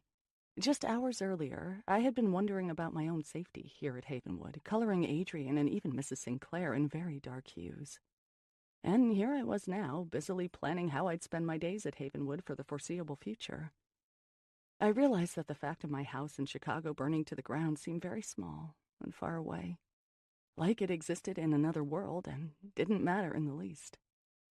All I knew was that I was getting ready for a formal dinner in the grandest home I had ever seen. This was my world now. I slipped into an ankle-length jersey knit dress in deep purple that I had bought the year before, grateful that I had thought to bring it, and found a pair of black flats in my suitcase. I wound a colorful scarf around my neck, put on a dash of lipstick, and took a last look in the mirror. I wasn't exactly the lady of the manor. The dress was much too casual, but it would have to do. I made it to the drawing room, which I found just off the formal living room, without taking too many wrong turns, and discovered a blazing fire in the fireplace, candles flickering everywhere, and Drew sitting in a leather armchair by the fire. He stood when I entered the room. "Hello." I smiled, rather surprised to see him. I didn't know he was going to be joining us, but apparently that was part of the plan. "Don't you look lovely?" he said. I could feel myself blushing and was grateful for the darkness in the room. "You clean up quite nicely as well," I said, eyeing his dark suit and tie. "But what kind of Scotsman are you? No kilt?" "I save that for Sundays and holidays." He smiled, and I noticed how his combed-back hair was curling around the collar of his shirt. As he moved to the bar to pour us both some drinks, I was thinking about how handsome he was. But then I shook my head and put it out of my mind. My husband had been gone only a few months. Whether our marriage had been a sham or not, I had no business finding this man or any man attractive. Not now, not yet. "What's your pleasure?" he asked me, bringing another blush to my cheeks. "We've got just about anything." I moved closer to the bar and saw several crystal decanters and mixers of all kinds. Wow, they certainly like their liquor, don't they? "It's a tradition, like everything else here at Havenwood. Drinks before dinner, wine with dinner, cognac or scotch after dinner. That's just how it's always been done. Livers be damned. Gin and tonic for you." "Make it a weak one," I said, grateful to see him pouring much more tonic than gin. I'm not used to drinking this much. "Luckily, you don't have to drive home." He grinned and handed the drink to me. That is lucky, but finding my way back up to my room after a few of these might be a little challenging, though. I followed them back to the armchairs by the fire, and we both sunk into them. "So it's formal dinner here most every night, then, unless Mrs. Sinclair doesn't feel up to it?" I asked, remembering the lonely dinner in my room the night before. He shook his head. "Oh, no. Once or twice a week at most. And some Sunday afternoons. But Sunday isn't formal, the way this is. It's more of an all-afternoon affair with movies and games in the entertainment wing and constant nibbling throughout the day." "It sounds like fun," I said, wondering where the entertainment wing might be. "Marion will let you know when we're expected and when we're not," he explained. "It's at Mrs. Sinclair's whim, whatever she feels like doing." "Hello, darlings." It was the lady herself, floating into the room, dressed in a green and indigo gown embroidered with a pattern of peacock feathers. "I see you've already got your drinks. Splendid." Drew and I both stood up. I wasn't sure of the protocol, so I followed his lead, and he made his way back over to the bar. "Dubonnet cocktail for you." "That sounds lovely, dear. With a lemon, if you don't mind." When she had her cocktail in hand, she raised her glass. "To Julia," she said. "We are so delighted that you have come to our wonderland." As I took a sip of my drink, I mused about her choice of words, wondering just how much like Alice I really was. Over a dinner of beef Wellington, red potatoes, and a crisp salad, I had scarcely eaten anything more than a lean cuisine for dinner in months, and the food awakened taste buds that I forgot I had. We talked of the day's events. "I thought you did remarkably well on Nellie today, Julia," Mrs. Sinclair said, raising her eyebrows. "I see the makings of a horsewoman in you." I took a bite of the beef's flaky crust and considered this. "You know, I really had fun," I said finally. "There's just something about being on a horse that feels, I don't know, natural." Mrs. Sinclair and Drew exchanged sly smiles. "I knew you'd love it once you tried it," she said. She nodded her head to Drew. "The otter was nice," I said. "That's the first time I've been in the place," Mrs. Sinclair said, beaming. "I'll have to go back again. It was quite a treat." Drew caught my eye and furrowed his brow, shaking his head slightly.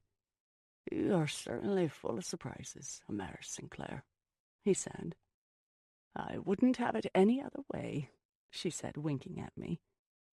The conversation turned to other things then, the dogs, whether it was going to snow again this week, when Adrian was returning home, until we heard the clatter of a pan dropping in the kitchen, just beyond the dining room's doors.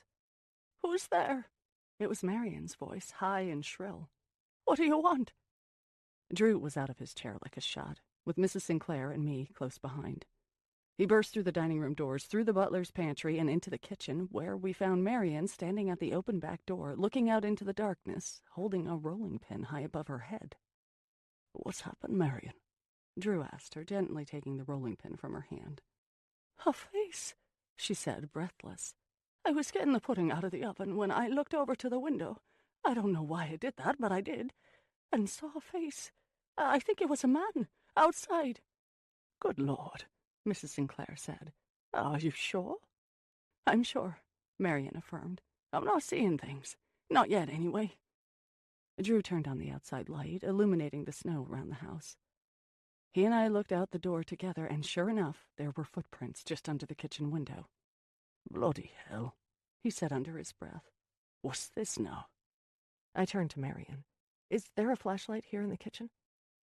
She crossed the room to a cupboard, opened it, and produced one, handing it to me. I turned it on and shined it out the door, following the footsteps from the kitchen window out to the forest beyond. A quick check of the pristine snow in either direction told me whoever it was hadn't gone any other way, before or after Marian had confronted him. The tracks went from the forest to the kitchen window and back again the way he had come. "Well, he's gone now," I said, my stomach clenching into a tight knot. Was it one of Jeremy's victims, someone who had followed me here? I didn't even want to think of that possibility. My old life seemed so long ago and far away, and the thought of someone tracking me all the way to Havenwood gave me a chill. "I'm gonna see if I can catch him," Drew said, closing the door. "It can't have gotten far." "Do you think that's wise?" Mrs. Sinclair said, her hand touching her throat. "He might be armed, or worse." I didn't know what "or worse" meant, but thought best not to ask. She turned around in a circle. "Where are the dogs?" "In the stable with the horses," Drew said. "I gave them all their dinner before changing for their own." "I think it's clear they should come into the house immediately. Drew, will you fetch them? And if they go off into the woods—" "I'll go after them, don't worry." He didn't bother to put on a coat. Instead, he simply walked out of the kitchen door and disappeared into the dark night. Mrs. Sinclair turned to me and exhaled. "Now that that's handled, Julia, let's take our dessert and nightcap in the drawing room. Marian?" "I'll be right behind you, ma'am." I wondered if I should help Drew track whoever it was that had been looking into our windows, but the finality of Mrs. Sinclair's statement led me to do as I was told. I followed her into the drawing room, looking out the window over my shoulder all the while. Later, after Mrs. Sinclair and I had finished our bread pudding, Drew came back inside, flushed with the cold, dogs at his heels. He sunk into a chair next to the fire as the dogs took a few laps around the room before curling up on the oriental rug beside him.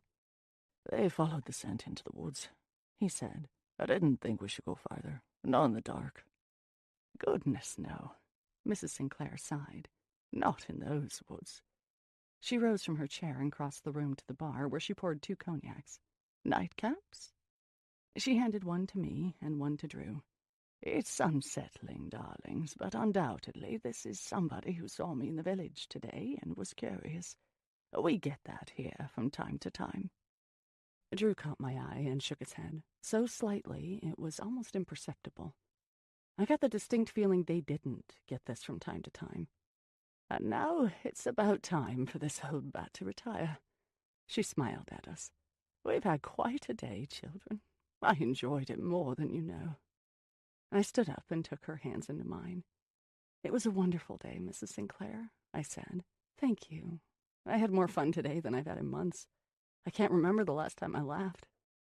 "That was the idea, Julia, darling." She kissed me on the cheek, turned, and joined Marian, who was standing in the doorway. "Home, James," she said, extending her arm. Marian took it, and the two of them walked out of the room and into the darkness of the hallway. Drew and I sat in silence for a few moments before he spoke.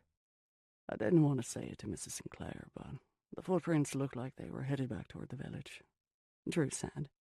Somebody followed us from town, then? It looks that way, yeah.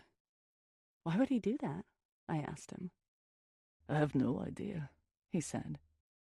We both settled back down into the armchairs by the fire, talking about everything and nothing.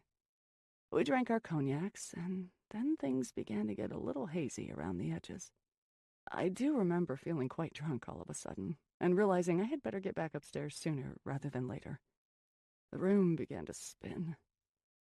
"Oh," I said, putting a hand to my forehead.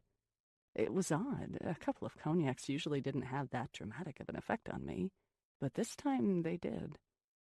I think I should call it a night. I pushed myself out of my chair and stood next to it for a moment, getting my bearings. "Are you okay?" Drew asked. "I'm fine. All I need is some water, a couple of aspirin in my bed."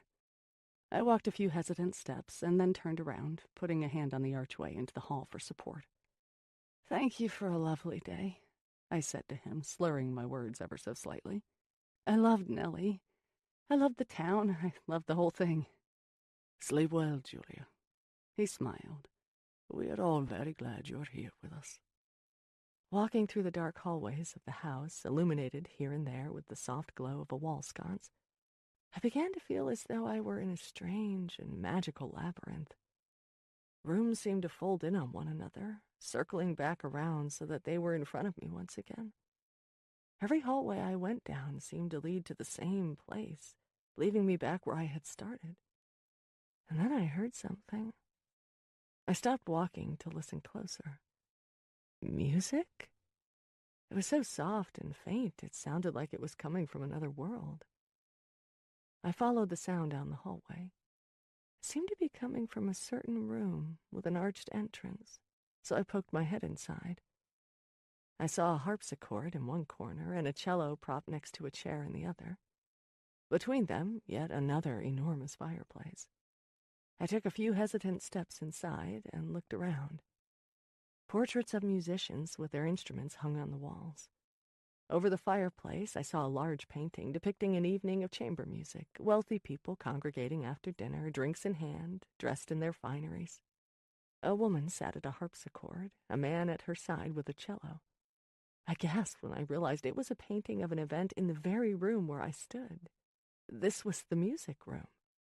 As I stared at the painting, it was almost as if the image on the canvas transformed from oils and brushstrokes into flesh and blood. And I could see the scene in the painting come to life. There in the room around me, the people wispy and transparent, like holograms. Or ghosts. I could hear the crinkling of the fabrics as the ladies, dressed in taffeta and silks, floated past me. Their laughter and chatter filled the air, first distant and low, and then louder. I heard the clinking of wine glasses as someone made a toast to the musicians. And then a hush fell as the audience took their seats and the first strains of music wafted through the air. I stood there, caught up in the moment, when suddenly all heads turned toward me. I saw their faces, eyes wide, mouths agape at the sight of me.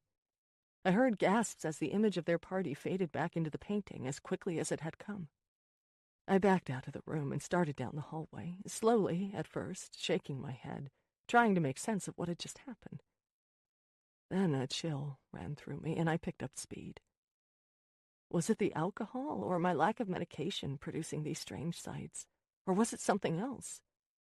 Whatever it was, I made a mental note to ask Adrian about refilling my prescription. I finally found my way to the grand staircase. How, I don't know, and ascended slowly, holding on to the handrail for support as reality seemed to spin around me. As I made my way up, stair by stair, the portraits hanging on the walls seemed to flicker and sway with life, whispering to me as I went. I could hear them louder and louder, hissing and moaning all around me. I hurried my pace and was nearly at the top of the stairs when I tripped on the hem of my dress, hitting the ground with a thud. I heard laughter and jeers, voices taunting me, and I curled into a ball there on the floor, hands over my ears, trying to make it all go away. That was when I felt a pair of strong hands grasping my arms. "You're all right," he said. "I'm here now. Don't worry." At first, I didn't know who it was, but in the darkness, I could make out Drew's face. I let him pull me up and leaned against the wall. We stood there for a while, looking at each other in that dark hallway. "My God," he whispered. "You're so beautiful." And then his arms were around my waist, and his lips were on mine, kissing me with such force that I thought he was going to engulf me.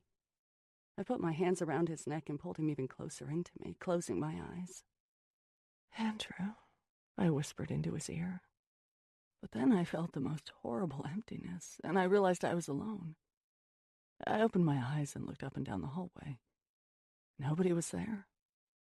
Where had he gone? I took a deep breath in. Had it even happened? There's no way he would have simply left me lying there. Had I passed out and been asleep on the stairway? Had I dreamed the whole thing? I wondered how much time had passed. I didn't feel drunk any longer, or even dizzy. Had I been lying there for hours? I hurried to my room and shut the door behind me, grateful for the fire Marian had laid in my fireplace and for the pitcher of water she had left in my nightstand. I poured a glass and drank it down quickly. My gaze settled on my windows, and I thought of whoever might be lurking out there in the woods. I drew the curtains close to block out the night, shivering to my core. After washing my face and peeling off my dress, I slipped under the covers and watched the fire crackling in the fireplace. All the mysteries of Havenwood dancing in my mind. 14. My dreams that night were strange and jumbled, a funhouse of distorted images. Jeremy, me falling asleep in my dorm room in college, surrounded by a room full of friends whom I had long since lost touch with. The dog of my childhood running in the backyard of the house where I grew up. I was awakened by the sound of a telephone ringing. I sat up and shook my head, the dream still at the edge of my consciousness. Was that a phone I heard? I listened closer. Yes, it was, coming from another room, perhaps next door. I gazed around. The fire had died down, the last embers glowing. I poured a glass of water and took a drink before slipping out of bed and moving across the room to the windows. I pushed the curtain aside and looked out. The night was still deeply dark, no hint of man-made light whatsoever. I watched as northern lights blazed across the sky. And there was that phone again. I wondered why Marian wasn't answering it. Well, I sighed, it had nothing to do with me. I hadn't gotten a phone call in the months prior to coming to Havenwood, and certainly nobody would be calling me now. I climbed back into bed, drew the covers around me, and closed my eyes. I had a few more hours to go before morning and desperately wanted to sleep. But the ringing just wouldn't stop. I rolled this way and that, trying to muffle the sound, to no avail. I didn't have a phone in my room.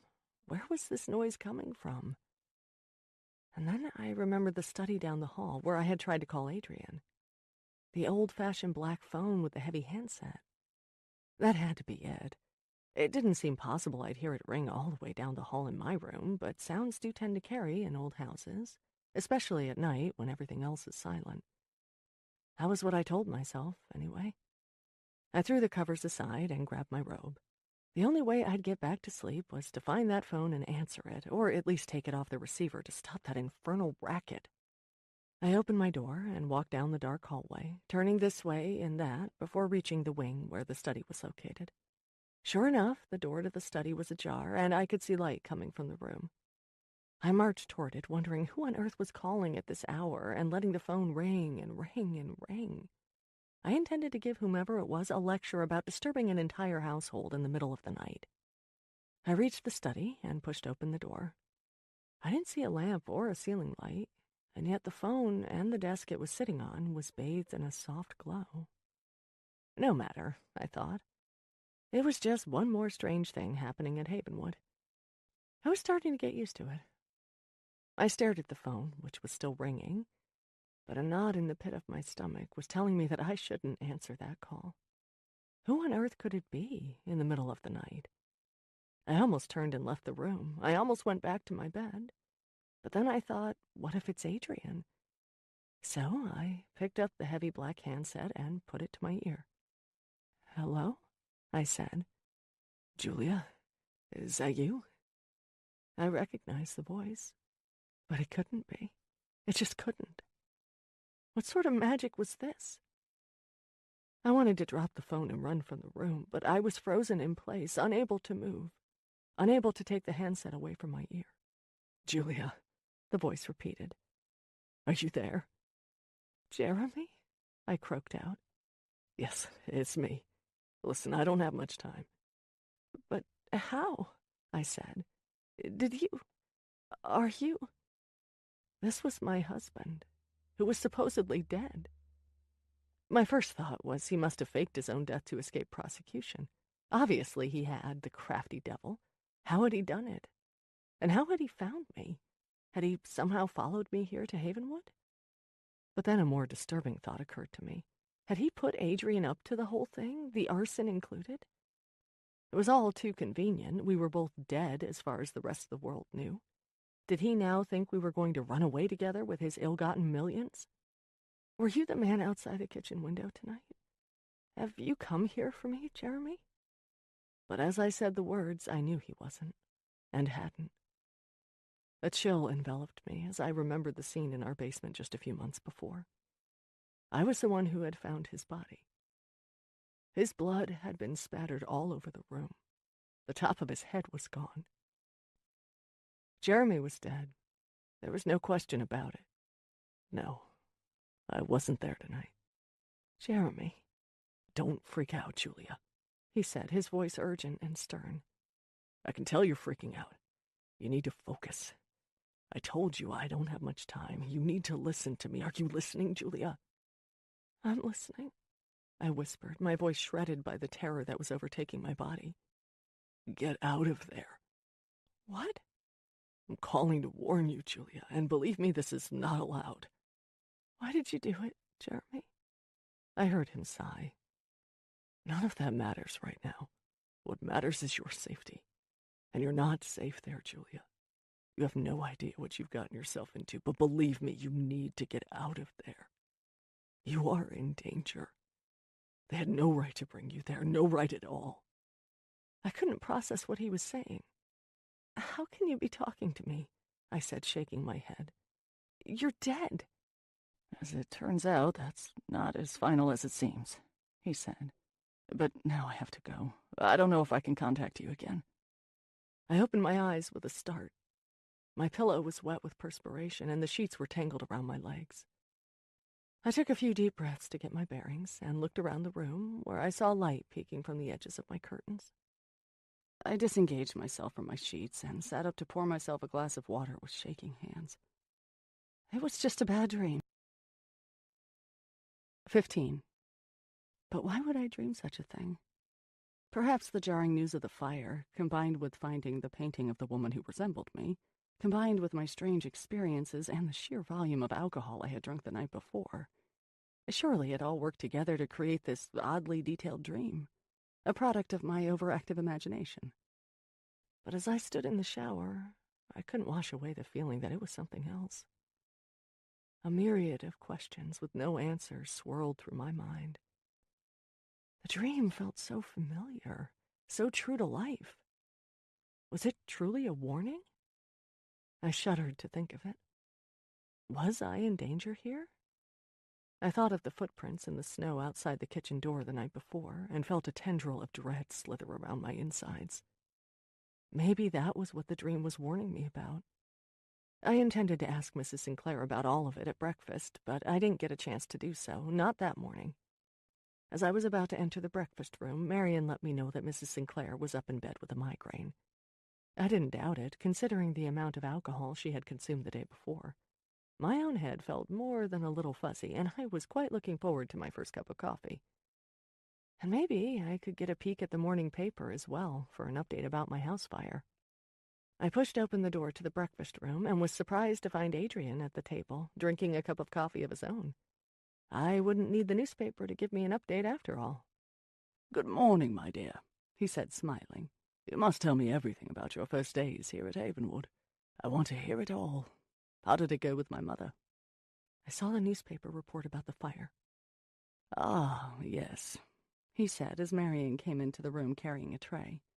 We were both quiet as she served us each an omelet, spinach, goat cheese, and onion, along with broiled tomatoes and a basket full of warm croissants just out of the oven. If I am in danger here at Havenwood, at least they are feeding me well, I thought. Well, I pressed, my voice still low. I saw your picture, Adrian. You were there when my house burned down. He shook his head. A fortuitous development, to be sure, he said, taking a bite of his omelet and chewing thoughtfully.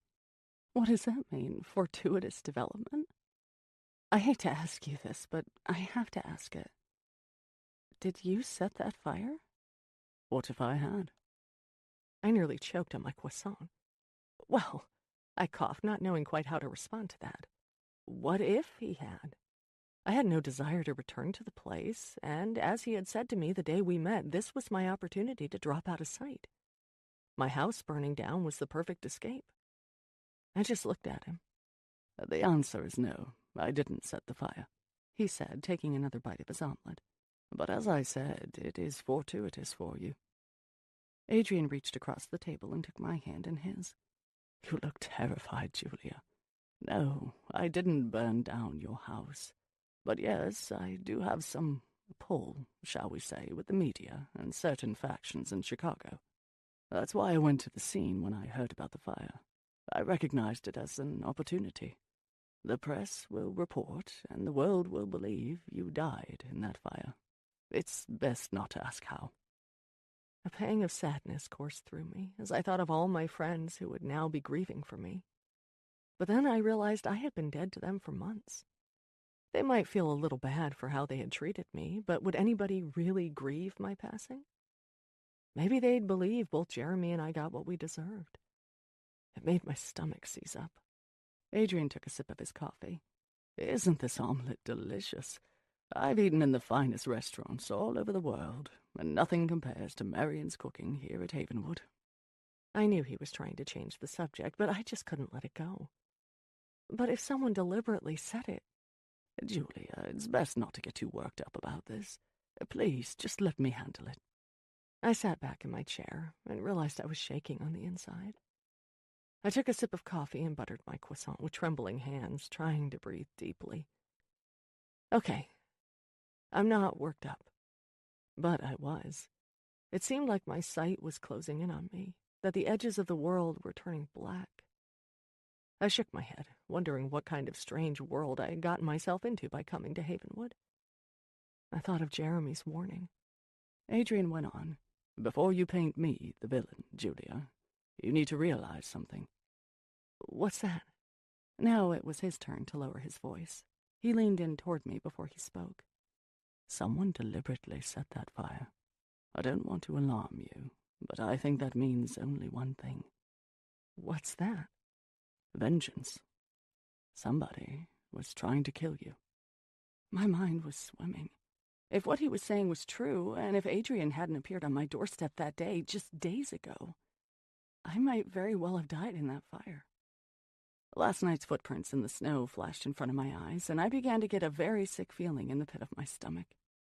Adrian, I began, do you believe it's possible that the person who set the fire in my house could have tracked me here to Havenwood? Certainly not, he said. I'm not in the habit of leaving a trail of breadcrumbs for someone to follow. I have a man on it, in Chicago, looking for the arsonist. He'll get to the bottom of it. But you must believe, Julia. You're perfectly safe here. I'm not so sure about that, I told him. There's something you need to know. Last night after dinner, Marian was in the kitchen and saw someone standing outside the window, looking in. At this, Adrian put down his fork. Who was it? I don't know, I said. We heard screaming and ran into the kitchen just in time to see Marian brandishing a rolling pin and yelling at whoever it was out the kitchen door. Adrian tried to suppress a chuckle. A rolling pin? She was fierce enough with that thing to scare whoever it was away. I smiled. Drew followed his footprints into the forest. At the mention of Drew's name, my stomach began to churn, thinking of my dream or vision or whatever it was on the stairs the night before. I tried to shake the thought of it from my mind. And then it hit me. That was why I dreamed of Jeremy. Guilt. I had felt a strange attraction to a man I barely knew within months of my husband's death, and I manifested said husband in my dreams to let me know how wrong that was. I made a silent pledge to keep my distance from Drew. He didn't find anyone? Adrian asked, pulling me back into the room from where my thoughts were taking me. No one, I said. Adrian considered this as he finished his omelet. It might be wise for him to take the dogs and track those footprints in the light of day. He took a sip of coffee. I'll wager that's what he's planning to do.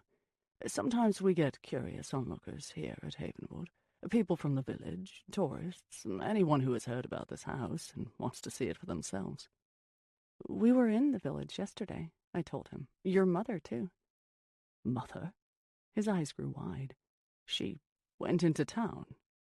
She did, I admitted, careful not to let on the manner in which she got there. She needed to see her rental manager, Tom, I believe is his name.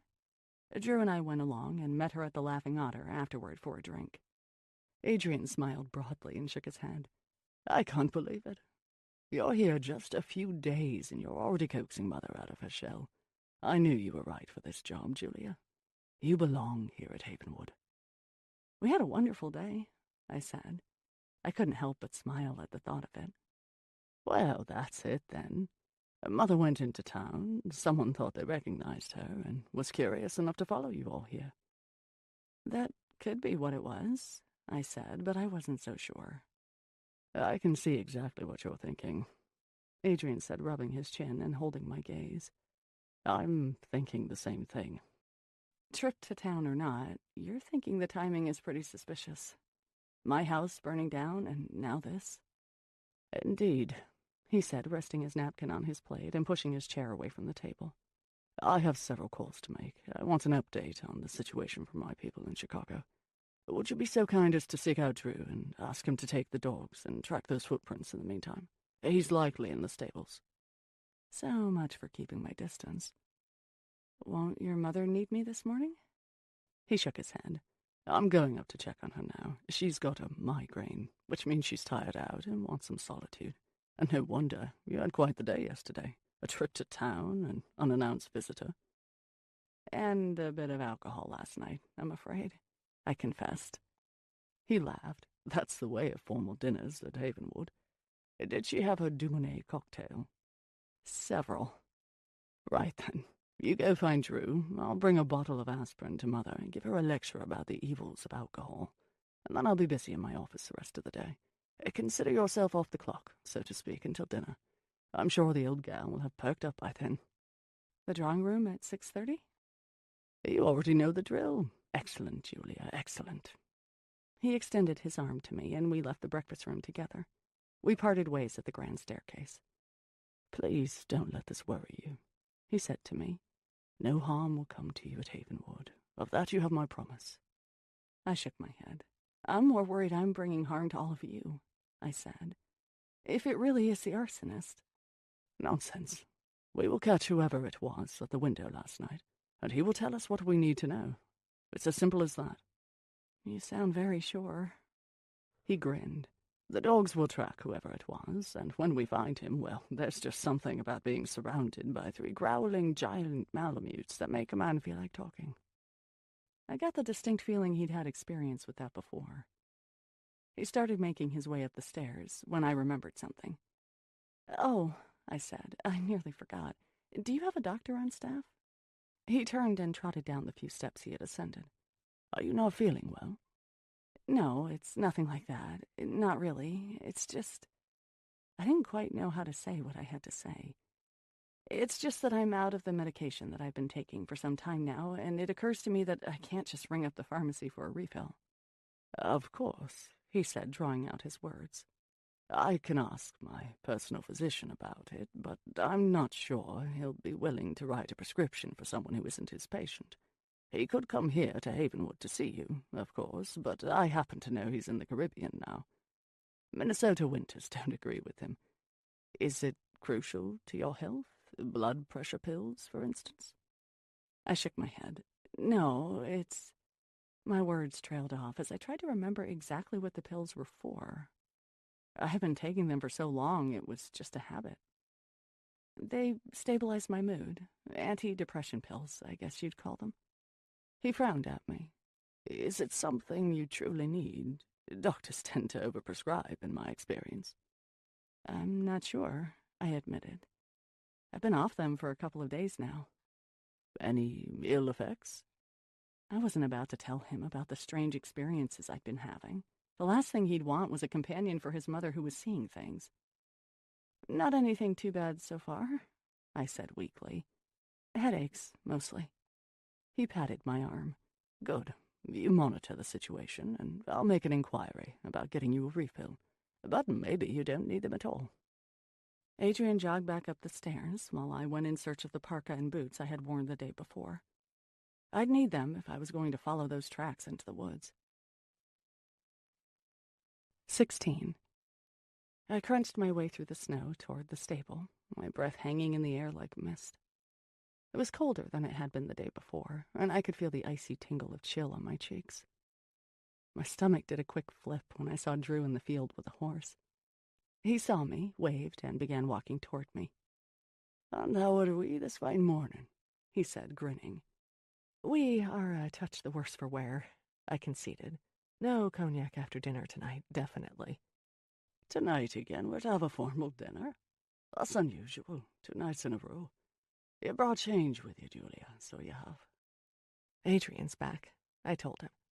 He nodded. "Ah, that's the reason for it, then." We stood there for a moment, neither of us saying anything. Finally, he broke away and glanced back toward the stable. "I've got spiced tea brewing. May I offer you some?" I thought of my dream about Jeremy the night before, and I knew I shouldn't go into that stable with him. Everything in me was telling me to turn and go back to the house. But instead, I heard myself saying, "That would be lovely."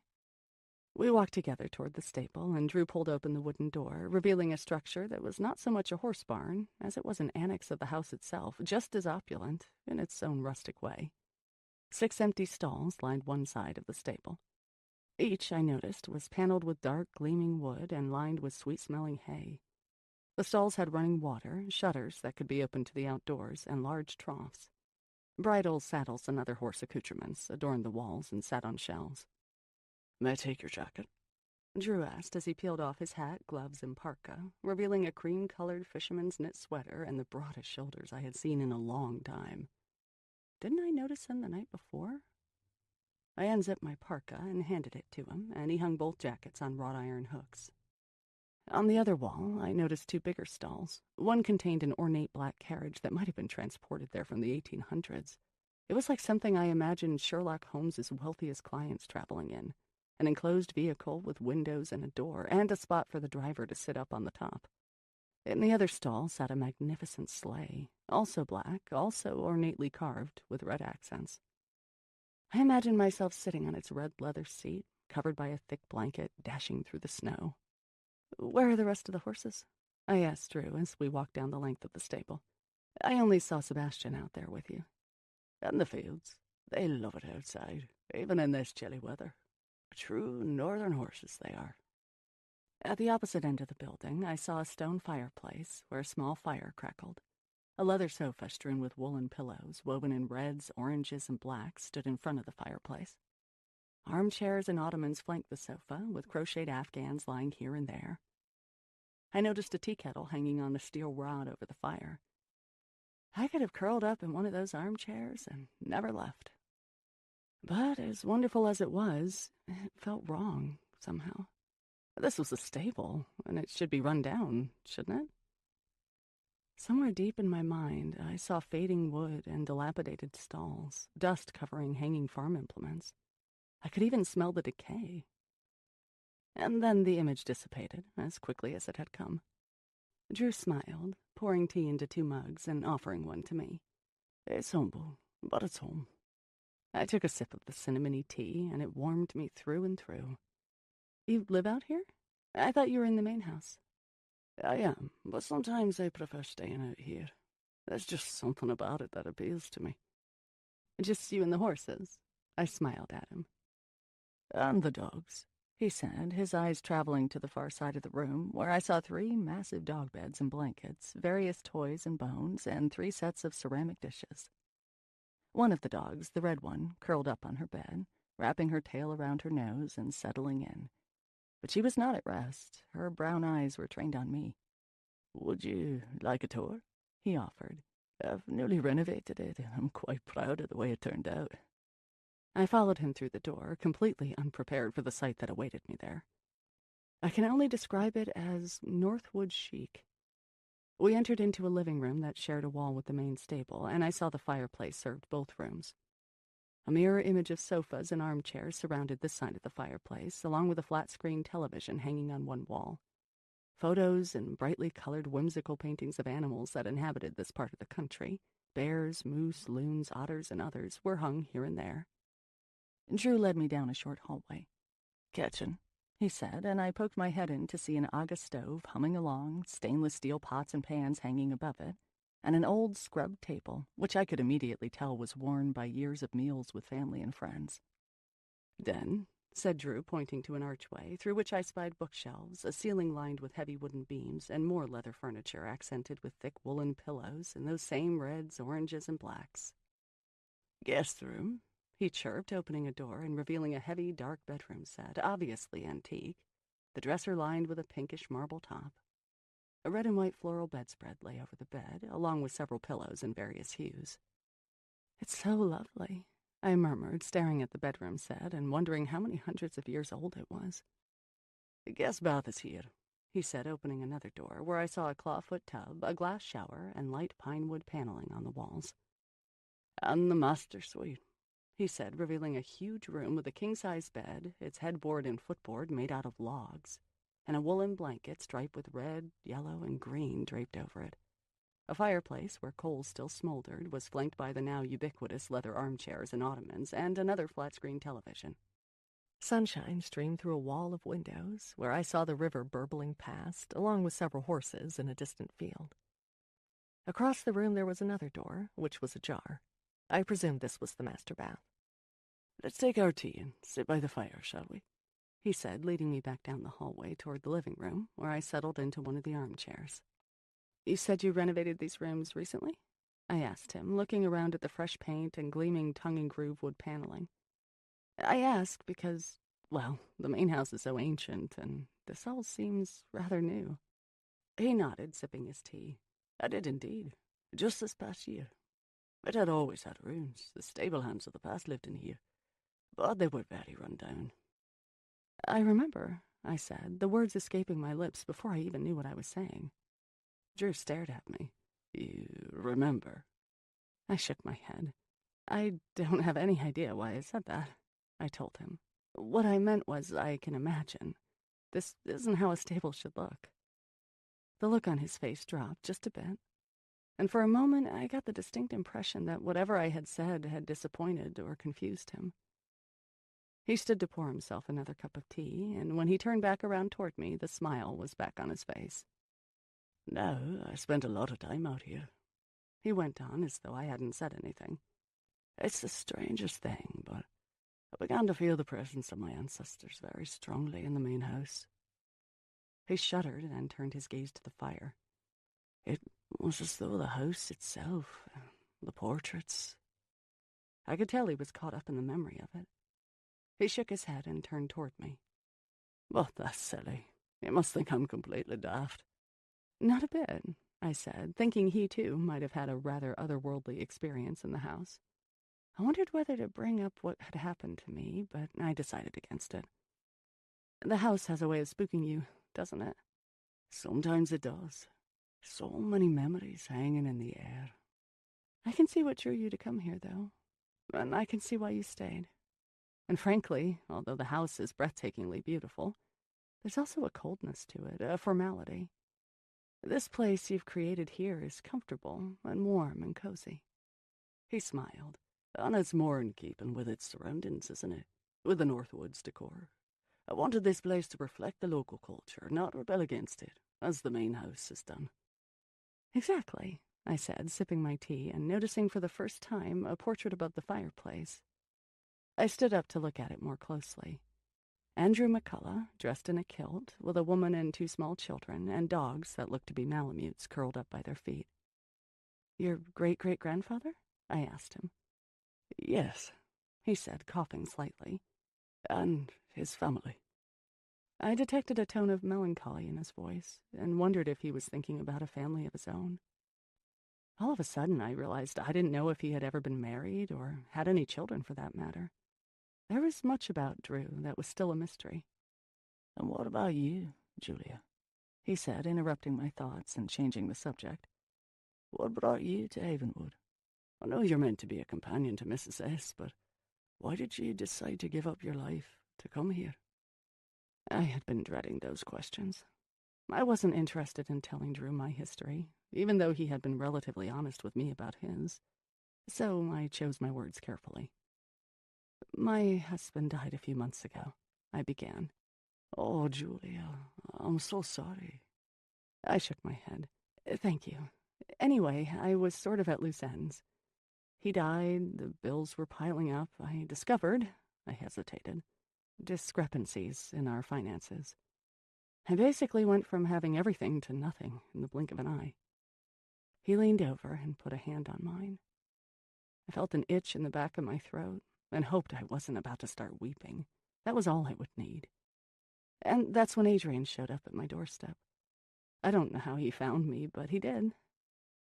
He made the offer for me to come to Havenwood, and with nothing to lose, I accepted. I was here the next day. And now? Now? When I first got here, it was overwhelming, to tell you the truth. I'd seen pictures of the estate, but I didn't imagine it to be so daunting. Exactly. I nodded, then shuddered. Mrs. Sinclair has her schedule, her quiet time in the morning and all of that, and initially I wasn't quite sure what to do with myself during that time. I cast an eye out the window toward the house, which stood looming like a specter across the snowy lawn. I didn't see any signs of life. But then I got to know Mrs. Sinclair a bit better, and you, I added shyly. Yesterday was so much fun. I'm feeling more at home, like I really do belong here. It feels like... Like what? Like I've been here longer than just a couple of days. I can't explain it, but things seem both familiar and strange. You're always welcome here in the stables, Drew offered. I've usually got the fire going, and a pot of tea on the stove, and something stronger in the pantry if you're in need of it. Stop by any time, even if I'm not here. You'll need to get out of the house from time to time, believe me. It does have a way of making you feel that everything in the universe is contained within those brick walls. You need to breathe the fresh air every now and then to remind yourself that the outside world exists. I exhaled. He really was impossibly kind. Suddenly, I remembered what I was doing there. I had been so caught up in listening to Drew that I had almost forgotten. Oh, my goodness, I said. I came down here to tell you that Adrian is hoping you can take the dogs and track those footprints to see where they came from. He nodded. I was planning to do that this morning, just as I saw you, actually. Would you mind terribly if I went with you? I asked. Wouldn't mind a bit. He smiled and unfolded himself from his chair, crossing the room to the wall where he had hung our jackets. But only if you bundle up. 17. We crunched together through the snow. As we neared the front door of Havenwood, the dogs took off running down the length of the patio and disappeared around the side of the house. Girls, Drew called to them. Come. We waited for a moment, expecting them to bound back around the corner, but they didn't reappear. He raised his eyebrows. The girls don't so much obey commands as they take them under advisement. He chuckled, starting off in the direction they had gone. I wonder what they're after. An animal, maybe? I offered, following him. We rounded the corner of the house, and there they were, snouts to the ground in front of one of the bay windows, sniffing and scratching at the snow. Nearing them, Drew and I saw what had captured the dog's attention. Footprints. And not the ones we had seen the night before. These were fresh, and in front of the drawing room window. Were you walking around out here earlier? He asked me. I shook my head. I wasn't. Well, then it looks like our visitor was back, he said, furrowing his brow. I wonder what this is about, then. We walked around the house to the kitchen door, following the footprints all the way. Drew pointed to the trail, which snaked its way across the lawn toward the forest beyond. I clearly saw what I couldn't in the darkness the night before. A person had come from the stand of trees, walked up to the house, and had gone back again. There was no doubt. I remembered how trapped I had felt in my house in Chicago after the news broke of Jeremy's death. The media, his victims, and even curious gawkers were always lurking at my windows, trying to get a look at the grieving widow.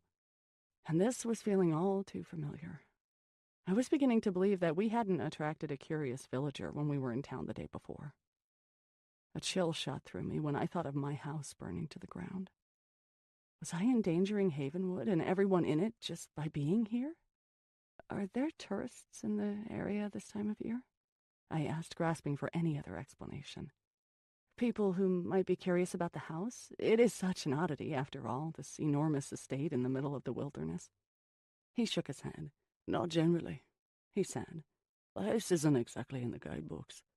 People would have to know it's here, or stumbled across it while hiking on the trails or canoeing on the river. And they don't do any of that in late November. This is our downtime. It's too cold for the summer sports, but there's not enough snow for the cross-country skiers and snowmobilers. He squinted at the trail of prints. But then again, it's easy walking right now. Whoever it was didn't have to use snowshoes. Later on in the season, he never could have walked in the forest without them. He'd be up to his waist in snow. But now, all he'd need is a good pair of boots, and you certainly don't come to this area without those. So it's not out of the realm of possibility, I said, satisfied with that explanation and liking the innocence of it. I could imagine myself on a hike in the wilderness, stumbling across this massive estate and simply having to come closer to get a better look. Come on, he said, setting off along the trail of footprints. Let's see where this leads us. He whistled for the dogs, and they came bounding from where they had been, one on either side of Drew and me, and one behind us. I was beginning to really like having their protection. We walked in silence for a while, going deeper and deeper into the forest. The enormous pine trees reminded me of photos I'd seen of the giant redwoods in California. They towered above our heads and seemed to close in around us, partially blocking out the sun. I noticed the chill becoming more intense, the dog's breath hanging in the air around them in tufts. These trees must be hundreds of years old, I said, my voice seeming to shatter the very stillness into tiny pieces. Red pines, he said. The estate is one of the only areas around where there's never been any logging. It's quite wonderful, don't you think, to be able to see this forest just as it was, hundreds of years ago. I craned my neck to look upward, so mesmerized by the trees that I almost forgot we had another, darker purpose for being out there. We followed the footprints through the forest until they led us to a clearing where a lake appeared, seemingly out of the blue. It wasn't yet frozen over, but the water looked ice cold, a slight mist rising from its surface and dissipating into the air. Look at this, Drew said, pointing down to the lake shore. At first I didn't see what he was pointing to, and then I did. The remnants of a campfire, the snow around it fully packed down. Somebody had made camp here. It looks like our visitor spent the night, Drew said, kicking the snow at the campfire ashes to make sure they were out. And look here. He moved closer to the lake shore and bent down. I saw what he was pointing to. Tracks, as though somebody had pulled a boat, a canoe, likely, out of the water and onto shore. Drew stood up and looked me in the face. This wasn't some curious villager following us home, Julia. Whatever could this be about? In that moment, it became as clear to me as the water before us, lapping at the snowy shore. I sat down on a nearby log and put my head in my hands. Drew, I said, wishing I didn't have to say the words. I think I know exactly what this is about. And it has nothing to do with Havenwood, and nothing to do with Mrs. Sinclair or Adrian, and nothing to do with you. It has to do with me. You? Whoever this is, he's looking for me. Drew squinted at me.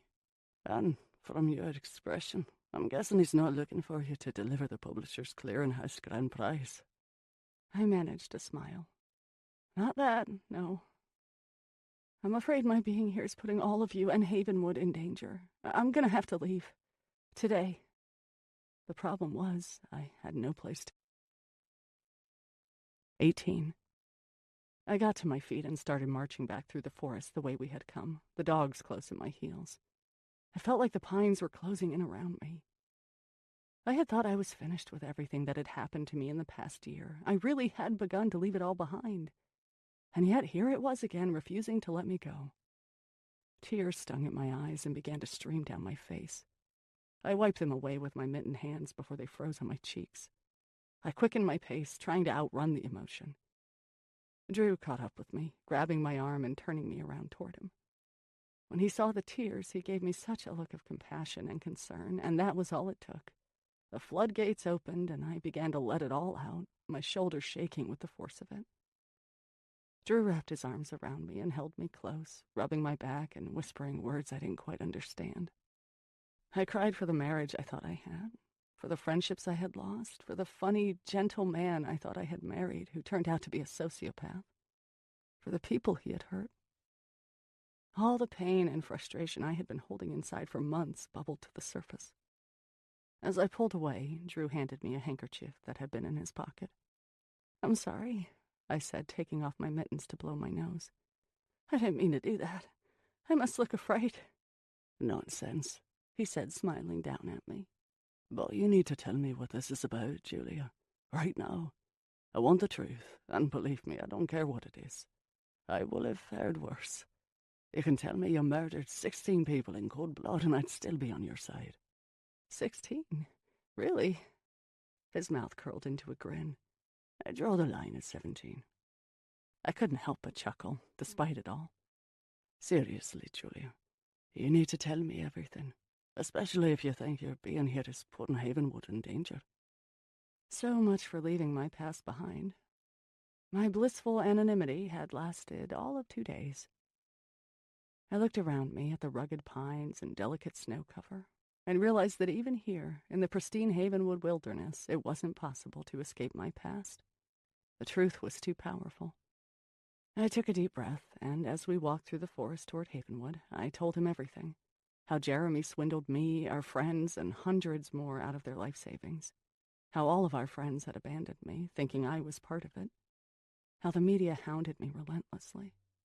How lawsuits were floating out there with my name on them. How the angry victims had threatened me. And how Adrian had promised to make all of it go away if I would just come to Havenwood with him. Now that I was talking about it, telling Drew the nightmare that had been my life for the past year, I couldn't stop. It was like a dam inside of me, the one that had kept my heartbreak and anger and frustration about this whole situation at bay had burst. Finally, someone would listen to my side of things and care. I couldn't stop if I tried. "Holy Jesus," he said under his breath. "And you haven't heard the worst of it yet," I said. "The day after I left Chicago for Havenwood, my house there burned to the ground. The police suspect it was arson." "And you think whoever set your house afire is our visitor, here to do the same to Havenwood?" he concluded. I could see the edge of the forest in front of us, with Havenwood standing guard in the distance. The image of flames coming out of its windows, lapping at the stone facade, swirled in my brain. I stopped walking and looked at Drew. "Yes, that's what I'm most afraid of. You all have been so kind to me. If anything were to happen to you..." He held up a hand to stop my words. "Does Adrian know about the fire?" "He was in Chicago at the time. He was there." Drew nodded, as though this were nothing remarkable. It made me wonder, not for the first time, exactly who Adrian was. "Good," he said. "I'll have to get with him straight away to make a plan of action. I gather Mrs. Sinclair knows none of this." "She knows about my history, but that's all. Not about the fire." "That's good as well. Let's keep it that way. I'm sure Adrian will agree with me. After dinner tonight, when Mrs. Sinclair takes her leave, we'll sort this out. Adrian and I will take care of this." He began walking toward the house. I called after him. "But isn't the best thing for me to just leave?" He walked back to me and took me by the arms, his face so close to mine I could feel his breath on my cheeks. "You cannot leave here, Julia," he whispered. "You just cannot. Not now." I just stood there, my eyes locked with his. I couldn't move or even breathe. Just being this close to him felt like magic, and energy and whispers and danger were all around us. He smiled slightly, as though he were feeling it too. He leaned into me, and the air between us thickened. I knew he was going in for a kiss. And although part of me wanted nothing more than to throw my arms around him, my reason won out. I stiffened and pulled away. "Please don't," I said. He looked like he'd been stung. "I'm sorry," he said, taking a step back from me. "That was completely inappropriate. Please forgive me." I smiled, wanting to lighten the mood. "Don't worry about it," I said. "Let's just get back to the house." We began walking through the snow back toward Havenwood, the dogs bounding ahead of us at a run. It felt like we were leaving the possibility of a kiss behind, too. When we reached the front door, we stood there for a moment.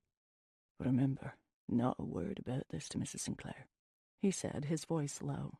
"If she asks, let her know we followed the footprints into the forest and lost the trail, but that we thought it was heading back toward town. I'll find Adrian and apprise him of the situation." "Okay," I said, feeling calmer with a plan in place. "Okay," he said. "Now I've got to dig out my tuxedo for dinner." And then he smiled. "Or maybe this coats for my kilt, eh? Only real men wear skirts in the snow. Challenge accepted. I'll see you at 6:30. 19. I opened the door to my room to find Marian leaning over an enormous old trunk, which had not been there before. "What's this?" I asked her. She straightened up, putting a hand to her back. "Mrs. Sinclair asked me to have it moved into your room. It's full of dresses. She said she wasn't sure if you had brought sufficient formal wear for the dinner she's planning to have. And now that you're here, she's feeling a bit more—" She paused and searched for the right word. "Festive than usual, I guess you could say." "That's right. I only brought a couple of dresses, and casual ones at that," I said to her, glancing into the trunk at the taffeta and crinoline and silk. I was wondering if I'd have to wear them over and over again.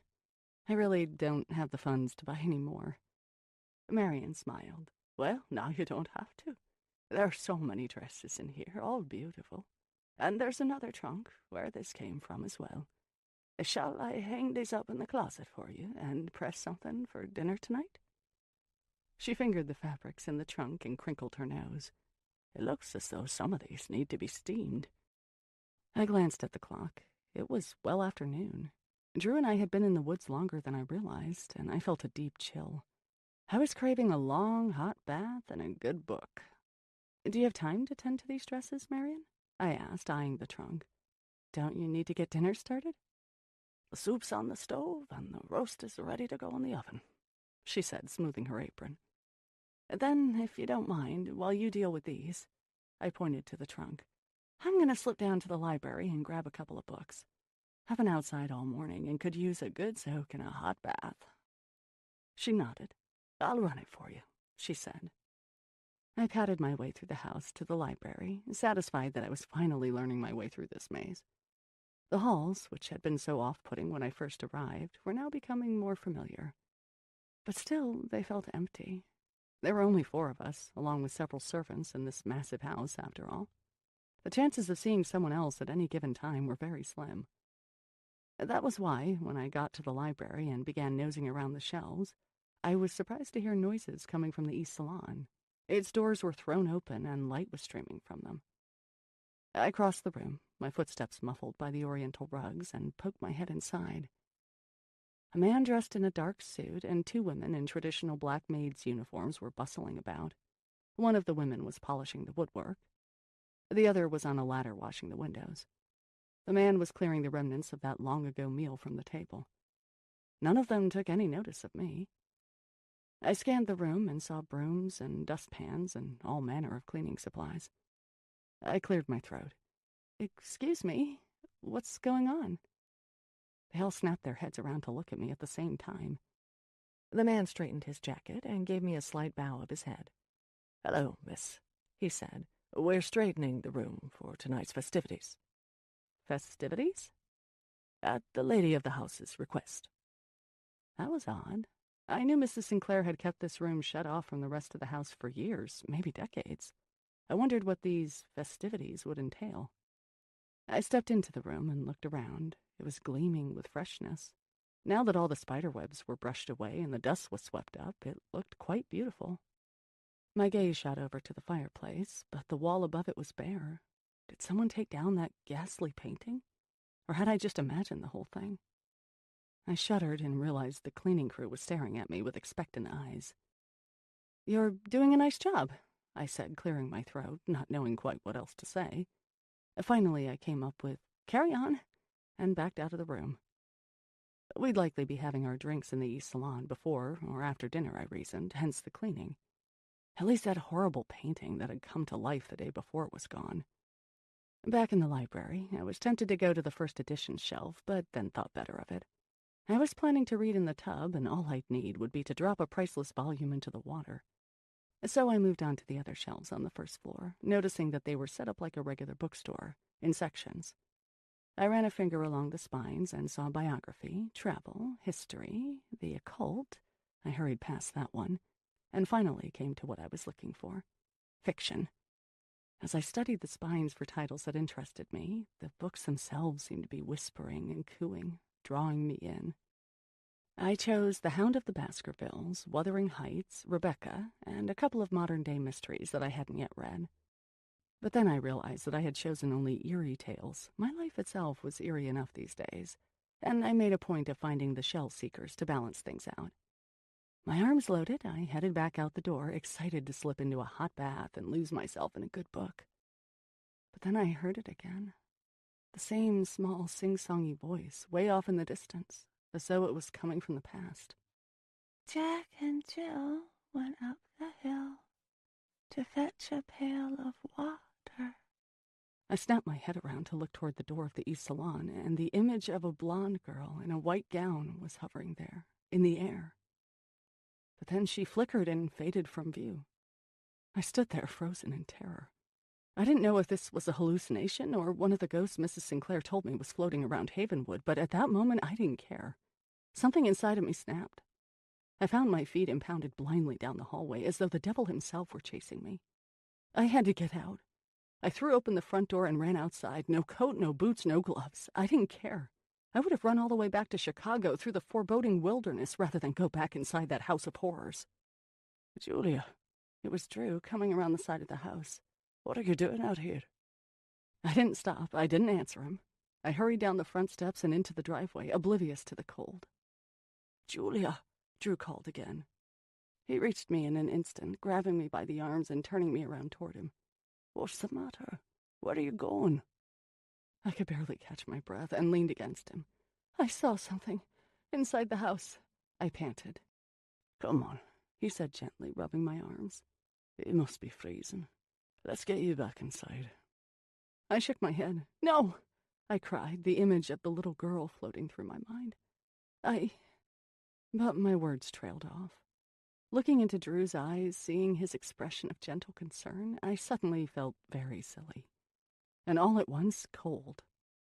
"Come on," he repeated, leading me back up the steps and through the still-open front door. I shook my head. "I don't know what came over me," I said. "You said you saw something." I took a deep breath, my pounding heart slowing as we walked together through the foyer. "I went into the library to get a couple of books," I said, "and I noticed people in the East Salon." "The East Salon?" He furrowed his brow. "Are you sure?" "They said they were opening it up per Mrs. Sinclair's request." He frowned. "And that frightened you?" I didn't quite know how to go on. How was I going to tell this man I had seen and heard the apparition of a little girl? "Not that, exactly," I began. "It's just, I don't know, Drew. Ever since I got to Havenwood, I think I'm seeing and hearing things that aren't there. It makes me feel like I'm going crazy." He looked at me for a moment, opening his mouth as if to say something, and then closing it again. Finally, he spoke, his voice warm and gentle. "You're not crazy. Far from it. I mean, look at all of us here at Havenwood, Julia. We're a collection of oddities, the whole lot of us. You're the most normal person among us." I thought of Mrs. Sinclair dressed in full riding gear the day before, and somehow managed to chuckle. "But you did look terrified just now," he went on, leading me up the grand staircase. "And that's no laughing matter. I'll make you this promise, Julia. You're safe here at Havenwood. Whatever it was that you saw, or thought you saw, it's not going to hurt you." Somehow, I believed him. This man I barely knew had such a way of making me feel calm and secure. You need to promise me something in return, however, he said. What's that?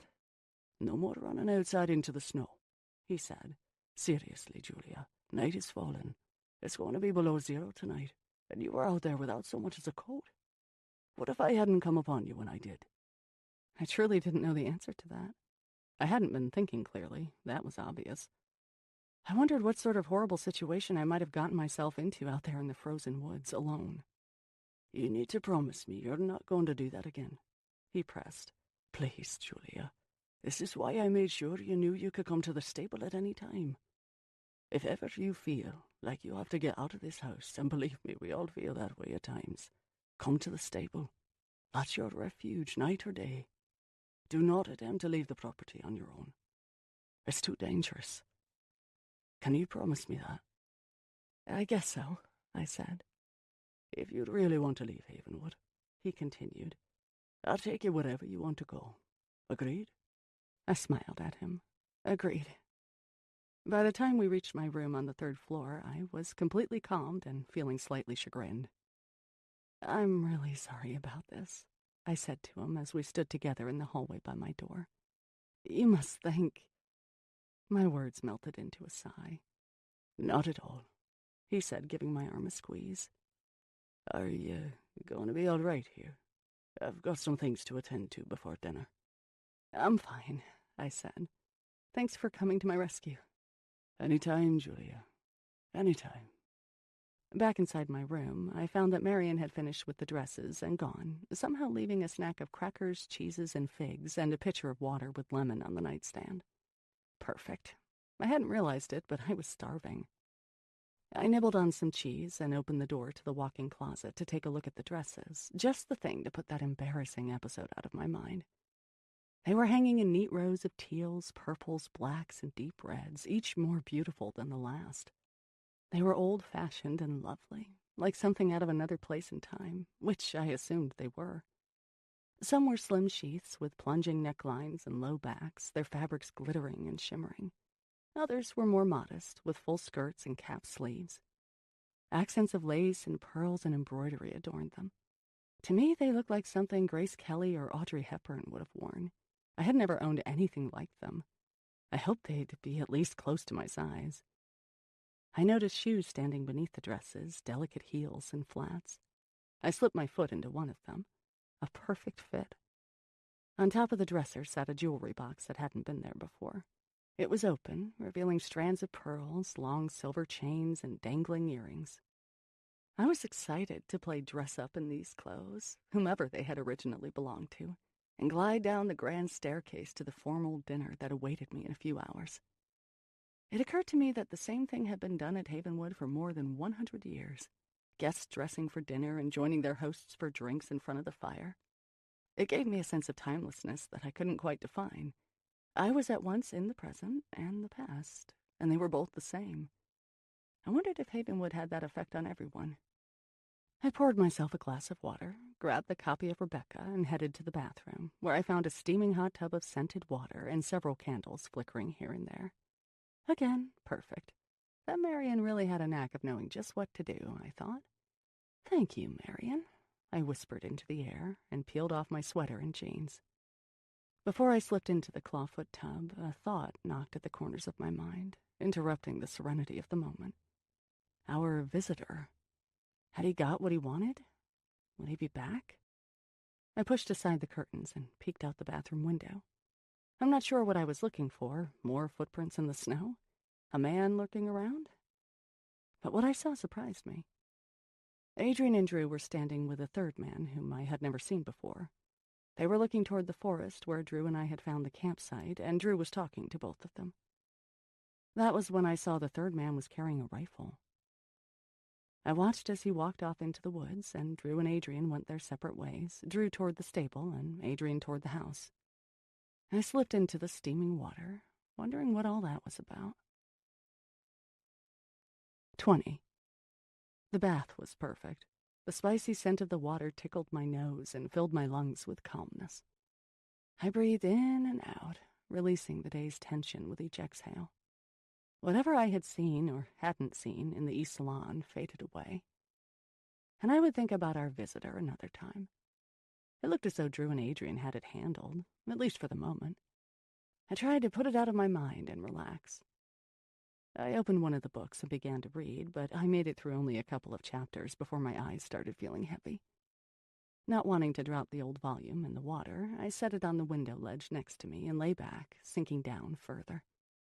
I closed my eyes and submerged, listening to the rush of the water in my ears, the soft hum soothing me like a mantra. But then the hum disappeared. I heard voices in its place. Or did I? I shot up and grabbed a hand towel for my face and listened. 2 female voices. I was sure of it. There were 2 people in my bedroom, and I hadn't locked the bathroom door. Was it Marion with another woman back to tend further to the dresses? That had to be it. Still, I wasn't comfortable being in the bath with them on the other side of an unlocked door, so I slipped out of the water and into the plush terry cloth robe that was hanging on a hook nearby. As I wrapped it around me, I heard giggling. What will you wear tonight? I am still unsure. The blue one. What do you think? Will I please him in this one? What was going on? That certainly wasn't Marion's voice. I opened the door to see 2 women, neither of whom I recognized. Several dresses were lying on the bed, and one of the women was holding a blue gown up to her face. Does this favor my eyes? Who are you? I asked, stalking out into the bedroom in as threatening a manner as I could muster while wearing a bathrobe. Why are you in my suite? The women both gasped when they saw me, one of them putting a hand to her mouth to muffle a scream. She dropped the blue dress, and then they were gone. They simply dissipated, like steam rising above a lake on a chilly morning. Just like the figures in the paintings. I blinked several times, not quite knowing what I had just seen, and pulled the robe tighter around me. I had attributed these sightings to my going off my medication abruptly. But after the scene in the East Salon, was that what was going on? Or was it something else? Somehow, the vision of these 2 women didn't frighten me like the others did. They were just 2 girls getting ready for a formal dinner, just like I'd be doing shortly. Maybe that was it, I reasoned. I had been feeling a sense of timelessness when Marion had brought me the dresses, and maybe, my imagination working overtime, combined with the lack of medication. I sighed and didn't know what to think. One minute I was fleeing in terror from this house after seeing something I couldn't explain. The next minute, a similar vision wasn't fazing me in the least. Maybe I was going crazy after all. Which one favors my eyes? I said into the air. And then I headed back into the bathroom to finish my soak, careful to lock the door behind me. Much too early to dress for dinner, I pulled on jeans and a turtleneck and slid my feet into my slippers. I thought I'd go looking for Adrian and ask him not only about what news, if any, he had heard about the fire, but also if he had found out anything about our intruder. I slipped out the door and padded down the hallway toward the study I had found the day before. One peek inside revealed it was empty, but I did notice the black phone was gone. Marion's handiwork, no doubt. She didn't want me making calls, so she made sure I wouldn't be making them. Where to look now? The drawing room, maybe? I made my way back down the hall to the grand stairway and intended to go to the main floor, but stopped at the second-floor landing. This was the floor where the family's rooms were located, I recalled. I knew Marion had told me to stay away from them, but maybe I could find Adrian in his personal study, if indeed he had one. I took several hesitant steps down the dark hall when I heard a voice. Adrian? I followed it to what I thought was the end of the hall, but discovered it actually turned a corner. Of course, like the third floor, this too was U-shaped. I peeked around the corner and saw a door was open about midway down the hall, light streaming from inside. As I got closer, I realized that it was indeed Adrian's voice I was hearing. He was speaking on the phone to someone. I intended to knock on the door jamb to let him know I was there, but his side of the conversation stopped me short. "I don't have to explain anything to you," he said, the anger in his voice hanging in the air. "This is no longer your affair." "That's touching." The sarcasm whittled his voice to a hiss. "But considering what you've done, forgive me if—" "No, absolutely not. Not back there. The best place for her? That's absurd." His voice was louder now, angrier. "How can you even ask why? I fully blame you for the whole debacle. for everything that happened." Was he talking about Mrs. Sinclair? I crept closer to the door. "Those are your words, not mine. I would have chosen gross incompetence. Yes, I do mean it. And don't think for a moment my threat doesn't still stand. If this effort doesn't work, you will pay for what's happened to her. No, it's not dangerous. And no, I did not have to clear anything with you. Somebody had to do something. You certainly were of very little help." Silence for a moment, and then he hissed, "She's already here, you fool. It has begun." I heard him slam down the receiver. My blood ran cold. Was he talking about me? I waited outside the door for a few moments, and then poked my head around the jamb and saw Adrian, his head in his hands, sitting at a desk strewn with papers. I nearly spoke to him, wanting to ask what that conversation was about, but something about the way he was sitting with his shoulders slumped, head in his hands, made me think better of it. Obviously, he was upset by what had just transpired. I held my breath and backed away. As I walked toward the grand staircase, I ran headlong into Marian. Why did she always turn up when I was in the wrong place at the wrong time? "Marian," I said, "I was just—" She shook her head and smiled. "This house can be so confusing," she said, taking me by the arm and walking with me up the stairs. "No one blames you for losing your way." Back in my room, I sat at the window and tried to piece together what I thought I had overheard, but nothing was making sense to me. It was just a one-sided conversation that may or may not have been about me. But what if it was about me? What might it mean? Mrs. Sinclair had hinted at an ulterior motive for inviting me to Havenwood. Did the conversation have something to do with that? As I thought about it, seeds of suspicion were taking root in my mind. Everyone had been so warm and welcoming to me, almost too warm, too welcoming. Something about it was off, wrong. But what? And then I put my finger on it. They were too familiar with me. I had just met these people, and yet Adrian was always touching me, offering me his arm when we walked. Mrs. Sinclair was always calling me darling and my dear. And really, when I thought more about it, I was just an employee. And a brand new employee at that. I didn't hear anyone referring to Marian as darling. They were treating me like I was a family member who had finally come home. I thought about asking them about it, but how does one say, "You people are being too nice to me, and I demand to know the reason why"? And then I thought of the papers strewn on the desk in Adrian's study, the ones I had seen when he had been on that call. Maybe they could shed some light on things. As 6:30 neared, I looked at myself in the mirror. I had chosen a glittery black sleeveless sheath dress to wear, and it fit like a glove. I wound a strand of pearls around my neck and put pearl drop earrings in my ears. It almost felt like a costume, truth be told, but one that I wouldn't mind wearing every evening of my life. Timeless elegance, here in this timeless house. I slipped out the door, but instead of heading all the way down the grand staircase, I stole down the hallway on the second floor. I knew everyone would be in the drawing room having drinks, and the ever-present Marian would be busy in the kitchen. It was the perfect time to get a look in Adrian's study. I poked my head around the door frame and saw the room was empty. Not wanting to turn on the overhead light, too bright, I flipped on the desk lamp and began to look around, my heart pounding so loudly that I was sure everyone could hear it downstairs. The papers weren't on the desk, as they had been, but a manila folder sat in Adrian's inbox. Might it be as easy as that? I opened it to find a business ledger. Not it, but underneath where the folder had been, I spied a stack of papers. With shaking hands, I slipped them under the soft glow of the lamp and began to read. It was a handwritten letter. Oak Lawn Sanitarium, May 28th, 2003. The patient has progressed steadily and slowly from a state of extreme catatonia to being fully aware and alert. She is walking and talking, responding to questions. The patient has, however, suffered a psychotic break, total amnesia of the event. While not typical, it is possible in those who have endured extreme trauma. The memories may return or they may remain hidden. The patient is nonviolent. I recommend no visitors at this time. Progress is tenuous, but I will, of course, keep you informed. More as I have it. It was signed by a doctor, a psychiatrist, along with his phone number. I stood there holding that letter for a moment, and then the significance of it hit me. The date. 10 years earlier. That was right around the time Mrs. Sinclair died. She must have been in a mental hospital after some traumatic event, and rather than let the public know about it, Adrian concocted the story that his mother had died.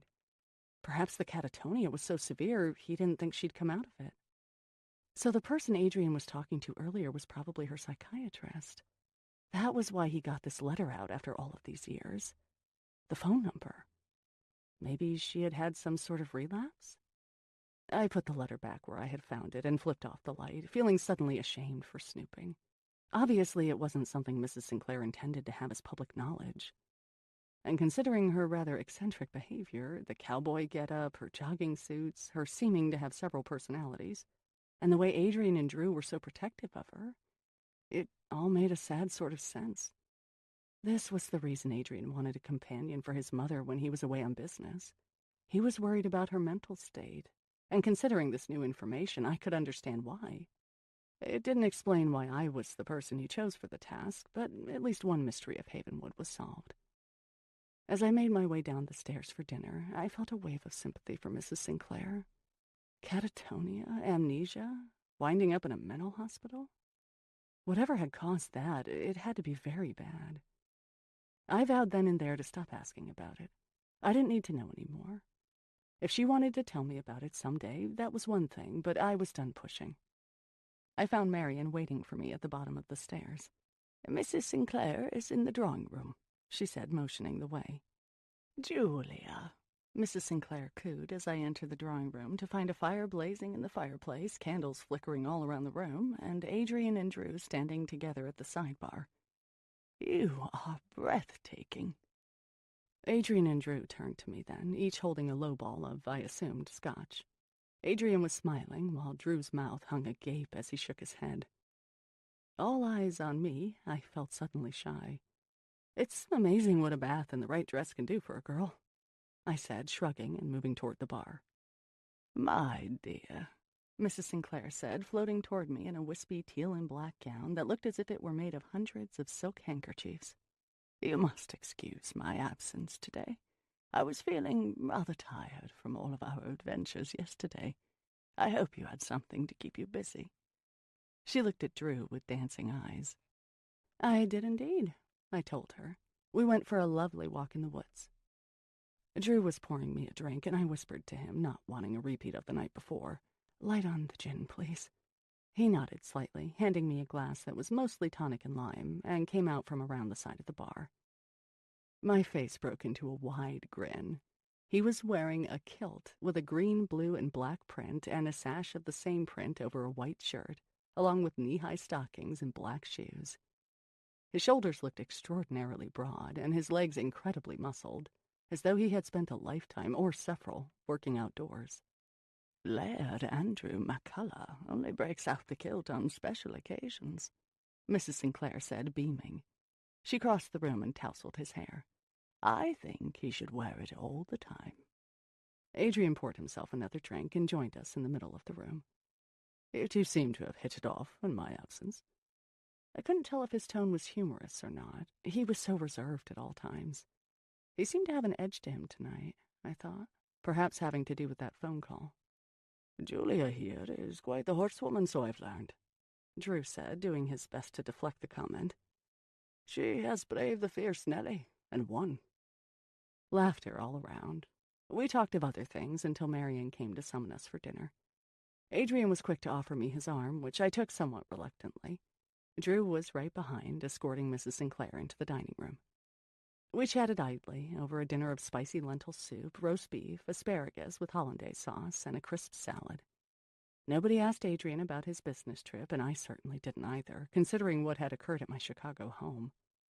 I wondered how much Mrs. Sinclair knew, but thought it best not to find out.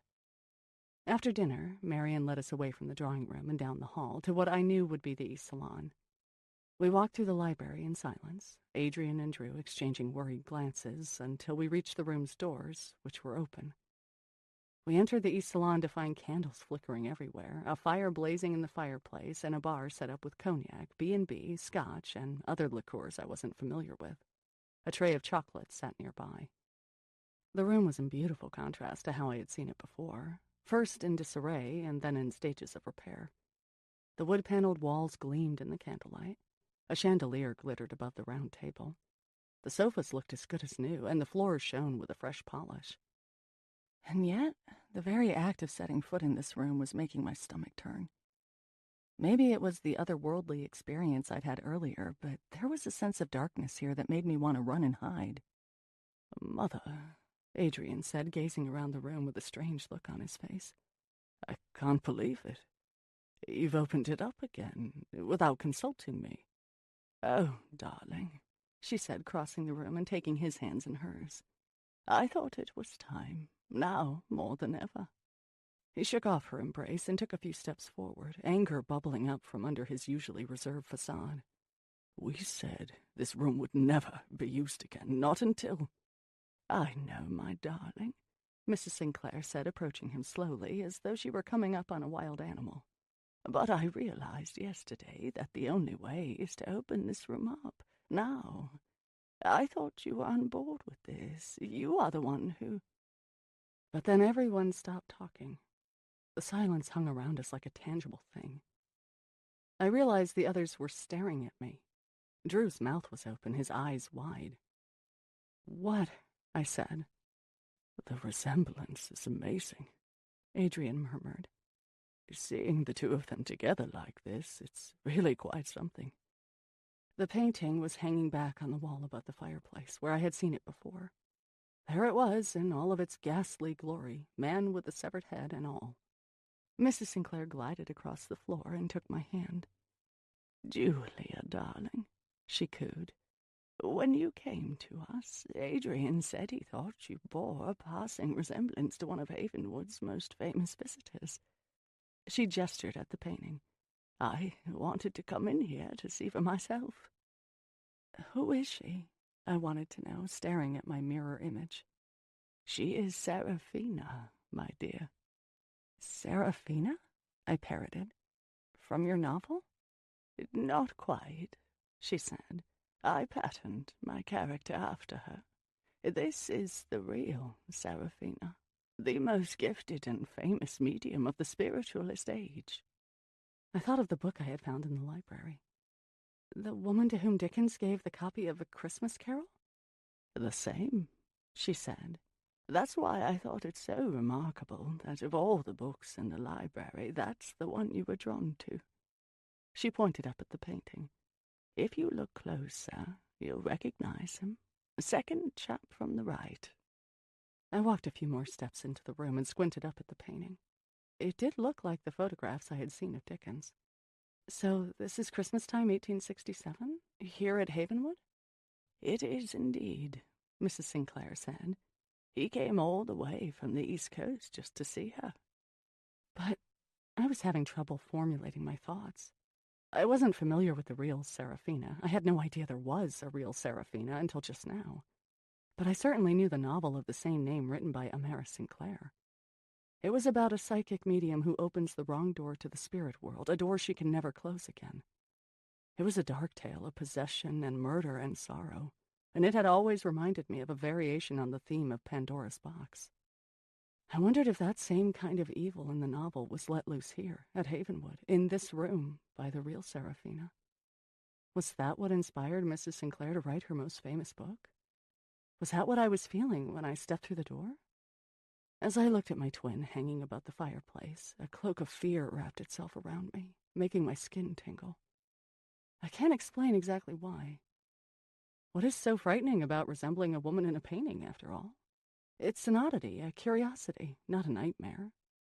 But something about the way they were all looking at me, coupled with what I had experienced in that room earlier, made me squirm. My breathing became shallow and quick, and my heart began thumping. I felt the fight-or-flight mechanism kicking in again, and flight seemed like a very good option. I wanted nothing more than to run away from Havenwood and all the secrets it contained. But I couldn't very well go running into the snow in my dress and heels, and I had promised Drew I wouldn't. All at once, the conversation I had had with Mrs. Sinclair the day before began rapping at the back of my mind. What had she said? That she had an ulterior motive for inviting me to Havenwood? As I stood there, with everyone looking from my face to the woman in the painting and back again, I got the terrible feeling that her ulterior motive had something to do with me being a dead ringer for a dead woman. 21. You knew about this? I asked Mrs. Sinclair, finally finding my voice. About how much I resembled this woman in the painting? Of course I knew about it, she said gently, recognizing, I suppose, the fear welling up in my eyes. So you realized it that first day when you saw me at breakfast? She shook her head. Long before that.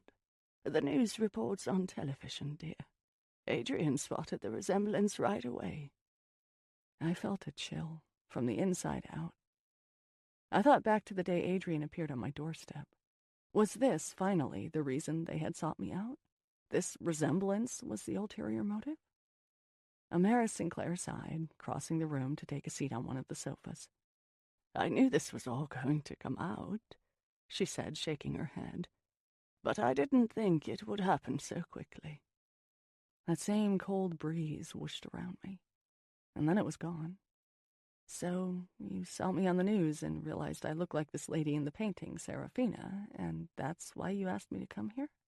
No, Julia, Adrian said, crossing the room to take my hand. Don't make too much of this. You're getting worked up over something very small.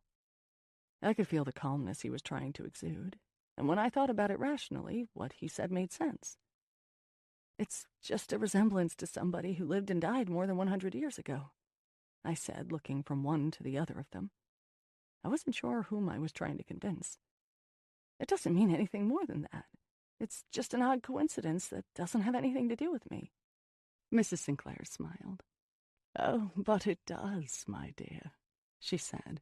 It does. Mother, Adrian began. She waved a hand at him. I think it's time she was told. She was looking at me, but not focusing on me. Not really. Her eyes seemed to be seeing something that wasn't there. I noticed her hands were shaking and remembered the letter from the psychiatrist I had seen before dinner. I followed her across the room and sat next to her, taking those shaking hands into my own. My skin tingled. Please, I said. If you have something to tell me, just say it. Whatever it is, it'll be all right. Your resemblance to her is no coincidence, Julia, she said. Serafina was your great-great-grandmother. 22. I stared at her, not quite knowing how to respond to what she had just said to me.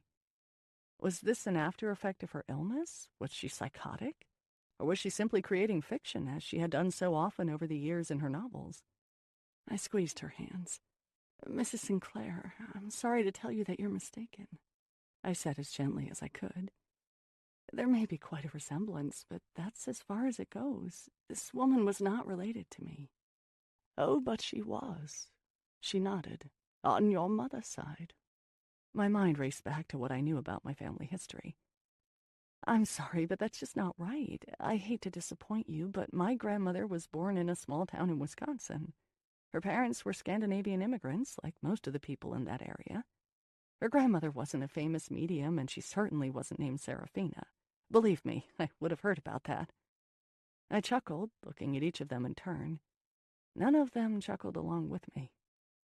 Family history is all too often revised and rewritten, Julia, especially when strange birds are perched on one's family tree, Mrs. Sinclair said. The look on my face must have told her what I was feeling, because she said, I can see you're unconvinced. There's just no way an exotic psychic who was famous and, I presume, wealthy was my great-great-grandmother. As I told you, my great-grandparents were Scandinavian immigrants. They came to this country to build a better life for themselves, and they worked hard at it. They were by no means wealthy, just the opposite. So you see, it's just not possible that my great-grandmother's mother was Serafina. I gestured toward the painting. I mean, how could this woman's daughter have wound up as a poor immigrant eking out a living in rural Wisconsin? You have to see that 1 and 1 don't equal 2 here. Mrs. Sinclair patted my knee before pushing herself up from the sofa where we had been sitting. You're looking at this with your rational mind, Julia, she said, turning on her heel. Look at it with your heart, and I think you'll begin to see things differently. A chill crept its way up my spine as I watched her. She wants me to be related to Serafina, despite all the facts I've told her to the contrary, I thought. Why? I decided not to push it. Adrian had hired me as a companion for his mother, and obviously this sort of behavior was the reason she needed one. I didn't want to upset her by further denying her theory, so I stayed silent for the moment, looking to Adrian and Drew for support. Perhaps we could forget all about this Serafina business and go on with our evening. Mrs. Sinclair opened a drawer on the sideboard and withdrew a manila file folder. "Adrian did the research before he sought you out, my dear," she said, handing it to me. I opened it to find a sheet of paper. On it, a family tree. Mine. All the names were familiar, just as I knew them to be.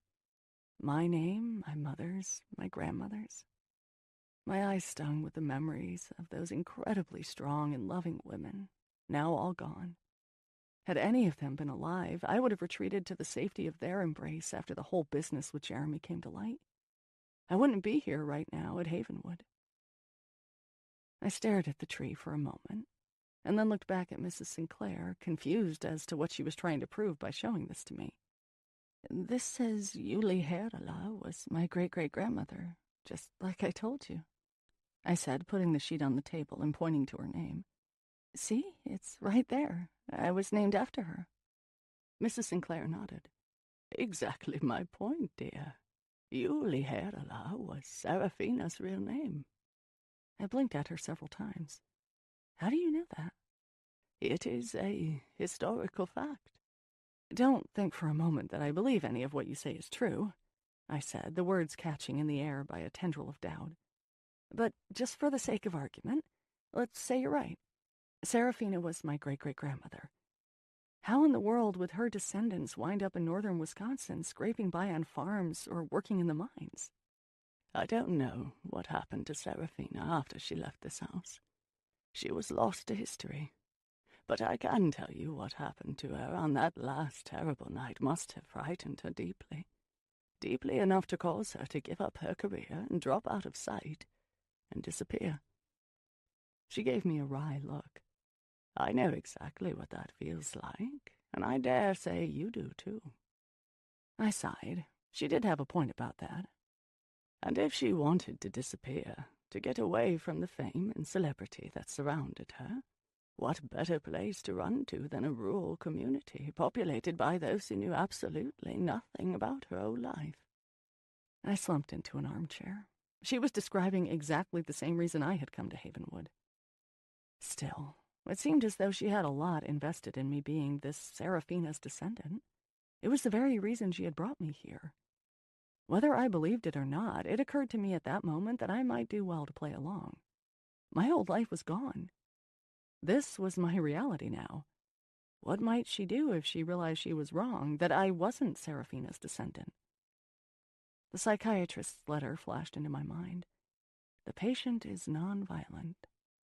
Had she been violent? Was that the reason she was institutionalized? "I can see you're having trouble with all of this," Mrs. Sinclair said to me as she reached over and took my hand in hers. "Maybe we've had enough talk about Serafina for one evening, Let's have some drinks and talk about something more pleasant." They certainly had a way of changing the subject with rapid-fire speed here at Havenwood, I thought, as Adrian poured another drink and began talking about whether it was supposed to snow that evening. As I looked from one person to the next, it occurred to me that we were all hiding something. Adrian and Drew didn't want Mrs. Sinclair to know about our visitor. I didn't want any of them to know about my hallucinations. And Mrs. Sinclair was probably hiding the most of all. Havenwood was indeed a den of secrets, I thought as I sipped my drink. I wondered what else was lurking just out of sight. 23. I retreated to my room shortly after that. I had no wish to drink as much as we all did the night before, and I was equally unwilling to broach the Serafina subject again. I felt like one of those see no evil, hear no evil, speak no evil monkeys. If she was my ancestor, and if that was the reason Adrian brought me here, I didn't want to know about it, at least not right then. As I undressed, I thought about the strange dichotomy that was Havenwood. At once, it felt safe and welcoming, and at the same time, there was an undercurrent of what? Malice? Danger? Fear? Bubbling just below the surface. Yes, I was free to leave. I could have bundled up and had Drew take me away at that very moment. But the very thought of it made me shiver. God only knows what we'd encounter out there in the dark night in those millions of acres of wilderness. Mountain lions, wolves, the person who had spied on us the night before. That was real danger. But here, beyond the eccentricities of a strange and potentially insane old lady, I might be imagining it all. Paintings coming to life, floating apparitions, party-going girls from the past back to try on dresses. All of it, every last thing, might be brought on by drug withdrawal. And what if it wasn't? A couple of giggling ghosts of society girls in taffeta weren't exactly the great undead. What was the worst they could do? Spill champagne on me? Hide my pearls? I realized as I hung the dress up carefully in the closet, slipped the shoes back into place, and returned the necklace and earrings to the jewelry box where I had found them, that I didn't want to leave Havenwood. Not really. I had already become quite fond of Mrs. Sinclair and her velour jogging suits, and gotten used to the rhythm of life here. The horses, the dogs. It all felt right somehow. And further, it felt as though I had been here not just a few days, but forever. That my place at this table had been set long ago. It was like my old life had dissipated into my distant past. Shopping on Michigan Avenue seemed as long ago and far away as my childhood. I was pulling on my pajamas when I heard a scratching at my door. What was this? Another hallucination? It was light at first, then louder, and then a low bark. I opened the door a crack to find all 3 dogs standing there, tails up, ears perked. I opened the door wider, and they filed into my room and paced about, sniffing here and there, before turning in circles a few times and lying down in front of the fireplace, tails wrapped around their snouts. "It looks like you're in for the night," I said to them, shutting the door behind me. The dogs looked enormous in this setting. Seeing them outside with the backdrop of the vast wilderness was one thing, but here I got the full image of just how big they actually were. I moved carefully around them to the bathroom, where I washed my face and brushed my teeth. "You might want water," I said aloud, peering out the door into my room at the sleeping giants. I looked under the vanity and found a large plastic basin, which I rinsed out and filled from the cold water tap and set onto the tiled floor, figuring the dogs would find it if they wanted it. I made my way back across the room, stepping gingerly over the dogs, and turned out the light before slipping under the covers. Just as my head hit the pillow, Molly, the red dog that had greeted me so enthusiastically in the field, jumped onto the bed, turned in a circle a few times, and curled up next to me. I held my breath, not quite knowing what to do. Could I move? What if I nudged her in my sleep? But soon, the slow, steady rhythm of her breathing calmed me, and I drifted off to sleep, feeling safer than I ever had. My dreams that night were convoluted and eerie. I vaguely remembered the dogs growling low and steady at something floating in the corner of my room. The little girl I had seen? But my limbs felt like dead weight, and my eyes felt so heavy that I couldn't move to get away. That, too, may have been a dream. Whatever it was, I awoke the next morning refreshed and full of energy, if somewhat perplexed to see that the dogs were nowhere to be seen. Had the omnipresent Marion let them out of my room? I wasn't sure. I padded over to the window and opened the curtains to find a fury of white outside, a real Minnesota blizzard. I hadn't seen one of those since I had left home years before. It evoked such a sweet sense of nostalgia that I thought my heart would burst from the joy of it. When I was a child and a blizzard descended, school would be canceled and we'd have a snow day. This was a more exciting treat than even Christmas morning. We couldn't wait for the snow to finally stop so we could burst out into the cold to build elaborate forts inside the drifts, have endless snowball fights, or simply fall backward and extend our arms and legs to make perfect snow angels, before rushing inside, faces red and stinging from the cold, for tomato soup and grilled cheese sandwiches, which we gobbled up in front of the television. I don't know how long I stood there, those sweet days of childhood swirling around me as furiously as the snow outside. As I headed down the grand staircase toward breakfast, buoyed by my memories, a resolution hit me, growing stronger with each step I took. Strange visions notwithstanding, I liked it here at Havenwood. I didn't want to leave. But I needed to resolve this sinister undercurrent, or what I thought was a sinister undercurrent. And that meant I had to get to the bottom of Mrs. Sinclair's ulterior motive for bringing me. 24. I pushed open the door of the breakfast room to find Adrian standing in front of the window, gazing out into the swirling whiteness. He was wearing faded jeans and a well-worn fisherman's knit sweater. I had never seen him in anything but a perfectly tailored suit and tie. It felt a bit like coming upon Prince Charles wearing a Green Bay Packers sweatshirt. "Well, look at you," I said, trying to stifle a laugh. "No suit today?" He turned to me, grinning, his arms outstretched, palms up. "No need. I'm not going anywhere. It's a snow day." "It certainly is," I said, joining him at the window. "I was just thinking about snow days when I was a kid." "I never had that treat," he said. "English boarding schools and all that. But growing up here, you must have experienced it often." I nodded. There was nothing so exciting as watching television in the morning when there had been a big snowfall overnight and seeing the list of schools that were closed, holding your breath until you saw your school's name, I said, staring out into the whiteness. One year we had so many snow days that they had to add 2 weeks onto the end of the school year to make up for it. Of course, we thought ourselves very ill-used when June rolled around and we were still in the classroom. Adrian and I shared a chuckle as Marion clattered into the room pushing a cart with a coffee pot and cups and a basket filled with something that smelled like cinnamon and spice. "Coffee and muffins to tide you over until breakfast is ready," she said, pouring both of us cups of coffee and splashing cream into mine. "Mrs. Sinclair will be another 20 minutes or so. She's running behind this morning." "Thank you, Marion," Adrian said. Once she had left the room and gone back into the kitchen, he gestured toward the table. "Good," he said, sinking into a chair. "This will give us a few minutes to talk." I sat in my usual place and sipped my coffee. "I assume this is about our visitor?" He nodded. "Yes, you rushed off to bed so quickly last night." His thought hung in midair and then changed direction. "I'm sorry about that, by the way." "About what?" "The whole Serafina business. We were terribly rude, all of us, gaping at you like that." I took a deep breath. Could it be resolved as easily as this? "Adrian," I began, "is that why I'm here?" "Is what why you're here?" "Serafina, my resemblance to her, the fact that your mother thinks I'm related to her." He shook his head.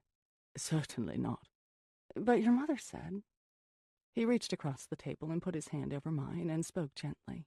"I know what she said, and I'd like to have cleared this up last night, but I didn't want to upset her.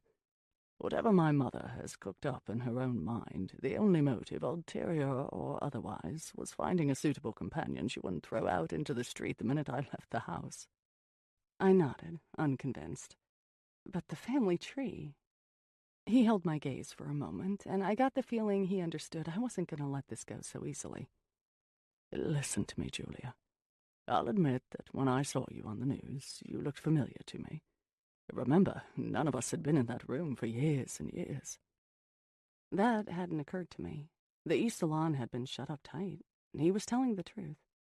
"Did I research your background? Of course. You do the same, bringing someone into your house to care for your mother. I'm afraid that when she saw the name of your great-great-grandmother, she cooked up this whole story. You mustn't make too much of her ramblings. She is a novelist, after all. Surely you have become familiar with her eccentricities by now." "Well," I began. I didn't want to let on that I knew her eccentricities might be much more than that. "I suppose there's no harm in her thinking I'm related to Serafina." He smiled. "That's the spirit. Now, quickly, before my mother seizes the day, I wanted to touch base with you about, as you called him, our visitor. Drew and I have talked. I know what you found in the woods, and I've got a man on it. But with the snow," he said, turning his head toward the window, "I don't think we have anything to worry about, at least for the time being. We're supposed to get upward of 2 feet out of this blizzard when all is said and done, and after that, the wind will drift the snow much higher than that. The roads won't be plowed for a few days, and coming through the woods on foot will be highly difficult, if not impossible." I nodded and took a sip of my coffee. "I told Drew I was prepared to leave Havenwood. I said. "If this is related to me somehow, I don't want to be the cause of any potential harm coming to you or Mrs. Sinclair. I can leave after the snow." "Nonsense," he interrupted. "There is every chance that it's nothing but a curious tourist, here to gawk at the castle in the wilderness. But if it is someone from your past, even the arsonist, he won't get what he's come for. Havenwood has stood fast against worse evil than a disgruntled investor, believe me." As if on cue, Mrs. Sinclair burst through the door. She was wearing jeans and a sweatshirt in a Northwoodsy print of bears, moose, and loons. I couldn't help but grin, and Adrian laughed aloud. "What darlings," she said. "It's a snow day." 25. Later that morning, after we had finished our breakfasts and Mrs. Sinclair and Adrian each went off to parts unknown, I made my way to the West Salon. I wanted to sit in front of its floor-to-ceiling wall of windows and watch the snow fall. The room was fast becoming my favorite in the house. When I got there, I found its doors opened, a fire in the fireplace, and the books I had selected from the library the day before on an end table next to a legal pad and several pens. A cup of steaming hot chocolate, laced, I discovered as I sipped it, with Bailey's Irish cream was the perfect addition. Marian's handiwork, no doubt. I was beginning to believe she was more than a little bit psychic. I settled into one of the armchairs and stared out the window, mesmerized by the snow for I don't know how long, until Marian's voice startled me out of my trance. "More hot chocolate, miss?" She was standing there with a thermos. I held my cup aloft. "Thank you," I said, smiling up at her. "And thank you for opening up the room and starting a fire. How did you know I was going to come in here?" Marian looked very pleased with herself. "Spend as long as I have tending to the needs of the residents of Havenwood, and you'll start to get a sixth sense." I guess she was right. "Also, miss, I wanted to let you know that the power is out." I looked around the room. Really? I've been sitting here in front of the window and didn't even realize the lights were off. "There's no telling how long it will be out," she said. "With heavy snowfall like this, it can be out for days. I've had the girls move most of the perishables to the icebox." This struck me as odd. Icebox? She nodded. "It's original. We keep it down in the basement kitchen. It comes in handy during times like this." "I guess there's no shortage of ice for it outside," I offered, thinking that I didn't even know there was a basement kitchen, and wondering what else about Havenwood I didn't know. "Quite.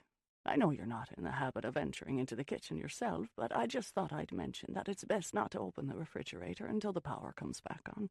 There isn't room in the icebox for everything, so we need to keep as much cold in the refrigerator as we can. And that means not opening the door." I nodded. "Got it."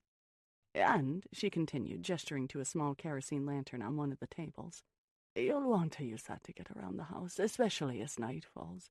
This house is dark as a tomb without the lights." I looked around the room and felt a shudder pass through me.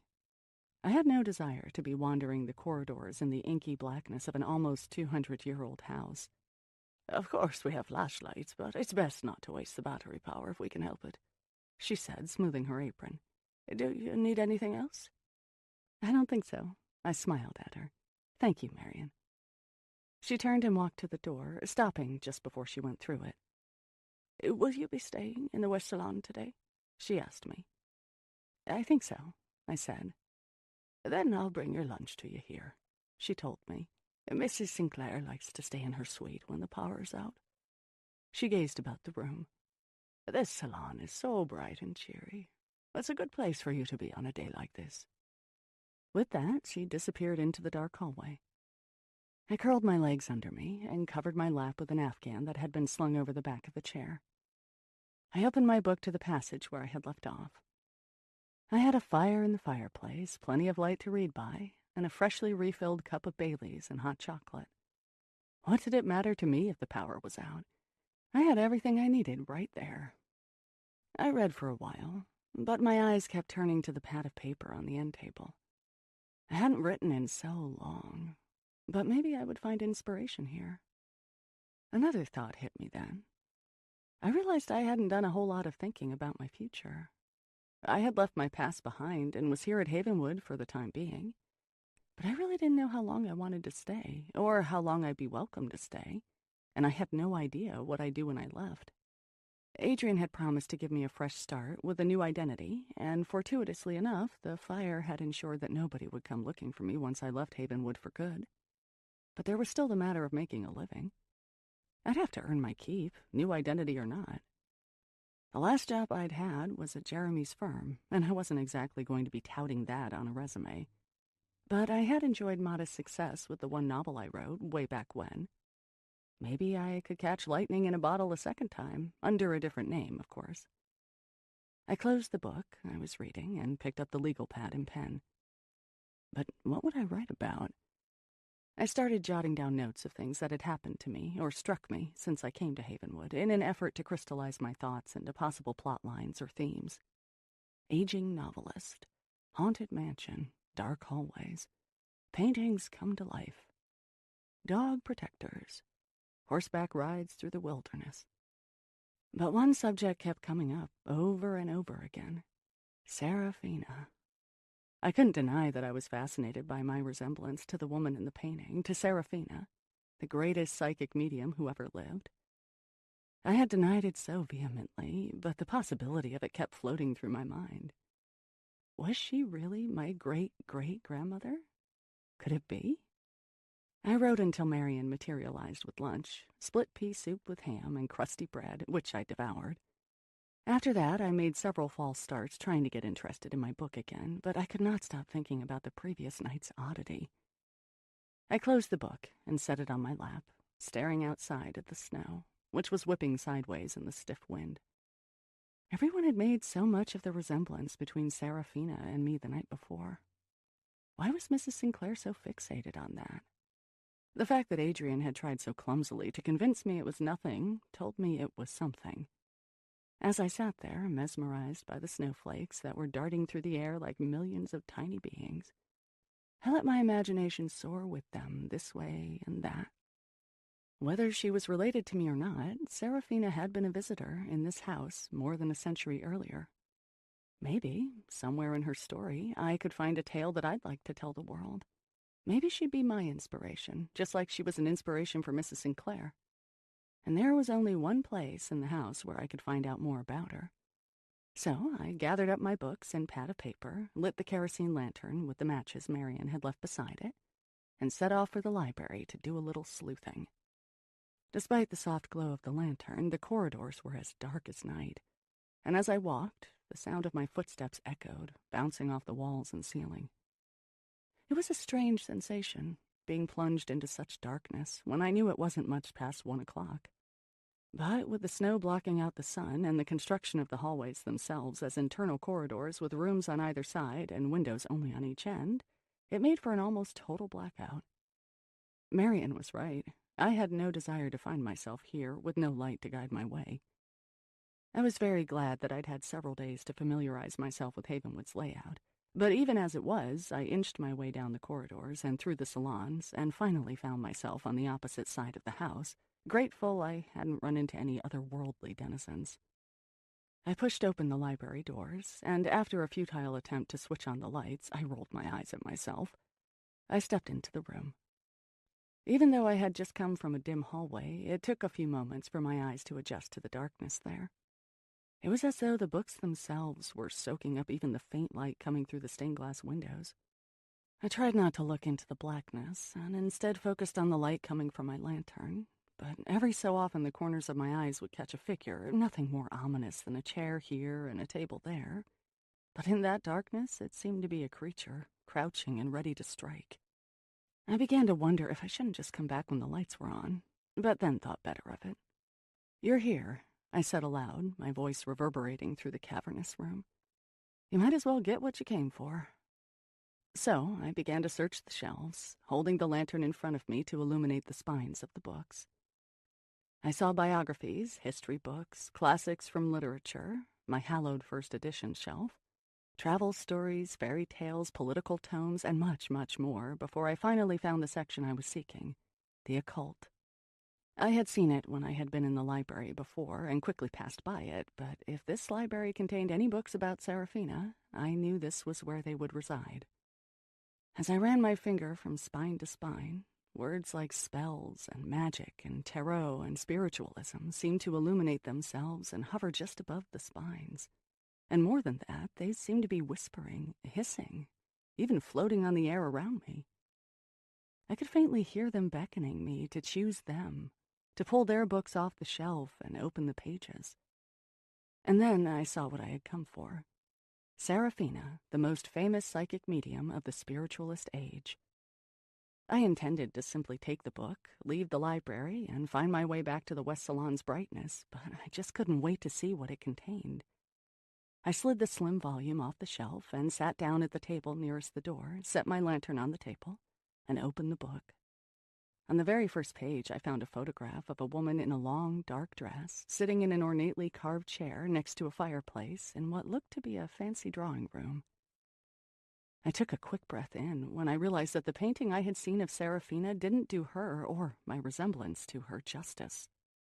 It was like looking at a picture of myself dressed up in the costume of another age. I flipped back to the title page to make sure. It was published in 1890. And then I turned back to the photo of Seraphina. I don't know how long I sat there staring at her.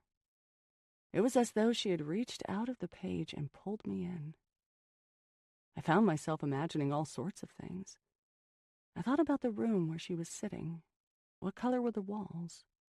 Blue? Yes, definitely blue. What other furniture might have been there? A fainting couch? Who else was with her? Was this photo taken in Seraphina's home? And if so, where was that home? I was holding the book up closer to my eyes to get a better look at the photo in the dim light of the room when something dropped out of it. A letter. Its envelope yellowed, the front addressed in neat handwriting that was fading with age. Havenwood Estate, Grand Marais, Minnesota. What was this? I was so mesmerized by this letter from the past that I didn't even hear him come in. At least, that was what I told myself later, when I came back to myself and was thinking clearly. I had just begun to take the letter out of its envelope when I felt someone's breath on my neck. Panting softly, as though he had been holding his breath a while and finally let it out. I grabbed the lantern and shot up, wheeling the light around in a circle and knocking the chair to the ground. "Who's there?" I shouted. "Drew? Adrian?" Silence. I turned again, shining the light in a wide circle around me. I didn't see anyone. A hallucination? Or was it one of Havenwood's wayward, benign ghosts that slipped from a painting into real life? I wasn't sure, but I wasn't going to stick around to find out. I grabbed the book, stuffed the letter back where I had found it, and slipped the volume into the pocket of my cardigan, when just then I heard it. Laughter, slow and low, and decidedly not full of mirth. It was unquestionably a man's voice, but it didn't sound like Drew or Adrian. "Show yourself," I yelled, my own voice cracking despite my attempt at bravado. "You're really a big man, standing in the dark and trying to scare a woman. How about coming into the light and trying the same thing?" I had no idea what I'd do if he took me up on the offer. I shone the light around my little corner of the room again. Books, the table, chairs, nothing else. No ghosts, and certainly no real-life people. I gathered up my wits and marched toward the door. I had just reached it and grabbed the handle when I heard the voice again. "Julia." 26. I shoved the library door open with all of my might and ran down the hallway at full speed, the lantern swaying before me, casting strange and macabre shadows on the walls.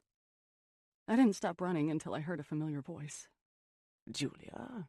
Hey, what's the matter?" I snapped my head around to see Drew, his face full of concern. He was at my side instantly. "What's happened?" he said, taking hold of my arms and looking into my eyes, his voice low and soothing. "You look like you've seen a ghost." I took a few deep breaths in. "Worse than that," I huffed. "I think somebody is in the house." He shook his head. "That's impossible." "No," I said, still trying to catch my breath. "No, Drew, I was just in the library, and somebody was in there with me." He smiled slightly. "This house can play tricks on you, Julia, especially when the lights are out. Is it the same thing you saw yesterday?" I shook my head and pulled away from him. "No, you don't understand. This wasn't a hallucination or anything otherworldly. Somebody, a man, was standing right behind me. I felt his breath on my neck, and then he said, "What did he say?" I could barely get the words out. "He said my name," I whispered. "Whoever this is, he's here for me, Drew." He looked at me seriously for a moment, and then took me by the arm. "Come on. Let's go into the drawing room where we can talk." "No," I said, looking back down the dark hallway, my voice a harsh whisper. "There's somebody in the library. We need to tell Adrian or call the police or something, but whatever it is, we need to do it now." "I know," he said, his grip firm on my arm. "Come with me." And we walked down the corridor together, my heart beating hard and fast in my chest. "He said my name, Drew. You believe me, don't you?" He nodded slightly. "Of course I do." He steered me into the drawing room, where someone had lit a blazing fire in the fireplace. Dozens of candles and stained glass holders were glittering on end tables and on the hearth, casting a warm light throughout the room. The whole effect was soothing and comforting, exactly what I needed. "It looks like a church alcove in here," I said, exhaling for what seemed to be the first time in a very long time. He smiled. "Electricity is overrated." I sunk down onto the leather sofa in front of the fire, and Drew made his way over to the sideboard and opened a bottle of wine. "What's that they say?" He smiled as he handed me a glass. "It's 5 o'clock somewhere. Anyway, I thought you could use this." I reached out for the glass with shaking hands, which he noticed. "You really did have a fright, didn't you?" "Listen, we need to call the police. Somebody is in the house, and..." He put up a hand to stop me. "Nobody is in the house, Julia." I shook my head. "Yes, there is. I heard..." Just then, Adrian materialized under the archway. "What's this about someone being in the house?" Drew walked back to the sideboard and poured Adrian a drink, holding it out to him. "I think Julia just met Gideon. Are you all right?" Adrian asked, coming toward me. "I was terrified, actually," I said. "Who's Gideon?" "I thought he was gone," Drew said, more to Adrian than to me. "So did I," Adrian mused, looking into the fire. "Wishful thinking, apparently. Does Mother know?" Drew shook his head. "I think it's best we don't tell her. Not yet." "Agreed." "Are you two going to tell me what you're talking about?" I said, moving closer to them. "Who's Gideon? A servant? The groundskeeper?" But the cramp in my stomach told me I didn't want to know the answer. Adrian and Drew exchanged a charged glance, but I couldn't tell exactly what it was charged with. Worry? Fear? Embarrassment? "Okay," I said, setting my drink down on the table a bit too forcefully. "One of you needs to start talking right now. All I know is I was in the library and somebody was in there with me. He said my name. Obviously, you two know who it was, and you need to tell me right now." "You're right, Julia," Drew began, but I cut him off. "Damn right I'm right. And I really don't like the idea of this guy creeping around here. He scared the life out of me, and he enjoyed it. I need to know if I should be locking my door at night." I took a breath. "And what's this about not telling Mrs. Sinclair?" Adrian smiled. "You don't need to lock your door unless you want to, and you don't need to worry about Gideon. Not really." He shot a look at Drew, who shrugged his shoulders. "We're not telling Mother, because she tends to make more out of this kind of thing than there is." "More of what kind of thing?" "The fact is, Julia, we don't quite know who Gideon is," Adrian said. "Or, I guess the proper word is was." We stood in silence for a moment. "Was." "So you're saying that Gideon is a ghost?" All of my strange experiences since I had come to Havenwood rushed into my mind, from the paintings coming to life to floating singing apparitions to the girls in my room trying on dresses. I had been holding out some kind of hope that these visions had been induced by my stopping my medication so abruptly, but now, was it something else? "I guess I'm not surprised," Drew said to Adrian more than to me. "What with opening up the salon again? I was afraid it might happen." Adrian sighed. "I had no idea she was going to open that room so soon." "I'm going to give you about 5 seconds to tell me what this is all about, or I'm going to..." My words trailed off as I realized I had no threat to make, not really. Seriously, what's going on? You're scaring me. Adrian just stared into the fire and shook his head. You need to tell me what this is all about, I said. Trust me enough to do that, please? I do trust you, my dear. Adrian half smiled at me. Then tell me the truth. I can understand you wanting to shield your mother from things, but if I'm going to be living in this house, I need to know what's going on. I don't want another surprise like the one I had in the library just now. Well then, Adrian began, I suggest we all freshen our drinks and settle in. This is going to take a while. Drew came around and filled our glasses as Adrian sunk into an armchair by the fire and crossed his legs. I sat on the sofa opposite him, and Drew slid in beside me. Adrian, listen, I said. If you're going to tell me that Havenwood is haunted, I've got news for you. I already know. I've known from the first day. I thought I was seeing things, but now... He shook his head. I'm afraid there's much more to it than that, he said. You've been asking and wondering why my mother chose to drop out of sight and stop writing all of those years ago. It's time you knew the truth about the vanishing of Amaris Sinclair, especially because you have just come face to face with it. 27. The fire blazed and the candles flickered as I sat in the drawing room waiting for Adrian to begin his tale. He seemed to be gathering his thoughts or his courage and was clearly elsewhere. Not there in the room with us in front of the fire, but back to whatever time and place this story occurred. I looked at Drew, and from his furrowed brow, I understood that he knew the tale Adrian was about to tell all too well. I got a knot in my stomach when I saw how serious both of their faces were.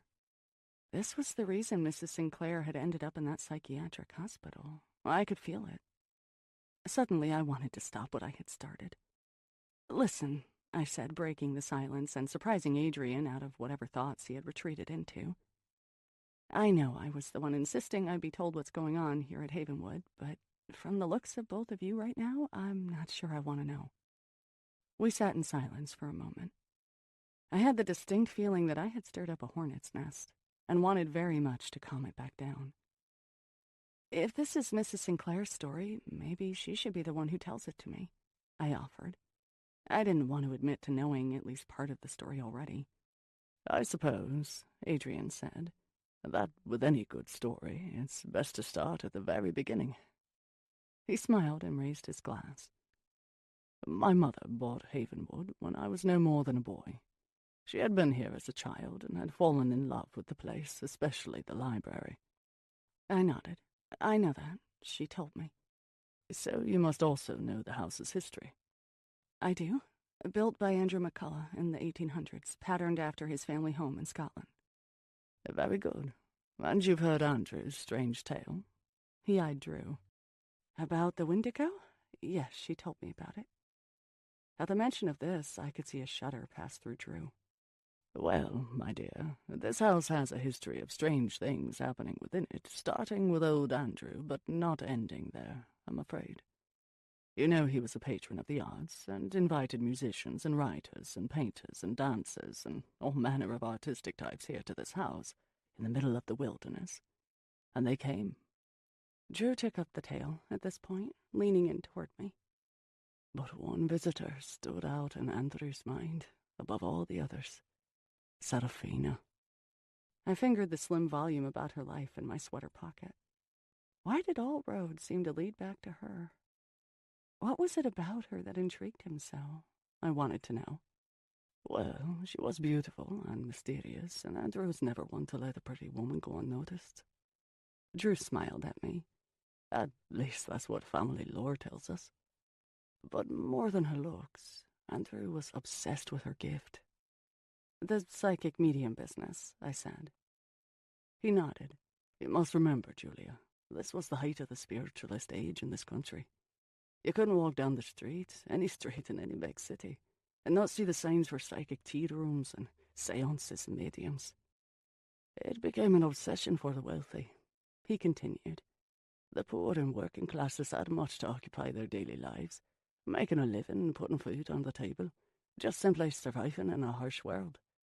Especially the recent immigrants to this land. Oh, our Andrew had it easy. They had the foundation of a family fortune underneath them. But the average people, they didn't have time for such nonsense. But the wealthy did, I said. He nodded, taking a sip of his scotch. Indeed, when you've got food on the table and a fire to keep you warm and no worry of either of those things ever going away, then it's time to think about things like the great beyond. And the people wanted to know about the afterlife, whether their loved ones were safe and happy, and what lay beyond the veil. I remember Houdini was into it, wasn't he? And Arthur Conan Doyle? I asked. Conan Doyle, famously so, Drew said. Others in literature and entertainment as well. But where there is a rich old widow who is willing to pay to talk to her dearly departed husband, there's a charlatan waiting to take her money and run. There were a lot of charlatans, then? The movement was full of them, Drew said. It was a disgrace, really. People in the most important houses in New York City and Boston and places like that would have spiritualist salons, and a whole cottage industry of fakers sprung up as a result. The rapping on the tables, the levitation of the chairs, all of that, or most of it anyway, was faked. Are you saying Serafina was one of those fakers? Drew shook his head. Just the opposite, Julia. Serafina was the real thing. Astonishingly real. With her, there was no sideshow, no big production, or going into a trance, or calling of spirits, or dimming of the lights. She'd simply talk to the dead as easily and naturally as we're talking here, now. She would fill theatres all over Europe and on the East Coast, where she would walk out onto the stage with no fanfare whatsoever and begin to relay messages to members of the audience from their loved ones who had died. I nodded. All of it sounded familiar. I'd seen modern-day psychics do the same thing. It was astonishing. She was a true phenomenon. The messages were real and easily verified. In one very famous incident, she accused an audience member of murder. Of course he had done it. His dead wife was there, telling Serafina the whole story. She also told Serafina where to find the murder weapon, a fact that Serafina relayed to the police. The man went to prison. She did quite a bit of work with law enforcement after that. Andrew had heard about her and was intrigued. He had lost both of his parents, remember, and would have loved nothing more than to hear from them again. He invited her to Havenwood. She came, several times, and brought many other people with her, artists and writers. Charles Dickens, I added. I saw a book he inscribed to her. Indeed. I wonder if she was ever able to bring Andrew any messages from his parents, I mused, staring into the fire. I felt a knot at my throat and a stinging behind my eyes at the thought of my own parents, both gone almost 2 decades now. I would have given anything to have heard from them somehow during the past few years of my life. I wondered if I'd have made different choices had they been here to guide me. I quickly wiped away the tears that threatened to fall and cleared my throat, and realized for the first time what easy prey the grieving wealthy must have been. Drew seemed to sense what I was thinking. The story is that, yes, she did help Andrew communicate with his parents. I think that's why he kept asking her back. That and the fact that he was in love with her. In love? Are you sure? I thought he married a local girl and had a family. Besides, from what I've read, Serafina was married too.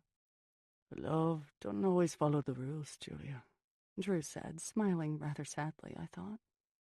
Any soap opera will confirm that for you. I looked at him. Are you telling me they were having an affair? How could you possibly know that? Drew shifted in his seat and took a sip of scotch. Andrew's journal. We found it in what had been his study during a renovation of the 3rd floor. It's pretty clear they were in love with each other. What they did with that love, well, that's their business, I guess. In any case, after the night we were telling you about, all of that was over. For all we know, they never saw each other again. I took a sip of wine and considered what they were telling me. But what does her story have to do with Mrs. Sinclair? That's what we're talking about, right? I mean, Serafina couldn't very well have caused her to stop writing and drop out of sight. Ah, that's where you're wrong, my dear, Adrian said, taking up the tale.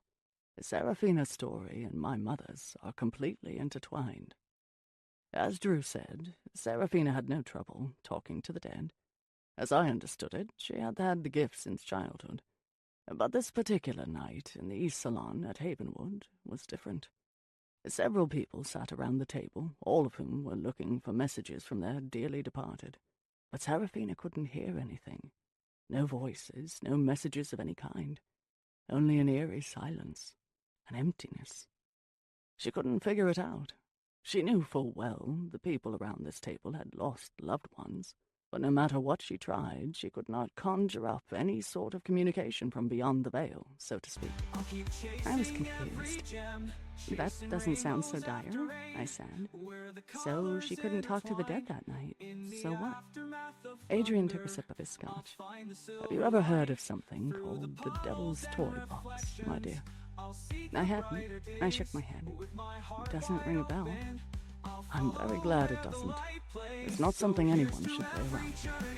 It's a very, very dangerous object. But Seraphina didn't know that when she brought it here to Havenwood. What is it? It's a box with a tight-fitting lid made of ancient wood. It usually has symbols and inscriptions on the outside.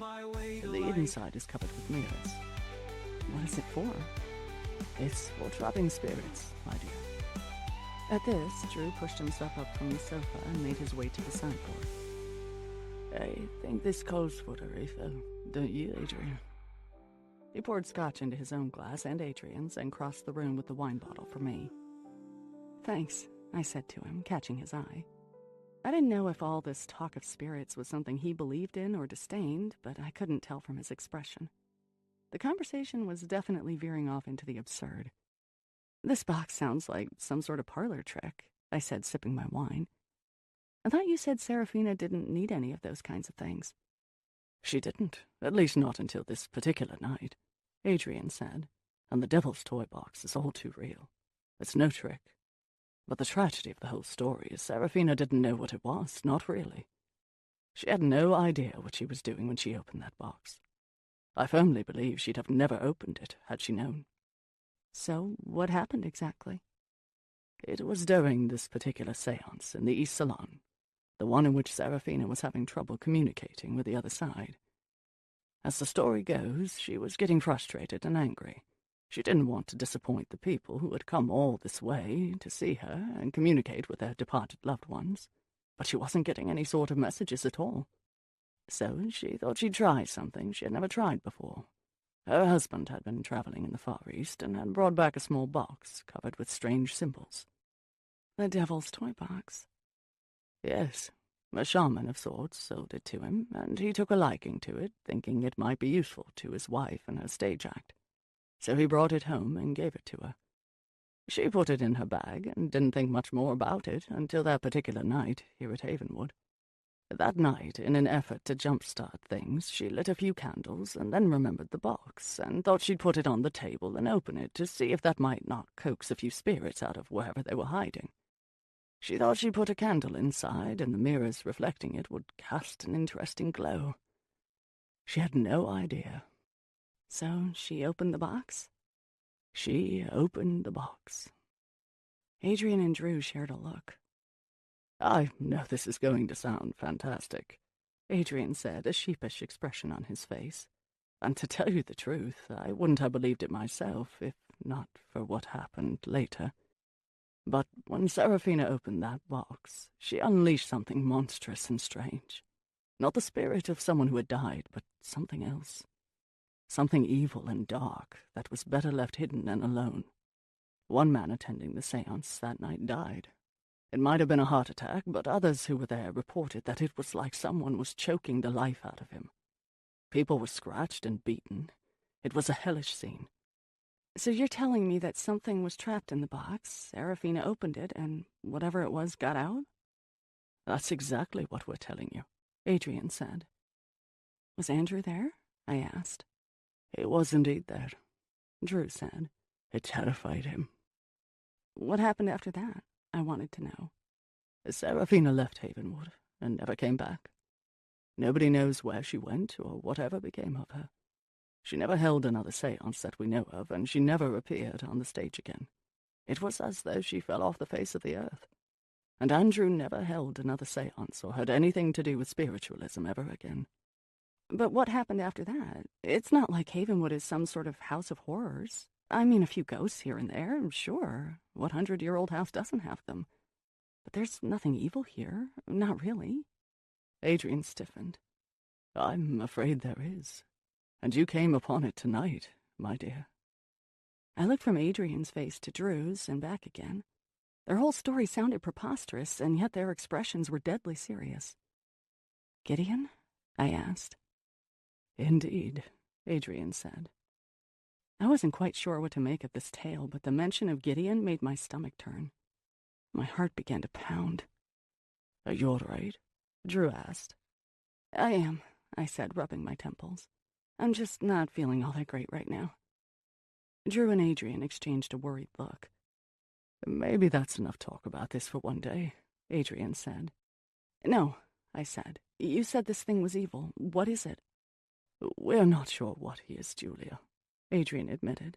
Usually, this isn't a problem. Not at all. You said it yourself. Havenwood is full of spirits, but this is something different. I didn't like where this conversation was going. You said something about opening up the East Salon? Adrian nodded. Yes, it has been closed for some years. Ever since that night with Serafina? No. Adrian's eyes glistened with tears, and he shook his head as if to shake them away. There was another night, much more recently. Drew got up to stoke the fire, and a wave of realization washed over me. It has to do with why Mrs. Sinclair dropped out of sight and stopped writing. That's right, Adrian said, taking a sip of his drink. You needed to hear about the last night Serafina was ever here at Havenwood to understand my mother's story. As I said, the two are intertwined. My mother's tale wouldn't have existed without Serafina's. What are you three talking about? Mrs. Sinclair's voice pierced the tense atmosphere in the room and made everyone jump. Mother! Adrian scrambled to his feet and crossed the room toward her. What are you doing out of your suite? She tousled his hair. Can't an old dowager take a little walk around her own house? But the hallways are pitch black, he protested. Mother, I don't want you hurting yourself. You might have fallen down the stairs. Oh, for goodness sake, I'm not going to fall down the stairs, she said, holding up a lantern similar to the one Marion had given me. He treats me like I'm a hothouse flower, she said to Drew and me, shaking her head. Now, she said, crossing the room and pouring herself a drink at the sideboard, what are we talking about? You three look absolutely caught up in something. Oh, we're just sharing stories, Adrian said, shooting me a look. I understood. We wouldn't be finishing the tale, at least not right then. I slumped against the back of the sofa, wishing she hadn't come in here. Actually, it matters. I was telling Julia here about the fact that old Andrew was in love with Serafina back in the day, Drew said, pushing himself out of his seat on the couch and crossing the room to freshen his drink. Ooh, there's nothing like century-old gossip to liven up an afternoon, she cooed. Yes, Julia, it's true. Did he tell you about us finding the journal? I nodded, clearing my throat. That must have been quite exciting. Indeed it was, she said, her eyes twinkling. A communication from another place and time. It was like looking through a window into the past. Drew, you've got it out in the stables, yes? Maybe you can show it to our dear Julia someday soon. I'd like that, I said. And then our conversation turned to other things, the blizzard and the power outage, mostly, until Marion came into the room and announced dinner was served. We were all following her to the dining room when I felt Adrian's hand on my arm pulling me back. He waited until Drew had escorted his mother through the archway before he locked eyes with me and spoke. Thank you for not saying anything to Mother about what we were discussing, he said, his voice low. Of course, I said, but truthfully I wondered about the reason for the secrecy. But if it's on the loose... I don't want you to worry about that, he said. But, I pressed, I really do want to hear the rest of the story, especially considering the fact that I ran headlong into this thing. My stomach tightened at the thought of it. Yes, he said, and you will. But for the time being, I think it's best for you to simply stay out of the library, and especially the East Salon. Gideon is contained there, somehow. He has never appeared in the rest of the house. How is that possible? I asked, my voice dropping to a low whisper. Adrian shook his head. We really don't know. We speculated that Serafina put some sort of a shield around the rooms before she left. That's why you left the East Salon closed? That's right. But knowing all of this, why would your mother have opened it again? Julia, he said, taking me by the arm, you're asking questions that I just can't answer right now. Another time. Let's catch up with Mother before she comes looking for us. Of course, but Adrian, I began, not quite knowing how to finish my thought. The familiar gnarling in the pit of my stomach told me something just wasn't right. The deep, dark woods were looking better and better. You're going to ask if you're safe here? Well, yes. It's just that I don't know the whole story. I'm sure the unknown is far worse than whatever is really going on. He took my hands in his and smiled. I wouldn't be too sure about that, Julia. But I can assure you of one thing. No harm will come to you, not if I can help it. Did the dogs sleep in your room last night? I nodded. Good. Expect them again. Neither man nor beast will bother you with those girls by your side. As we walked down the dark hallway toward the dining room, I felt good about the man part of that sentence. It was the beast comment that was tying my stomach into knots. 28. During dinner, as the others were chatting about this and that, I wasn't really listening. I was thinking about the tale Adrian and Drew had just told me. I had no doubt they believed what they were saying, but they seemed to be alluding to the fact that what I had encountered in the library earlier in the day was what? That same evil and monstrous thing? It just didn't ring true. It seemed rather, well, ridiculous is a harsh word, but that was how it seemed to me at the time. As I was sitting there in Havenwood's beautiful dining room, eating off fine china on an exquisitely set table, candles glittering everywhere, the whole story seemed far-fetched, to put it mildly. I had no doubt the place was full of spirits, but the idea that something evil had been lurking in the East Salon since Serafina released it all those years ago? Not only was it far-fetched, but it just didn't make sense. After all, Andrew McCullough married and raised his children here. They then married and raised children of their own here. Mrs. Sinclair had been living at Havenwood for decades. Even Marion and the rest of the staff, they'd been here for all of that time, too. Generations of the same family would hardly reside for decade upon decade in another Amityville horror house infested with evil. If what Adrian had told me was true, why wouldn't the family simply have left? Adrian had said that whatever caused Mrs. Sinclair to drop out of sight was related to what happened with Serafina. Without knowing the rest of the story, I couldn't pass judgment on that. But I knew one thing for sure. What I had discovered in the library was flesh and blood. I had felt his breath on my neck. I'm no expert, but I didn't think ghosts, even evil ones, did a whole lot of breathing. No, the only explanation had to be that someone was in the house. As the certainty of this took hold, I felt a chill. What was I going to do now? Adrian had specifically asked me not to mention either my encounter or anything about the fire to Mrs. Sinclair, but someone had broken into the house. It might be the Chicago arsonist for all I knew. I pictured flames against the night sky. How could anyone, especially Mrs. Sinclair, get out of a burning Havenwood? I was desperate to warn her, but how? Say, I began after I had finished the last of my icy sorbet and Marion was pouring coffee for us all. We haven't talked much about our visitor from the other night. You're right, dear, Mrs. Sinclair said. I'd almost forgotten about it, to tell you the truth. She turned to her son. Any progress on that front? Adrian scowled at me. Obviously, this line of conversation annoyed him. So be it. I was going to push further. I was wondering the same thing, I said to him. You mentioned you had a man on it? I do, Adrian said, drawing out the words as though he were grasping in the air for what to say next. He was tracked into the forest, then the trail went cold. But it's nothing to worry about, not unless he makes another appearance. This blizzard obliterated any possibility of him coming back. There's no way a person could make it through this blinding snow. Unless he came to the house and settled in before it started, I thought. This man you have on it," I continued, "is he an employee here at Havenwood?" Adrian nodded and took a sip of his coffee. "Mr. Tucker, from the groundskeeping staff." "Is he here now, during the blizzard?" "Yes," Adrian said. "We have a staff of, what is it now, Mother, 20?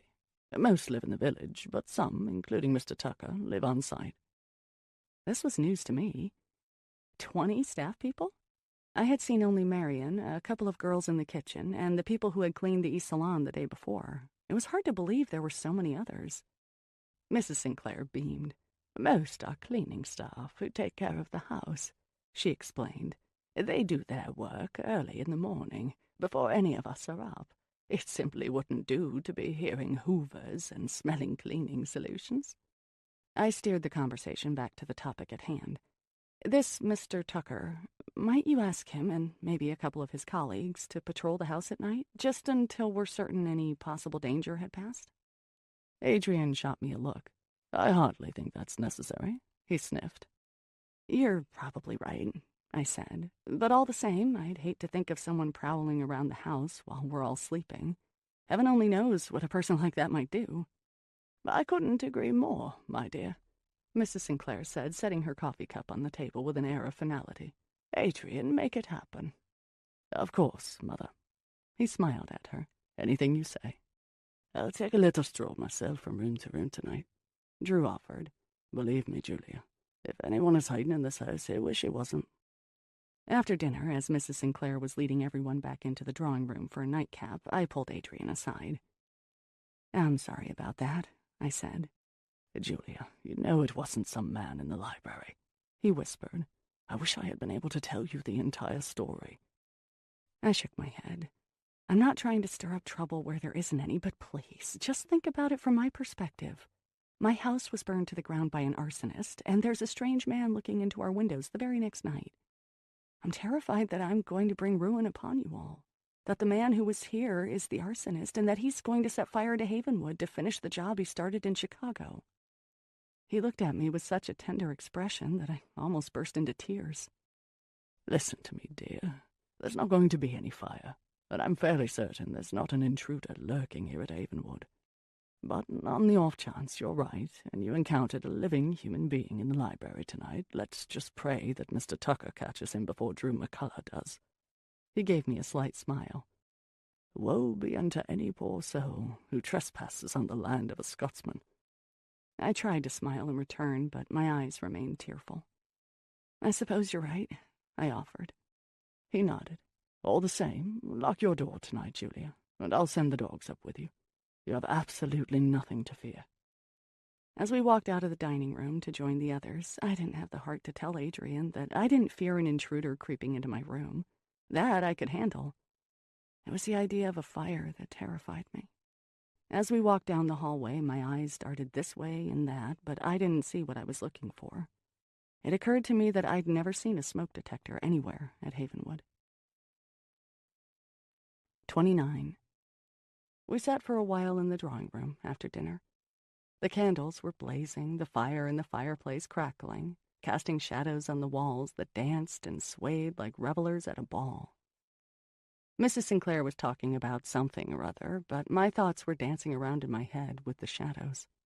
"You look troubled, my dear," she said, turning to me and jolting me out of my imaginings. "Still worried about our visitor?" "I'll feel better when we've either caught whoever it is or confirmed that I'm wrong and nobody is lurking around the house," I said, staring at the flames, willing them to stay confined to the fireplace. "Agreed," Mrs. Sinclair said. "But for now, piglets, I'm going to retire. I've got a collection of good books in my suite, and I plan to curl up for a few hours and read." Adrian pushed himself to his feet. "Let me walk you upstairs, Mother," he said. "I know you've got a lantern, but these hallways are so dark when the power's out." She took his arm and looked back at me, a twinkle in her eye. "He's such a good boy, isn't he?" They walked through the archway together. "Good night, all," she sang over her shoulder, and then they disappeared into the dark corridor. I eyed Drew across the room. Electricity seemed to charge the air between us. "And then there were two," he said, getting up to stoke the fire. "Would you like another brandy?" I'm good, I said, swirling the liquid in my snifter. I didn't want a repeat performance of the other night, tempting as the outcome may have been. He refilled his glass and joined me on the sofa. We sat together in silence for a while, staring at the fire. You believe what you heard tonight in the library was the person looking in the kitchen window? The one we tracked into the woods? He said finally, still gazing into the flames. I do, I admitted. I know what you and Adrian said, but... He held up a hand to cut me off. You may well be right, he said. I didn't want to jump into the fray between you and Adrian, but ghost in the library or no ghost in the library, there's no doubt that someone was lurking outside of Havenwood and may well have found his way inside. If that's the case, then whoever it was had to have gotten in before the blizzard, because there's no way anyone could have made his way here during it. I nodded. That's exactly what I've been thinking. So, what do we do now? Nothing. Adrian is talking to Mr. Tucker and his cohorts, and they'll patrol the house tonight. I am planning a walkabout of my own. But you? This is someone who is here to do you harm. There's no way short of dying that I'm allowing you to come into contact with him. At first, the comment prickled my insides a bit. Who was he to allow me to do anything? But at the same time, I felt secure in a way that I hadn't felt in a very long time, if ever. I couldn't help but smile. I meant what I said out in the woods, Julia. He smiled back at me, a slight shyness showing on his face. I'm very glad you came to Havenwood. I hope you're glad too. I could feel my own face redden. I am very glad to be here and to have met you. I stumbled over my words, quickly adding, all of you. You've brought a liveliness to this house that we haven't seen in years, he said, moving a bit closer to me. That's an old saying, but it really fits in this case. You're a breath of fresh air. It's funny. I've only been here a few days, but it feels like forever. My old life seems very far away and almost unreal. Like it was a dream I was having in my bedroom upstairs. He nodded. I know what you mean. This place has a way of enveloping a person, doesn't it? Taking over and blocking everything else out. I took a sip of the spicy amber liquid and felt it warm me from the inside out. I don't mind telling you that I've had some pretty strange things happen to me since I've been here, I said, remembering the paintings. Other than the guy in the library, I mean. Havenwood is one big ghost story, that's for certain. Just like one of Mrs. Sinclair's stories. That's not going to scare you away, I hope. I stared into the fire and shook my head. I know it should probably bother me more than it does. I'm sort of taking the ghosts in stride. I think I'd have been more surprised if a house like this didn't have some dearly departed residents. Oh, Havenwood has its share of those, no doubt, he said, taking a sip of his scotch and swirling the ice around in his glass. I'm more afraid of a real-life flesh-and-blood intruder, I said, especially if he's come here for me. You have nothing to fear, Julia, he said, draping an arm across the back of the sofa and turning toward me. There was only one set of tracks in the snow, remember? If this is true, if this same person has doubled back somehow after we tracked him and is now inside Havenwood, he's just one man. He doesn't stand a chance. He held my gaze for a moment. The air thickened between us, and I was struck by the kindness of his face, the slight lines around his eyes betraying years of laughter. I imagined myself sliding over and wrapping my arms around him. Why not? We were alone in a candlelit room. The brandy was working its magic. We were both single, as far as I knew, and even though I had been trying to tell myself otherwise, there was something about this Scotsman that tempted me to follow where the moment, if not sensibility, was leading. But I didn't. I can't quite explain why, but I chose that moment to jump up and pour myself another brandy. I guess I will have a bit more after all, I said, my words coming out too fast and tripping all over one another. Whatever had been brewing between us disintegrated and fell to the floor. Drew smiled and shook his head, downing the last drops from his glass. Well, it's been a long day. I guess it's about time for me to turn in. The words I failed to say were scratching at the back of my throat, the kiss that I denied stinging my lips. You're not going to the stables in this storm, are you? He shook his head. No, I'll retreat to my rooms here in the main house tonight. He pushed himself off the sofa and stretched. But before I do, may I walk you upstairs? This hallways are pitch black. That would be great, I said, taking a big sip of my brandy and putting the glass on the table. I really have no wish to venture out into a darkened Havenwood alone. God only knows what might be lurking. He smiled and offered his arm. I took it, and we set off together, the lantern casting a delicate glow before us. As we walked, I could swear I heard muffled voices in the darkness, and I imagined it was the paintings murmuring and whispering as we passed. Andrew's got a girl, I clearly heard, the voice crackling like the sound of an old record on a gramophone. It's about time, another voice said, wispy and light, like wind through pine needles. I let out a giggle, and Drew turned to me. Something's funny. You don't hear that? The only thing I've heard is our footsteps, and I seriously doubt that's tickling your funny bone. I smiled and held tighter to his arm. It's nothing, I said. Just the walls talking. He chuckled. If any walls had stories to tell, it would be these.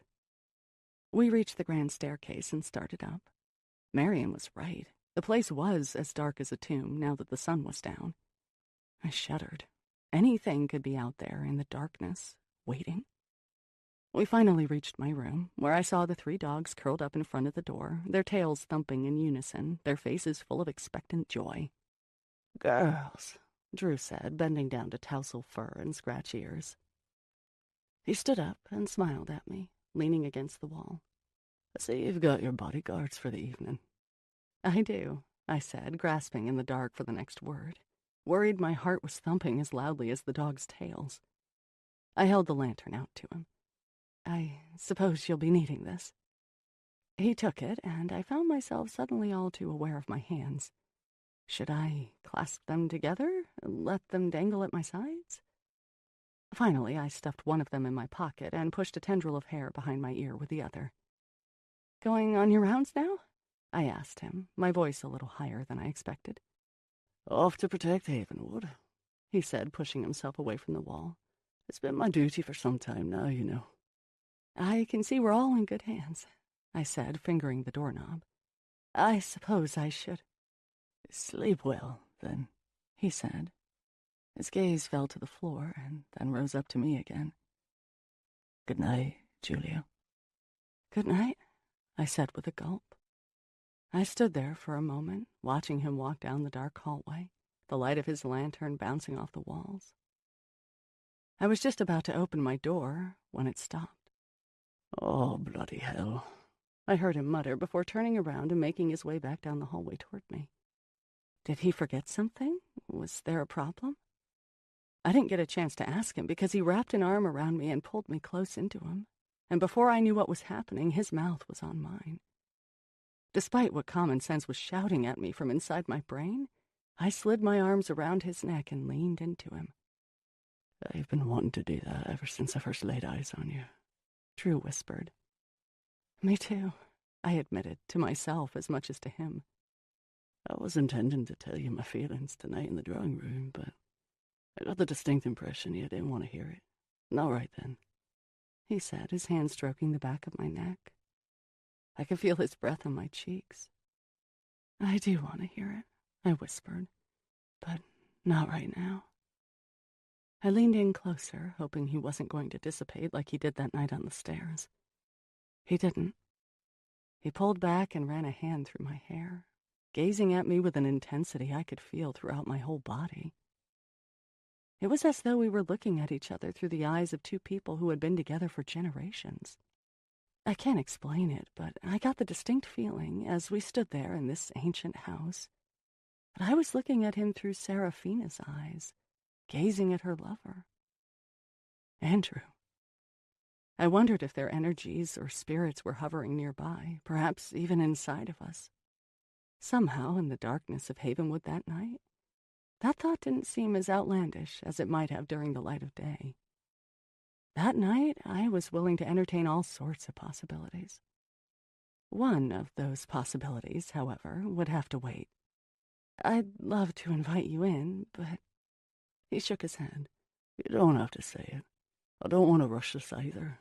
It feels too important. I don't want to mess it up. We have all the time in the world to get it right. He kissed me again, pulling me close.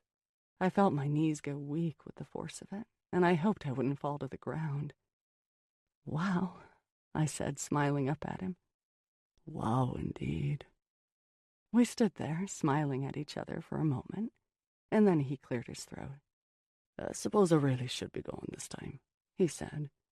"I've got an intruder to catch tonight." Adrian said that he hopes Mr. Tucker catches him first. "I dare say the intruder hopes that too," Drew said. "I don't take a liking to anyone who is lurking around my house, scaring a woman like you." "Be careful, though," I whispered. He nodded, taking my hand and kissing it. "I see you at breakfast, then." I opened my door to let the dogs in and stood in the doorway watching Drew walk back down the hallway. Halfway toward the stairs, he turned around. "Lock your door behind you, Julia," he said. "I will."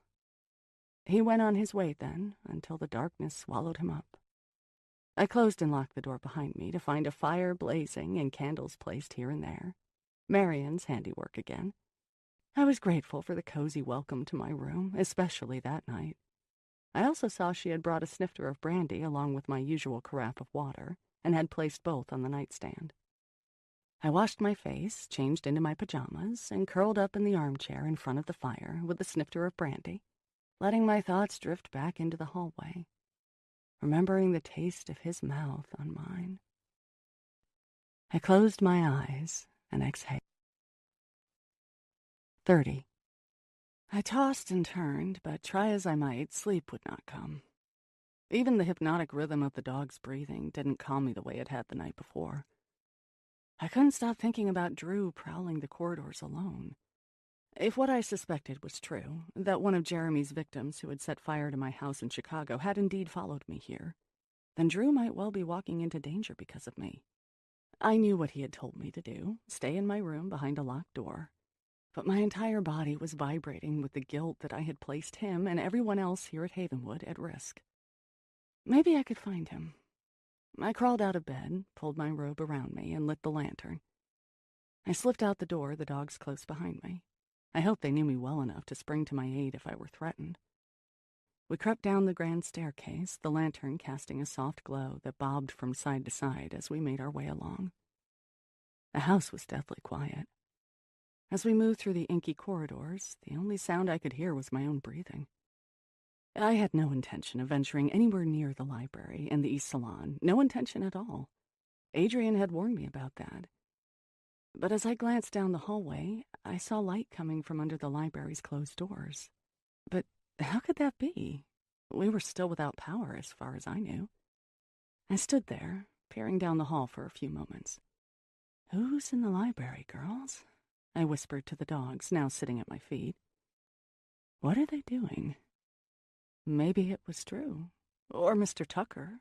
Maybe they had found our visitor. Maybe it was the visitor himself. I decided to make my way down the hall to find out. As soon as we reached the door, I heard rumblings from the dogs. Not growls, exactly, but yowls, almost like speech, soft and low. It was as though they were talking to one another, getting their plan straight for whatever might be coming next. I pulled open the doors, wholly unprepared for what I would find awaiting me there.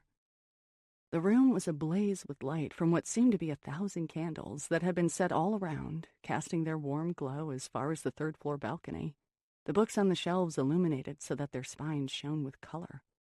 A fire roared in the fireplace, and in an armchair in front of that fire sat Mrs. Sinclair, wearing her robe and slippers. She was staring into the flames and obviously had not heard me come into the room. "Mrs. Sinclair?" I said. "What are you doing down here, out of bed at this hour?" But she didn't respond to me.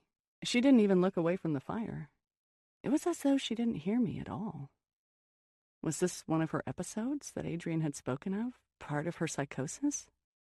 I took a step toward her, intending to put a hand on her shoulder and let her know I was there, but I didn't get the chance to do that because the dog stood directly in my path. Molly locked eyes with me and let out a low, short growl. I understood perfectly. She was telling me not to move. I did as I was told. Tundra and Tika were staring at Mrs. Sinclair, their heads down, their ears on high alert. Their tails, normally held high and curled, slowly dropped. At the same time, I noticed the fur on their backs bristle and stand up.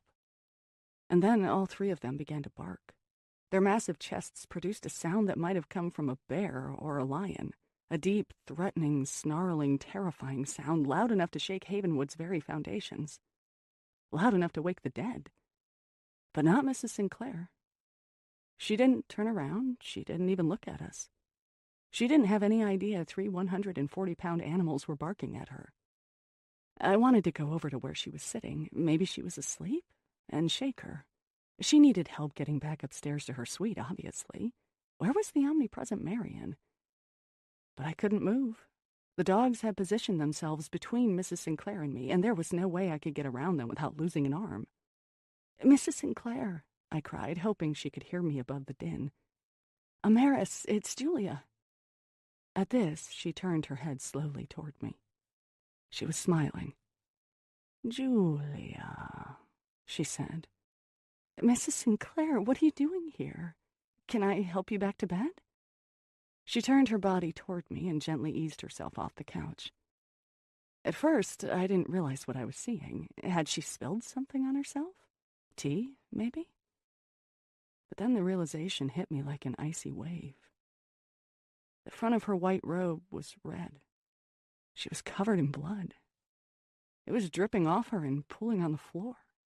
I dropped my lantern as my hands flew to my mouth. "Oh my God, Mrs. Sinclair, you're hurt."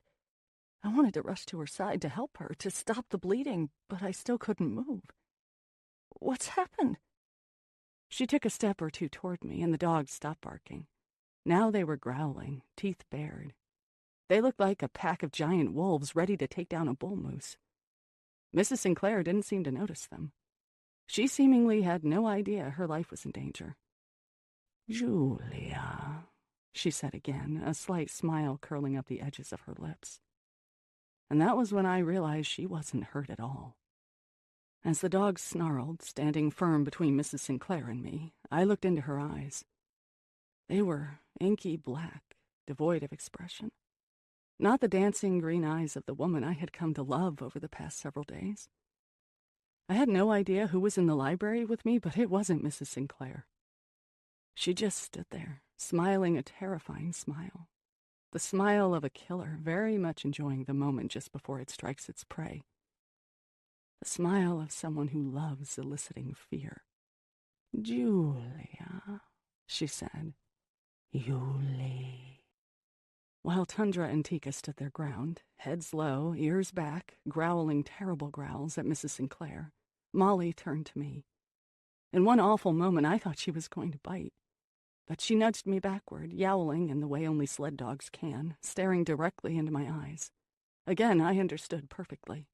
She was herding me toward the door. I backed up, one unsteady foot after another, keeping my eyes on Mrs. Sinclair all the while. When I reached the door and pulled it open, the other 2 dogs turned and followed us, and once they were through the door behind me, I slammed it shut.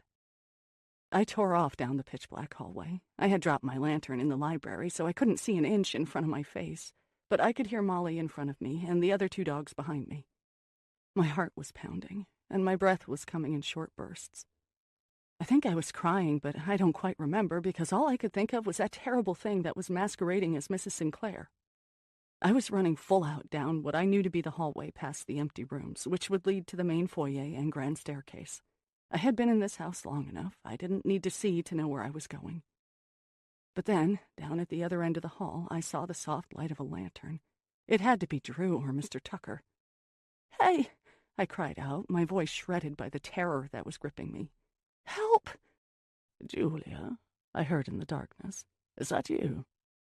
Yes, it's me and the dogs." I ran toward the lantern's glow, and soon Adrian's face came into view. I finally reached him and threw my arms around him, sobbing into his chest. The dogs paced around us nervously. He pushed me back and looked me in the face. "My God, Julia, what's happened?" I bent at the waist, trying to catch my breath. "I've never been so glad to see anybody in my whole life," I said to him. He took hold of my arms. "You look like you've seen a ghost." My body wouldn't stop shaking. Worse than that, I managed to squeak out. I took a deep breath and held his gaze. Adrian, there's something in the library. He nodded, furrowing his brow. Yes, we talked about this earlier. I shook my head. No, we didn't talk about this earlier. Adrian, whatever is in the library, it looks just like your mother. He squinted at me. I don't understand, Julia. I took another deep breath, trying to calm my racing heart. Drew told me he was going to patrol Havenwood tonight, I said, my voice still vibrating with fear. I started feeling a little guilty about that, because if someone is here, it's because of me. So I thought I'd try to find Drew and help. Maybe we could patrol together. Okay, Adrian said. What happened then? I was walking around, the dogs at my heels, and didn't see anything until I got to the hallway leading to the library, I said, turning my head to look behind me. I saw light coming from the library doors. I went to investigate because I thought it might be Drew. It wasn't. You're saying it was Mother? His face went blank. I nodded. It looked like her, but Adrian, it wasn't her. At first she didn't hear us come in, but my God, the dogs were snarling and barking. He put a hand up. The dogs were barking at Mother. I thought they were going to tear her apart, I told him. They were barking and snarling and stood between me and Mrs. Sinclair, but she didn't even hear them. You didn't hear them? I shook my head. They were barking at her, and she didn't even look up. She just stared into the fireplace. That's what I'm telling you, Adrian. It looked like her, but it wasn't her. It wasn't until I said, "It's Julia," that she turned to me, and then she just kept saying my name over and over. Julia, Julia, Julia. His eyes grew wide. Where is she? Did you say the library? I nodded. Can you get back up to your room by yourself? He asked me. I think so. Good. Take the dogs and lock your door. And for heaven's sake, Julia, do as you're told this time and don't come out again until morning. With that, he turned to make his way down the hall. I reached out and grabbed his arm. Adrian. He looked into my eyes. What is it? She was covered in blood. I saw the color drain from his face. Is she hurt? His voice was small and very far away.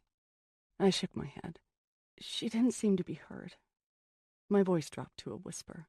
But Adrian, I have the awful feeling that she hurt someone else. Where else would all of that blood have come from? He closed his eyes and swallowed hard. Julia, do as I say. Go back up to your room, lock the door, and don't come out again until morning. I'll handle this. No, I protested. I don't know what's in the library, but it's not your mother. Its eyes were black, Adrian. It just kept smiling and repeating my name. I'm not going to let you do battle with whatever that is on your own. We should find Drew and Mr. Tucker and get whatever kinds of weapons exist in this house, and I don't know, maybe call the police and... But Adrian's tentative smile stopped my words. Please, Julia, do as I say now. And then he turned and was gone, swallowed up by the gloom. As I stood there watching him until he disappeared into the darkness, my stomach seized so violently that I was afraid my dinner was about to make its way back up. The blood on Mrs. Sinclair's robe was all I could see, my vision red with the thought of it. Whom had she, or whatever that creature was, hurt? 31. I tried to block out that thought, knowing that if I simply made my way upstairs, I could find my room and be safely on the other side of a locked door in very short order. But someone in this house was hurt, perhaps even dying. I couldn't go back to my room in the face of that. I had to find a way to get in touch with Drew and Marion and everyone else at Havenwood to make sure they were okay. But how? Go from room to room in this enormous house in the dark without so much as a candle to light my way? I closed my eyes and opened them again, trying to get my bearings. I was standing in the middle of the foyer, the grand staircase behind me, the maze leading to the kitchen and breakfast room on one side. Then I remembered seeing Marion produce a flashlight from a kitchen cupboard a few nights previous. If I could get there, I figured at least I would have a source of light to help me get upstairs, if I didn't find anything else first. We can make it, I said to the dogs. We set off through the blackness, staying close to one wall so I could feel my way along. Slowly, my eyes became accustomed to the darkness, and I began to see shapes. A chair here, a sideboard there, even outlines of the frames holding the paintings on the walls. They certainly are quiet, I sniffed to myself. Ever since I had arrived at Havenwood, the paintings had shimmered with life, and now, when I needed some help, they were silent. But then Mrs. Sinclair's own words echoed in my head, something she had said to me days before, and a chill descended around me and held me where I stood. "Don't be surprised to encounter the odd spirit wafting down the hallways here, Julia. Be surprised when you don't. That means something a bit more sinister is at work." Something more sinister. Is that what I had just seen? Were the very spirits of Havenwood afraid of whatever had Mrs. Sinclair in its thrall? I tried to put those thoughts out of my mind and hurried toward the kitchen, pushing open its swinging doors with such force they thudded against the wall. "Marion?" I called out, my voice shattering the silence of the house and echoing through the emptiness. "Hello? Are you here?" I realized she was probably in her room for the night, and I had no idea where that was. Off the kitchen? Upstairs on the 3rd floor? No matter. With or without her, I needed a source of light. I began rummaging through the drawers, not quite remembering where Marion had found the flashlight, when my eyes fell on something standing in the middle of the countertop. A lantern. I picked it up and turned it on, and sure enough, its soft glow illuminated the room. I held it up and turned toward the door, and only then did I see her. It was Marion, standing in the opposite doorway. Her hair wasn't in her usual severe bun, but down and loose at her shoulders. She was wearing a white cotton nightgown, and there in the soft light of the lantern, she looked much younger somehow, her skin unlined and glowing. I jumped back, holding the lantern in front of me, its light shaking to and fro like a strobe. "Do you need something, miss?" she said. "I heard you calling." I exhaled, bending over at the waist and placing one hand on the counter for support. "Mary, you scared the life out of me," I said to her, managing a slight chuckle. But when I looked up at her again, she had disappeared. Nobody was in the opposite doorway. That door was closed tight. "Marion?" I whispered, knowing full well nobody was going to respond. "Okay," I said aloud. "I'm done." All thoughts of finding others to warn them about what I had seen in the library vanished. The only thing I wanted was to be back upstairs in the safety of my room. I should have known better than to creep through the halls of Havenwood at night, especially that night. What was I thinking? I should have listened to Drew and Adrian when they told me to stay behind my own locked door. I hurried through the maze of rooms and up the grand staircase, holding the lantern in front of me, the dogs behind me, hoping nothing was lurking in the darkness. When I reached my hallway, I saw light coming from under the door of my room, and first the dogs, then I, took off at a run toward the sanctuary I imagined it would provide. I fumbled with the knob and slipped inside the door, closing and locking it behind me. I watched as the dogs made for their water dishes right away. I supposed all of that barking and growling had left them thirsty. After drinking their fill, they did a few circles near my fireplace and slumped to the ground with a thud, tails curled around their noses. I wondered how they felt about seeing Mrs. Sinclair, their mistress, like that, defending me from her. They weren't my dogs, after all. They were hers. I took a long sip of brandy before draping my robe over a chair and curling down under the covers. The fire in the fireplace was still crackling, and I stacked my pillows behind me so I could watch the flames. The wind seemed to be picking up outside, rushing around the exterior corners of the house, whooshing and whooping like a banshee. Every time I closed my eyes, Mrs. Sinclair's ghoulish face floated through my field of vision. Adrian had said whatever I saw in the library was part of the story he had begun to tell me earlier in the evening. Was it somehow related to the reason why she had stopped writing and ended up in that mental institution? Did she kill someone? Or was it more than that? If it truly was Mrs. Sinclair in the library earlier, she seemed... I hesitated to even formulate the word. Possessed by something dark and horrible and monstrous. When I looked into the face of whatever it was in the library, I did not see the Mrs. Sinclair that I knew. It was as if the eccentric, sweet-natured lady had vanished, and something dark and menacing had taken her place. The whole evening was like something out of my worst nightmares. Was that what I had chosen by coming to Havenwood? To live in a night.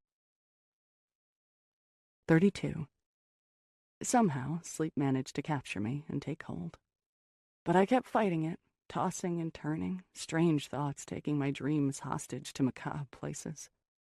Once, I was rustled awake by the sound of the telephone ringing at the end of the hallway, but I put my hands over my ears to muffle the noise, and before I knew it, I drifted off to sleep again. I knew better than to venture out of my room alone on this night again. And the last person I wanted to hear from was Jeremy. Soon enough, I was opening my eyes to a bright and sunny morning, and all thoughts of otherworldly phone calls and nightmares were drifting back into the ethers from which they came. But then I remembered Mrs. Sinclair and the strange specter that seemed to be Marion, and I curled back under the covers, shivering. I was perfectly safe, or I thought I was, in my room. I toyed with the idea of simply staying there all day. Unlike the night before, I had no compelling urge to venture out into the hallways to find what was awaiting me there. I didn't want to know. But my blissful isolation was not to be. The dogs saw that I was awake and were pacing back and forth, nudging me with their noses, one even going so far as to jump on the bed and place her great head on my chest. Her yellow eyes, staring intently into mine, told me the girls wanted their breakfast and a walk outside. I could hardly keep them cooped up in the bedroom with me, as much as I might have wanted to do so. I didn't even bother to shower. I washed my face and brushed my teeth, ran a brush through my hair, not perfect, but it would have to do, and pulled on a warm cable-knit sweater and jeans, along with the thickest socks I could find. I had stashed my boots and jacket in the closet downstairs, and I prayed that I could get there without seeing anyone. I needed some time to think, and I knew just where I wanted to do it. I slipped down the grand staircase, the dogs at my heels, through the foyer and toward the front door, holding my breath all the while. I saw no one. The house was as quiet as it had been the night before. Tears stung my eyes when I thought of my strange encounter with Marion, and I hoped it didn't mean what I thought it meant, that she was buzzing around getting ready for breakfast as usual and not lying somewhere with a knife in her chest. I looked over my shoulder toward the kitchen and almost marched back there to see for myself, but I couldn't bring myself to move closer. I did not want to find an empty kitchen, not when I was alone. So, after bundling up, I headed outside and into the wind. The dogs bounded into the air as though they were jumping into a warm pool of water, but it hit me like 1,000 icy pinpricks on my face and neck, pulling the breath out of my lungs. I had grown up with Minnesota winters, but I couldn't remember feeling anything like this. It must be double digits below zero, I thought, pulling my hood up and snapping it around my neck. I held my gloves over the exposed part of my face, put my head down, and started trudging forward. It had snowed more than 2 feet during the blizzard, but someone had already shoveled a path between the main house and the stable. The dogs didn't pay it any mind. They bounded and jumped through the drifts, yowling and barking with glee. By the time I got to the stable, they had already done a few laps around it and were huffing and puffing at the door. I knocked. No answer. I knocked again, louder this time. Nothing. My heart sunk. I tried the door, and when I found it unlocked, I pushed it open, just a crack. "Drew?" I called inside.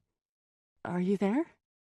The dogs nudged me out of the way and nosed the door open, the heat from the room colliding with the cold where I stood. I poked my head into the warmth.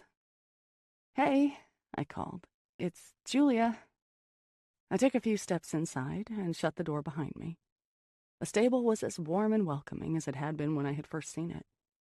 The dogs were circling their food dishes, and after opening several cabinets to no avail, I found an enormous bucket with a lid on it. Their reactions told me it was dog food, so I poured a couple of scoopfuls into each of their dishes, and they started gobbling up their meals. "Well, hello there." I whirled around to see Drew standing in the doorway to his quarters, wearing sweatpants, a t-shirt, and mocks. His hair was wet. "You've caught me just out of the shower, I'm afraid." He smiled. My throat seized up. He was all right, then. Whoever's blood was covering Mrs. Sinclair the night before, it wasn't his. I gulped in air but couldn't get a deep breath. I wanted to fall to my knees to give thanks, or at the very least rush over and throw my arms around him, but my feet were frozen to the floor. "Hi," was all I managed. "I see you brought the girls for their breakfast. he said, glancing toward the dogs and running a hand through his hair. Yes. Why wasn't I able to formulate more than a few words? Come on in. He nodded toward his quarters. I've got the kettle on. We have some time before we've got to get up to the main house. Let's have a cup of tea. I followed him into his suite. I'm not sure there's going to be any breakfast, I said. I unzipped my jacket with shaking hands and slipped out of my gloves before slumping down onto the leather sofa. He handed me a cup of sweet-smelling tea. What's happened, Julia? He said, sitting beside me. I set the tea on the end table and looked into his face, so concerned, so loving. And then the tears came. He enveloped me in his arms, holding me while I shook with the force of everything I had experienced the night before. I thought I had lost you, I said, my voice wavering.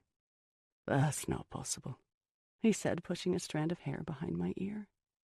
You're not going to lose me. Remember what I said about the 17 people? It still stands. I thought it was 16. I managed to chuckle. Who's counting? Now, he said, pushing a box of tissues in my direction. Why don't you tell me exactly what's going on? I blew my nose and took a sip of the steaming tea. It seemed to calm me from the inside out somehow.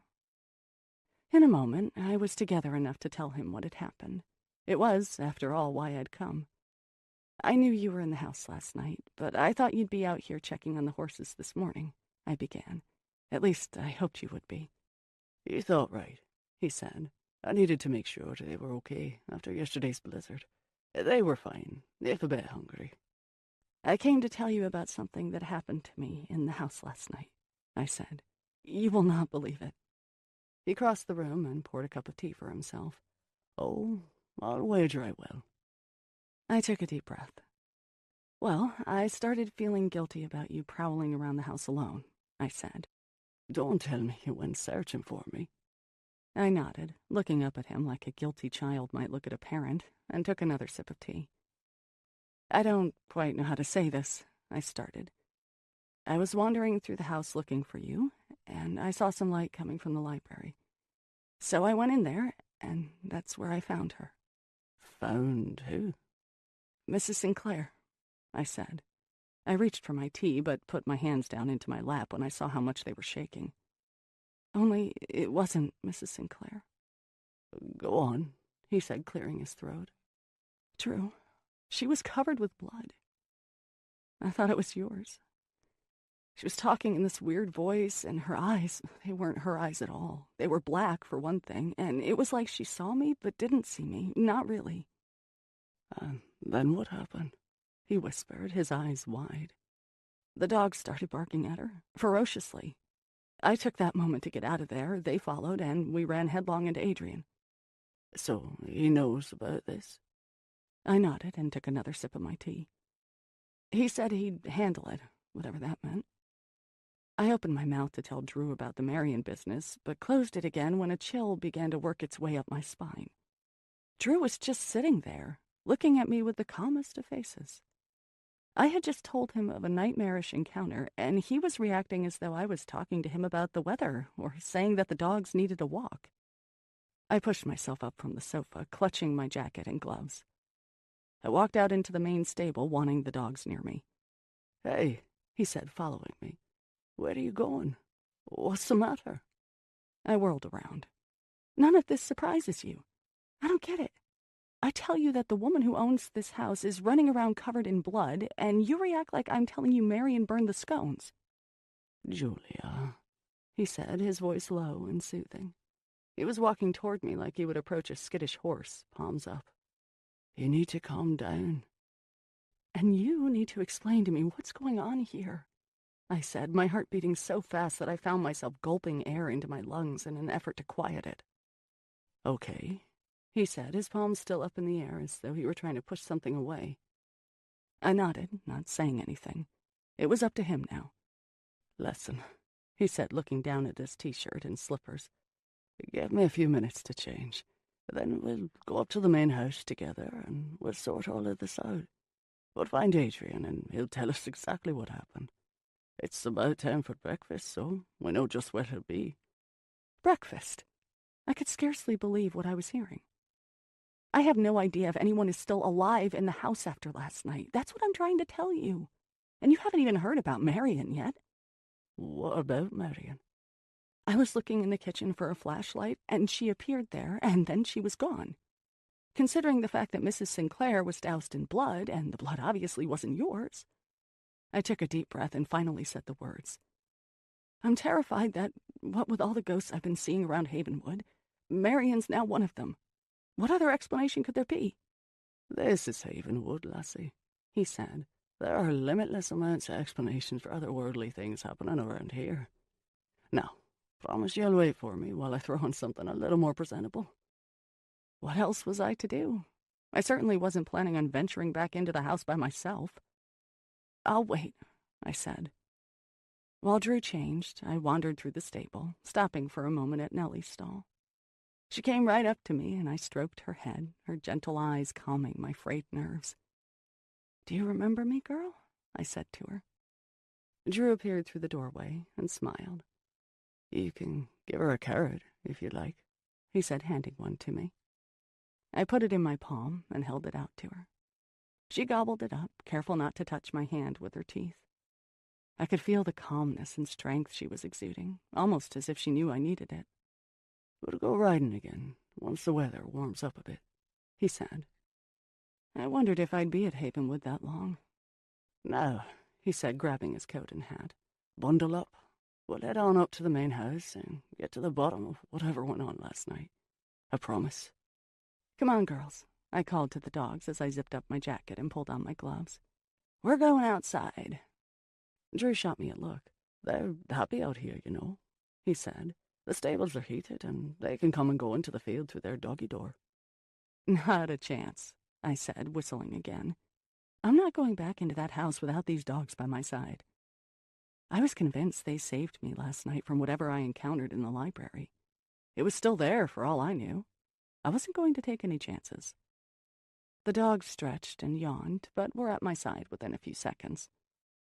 We all went through the doors together and out into the sunshine. We trudged through the snow, my anxiety growing with every step. Why was I going back into that house when I knew what might be lurking there? I gazed into the distance and wondered if I could make it the 3 miles to town on my own. Frigid, yes, but in that moment I tried to convince myself that I preferred a little frostbite to the threat of what might be waiting for me inside the house. In the end, though, I followed where Drew was leading. What other real choice did I have?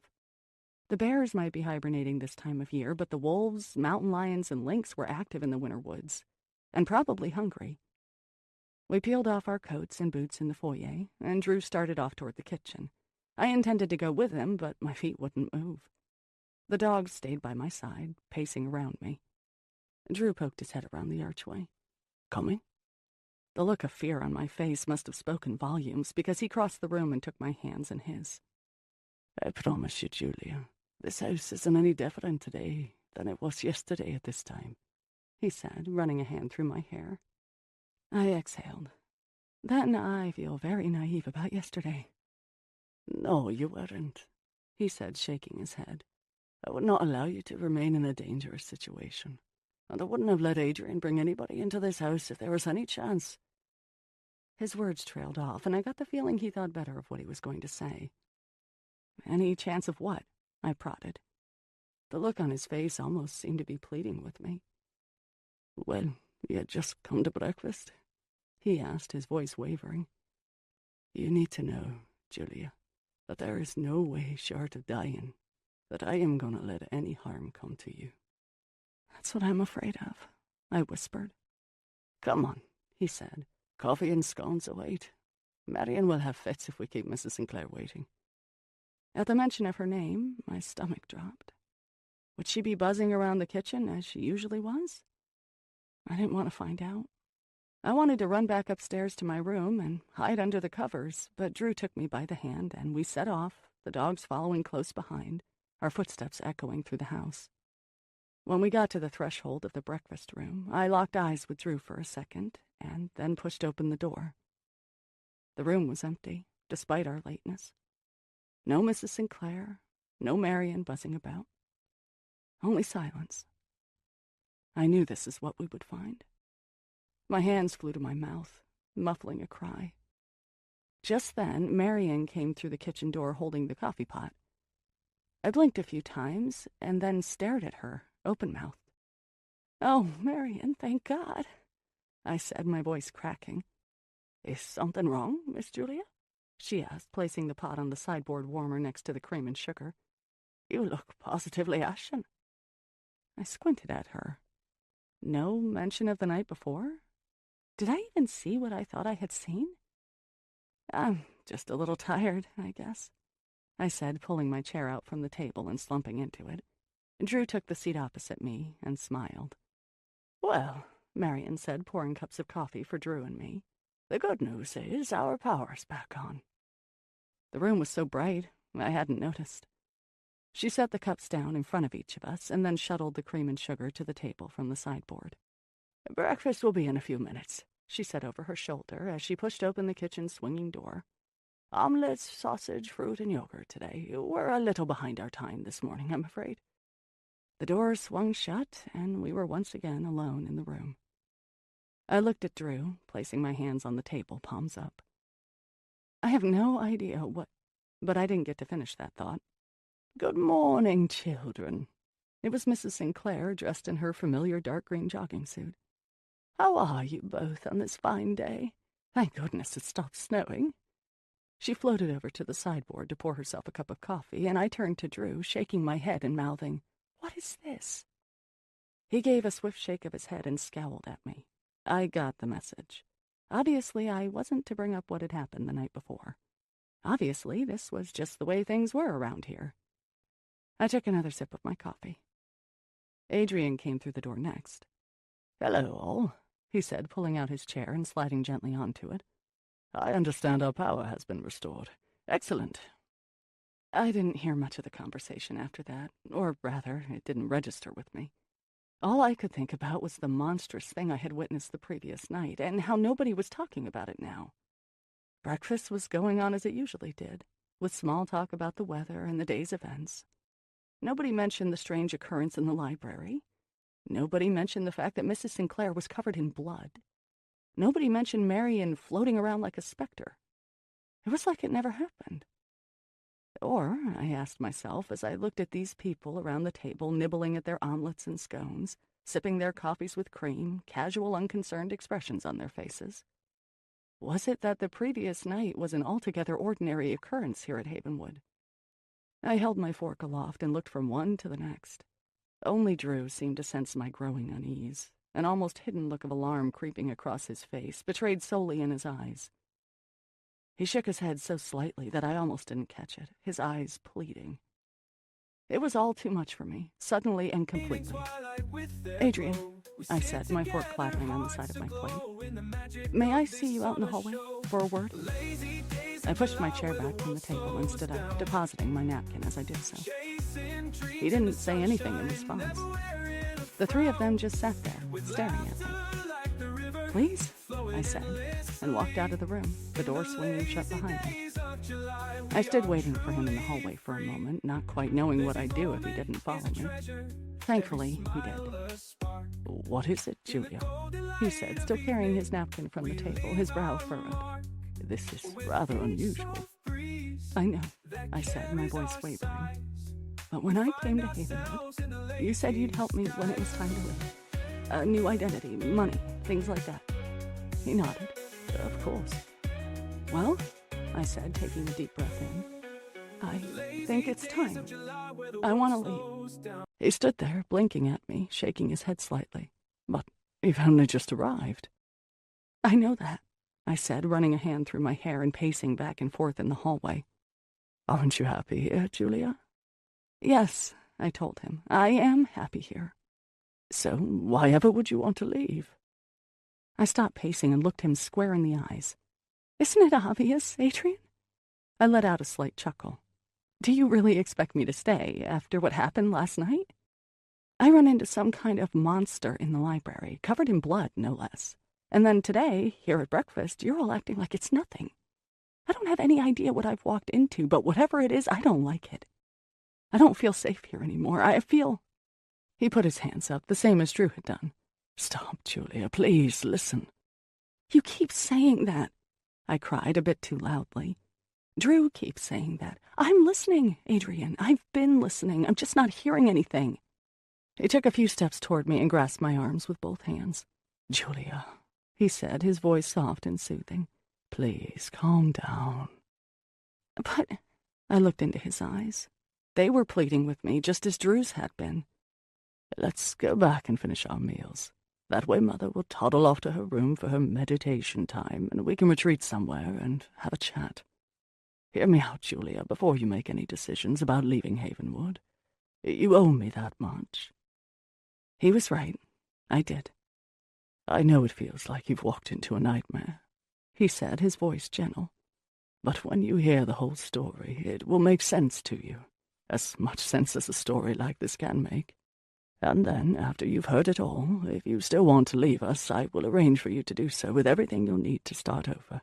A new name, driver's license, passport, and money. Agreed? That sounded reasonable to me. The first reasonable thing I'd heard in a while. I took a deep breath. Agreed. Adrian pushed the breakfast room door open and held it as we walked through. We found Drew staring into his coffee cup and Mrs. Sinclair absorbed in watching a scene unfold outside the window. 2 cardinals flitting back and forth from one snowy pine branch to another. She turned to us as we each pulled out our chairs and slid back into our places. The children have returned, she smiled, holding her coffee cup aloft. And what was this crisis about? Are you all right, Julia dear? She and Adrian exchanged a concerned look. I opened my mouth to respond to her, but then closed it again. Julia's a bit homesick, that's all, Adrian said, clearing his throat before taking a sip of his coffee.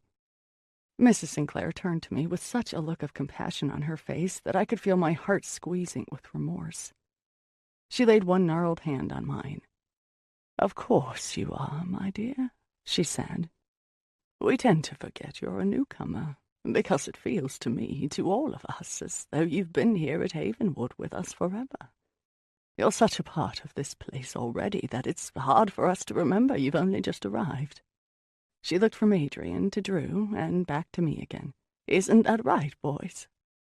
It's true, Drew said, his voice husky and rough. And what may we do for you, Julia, to help?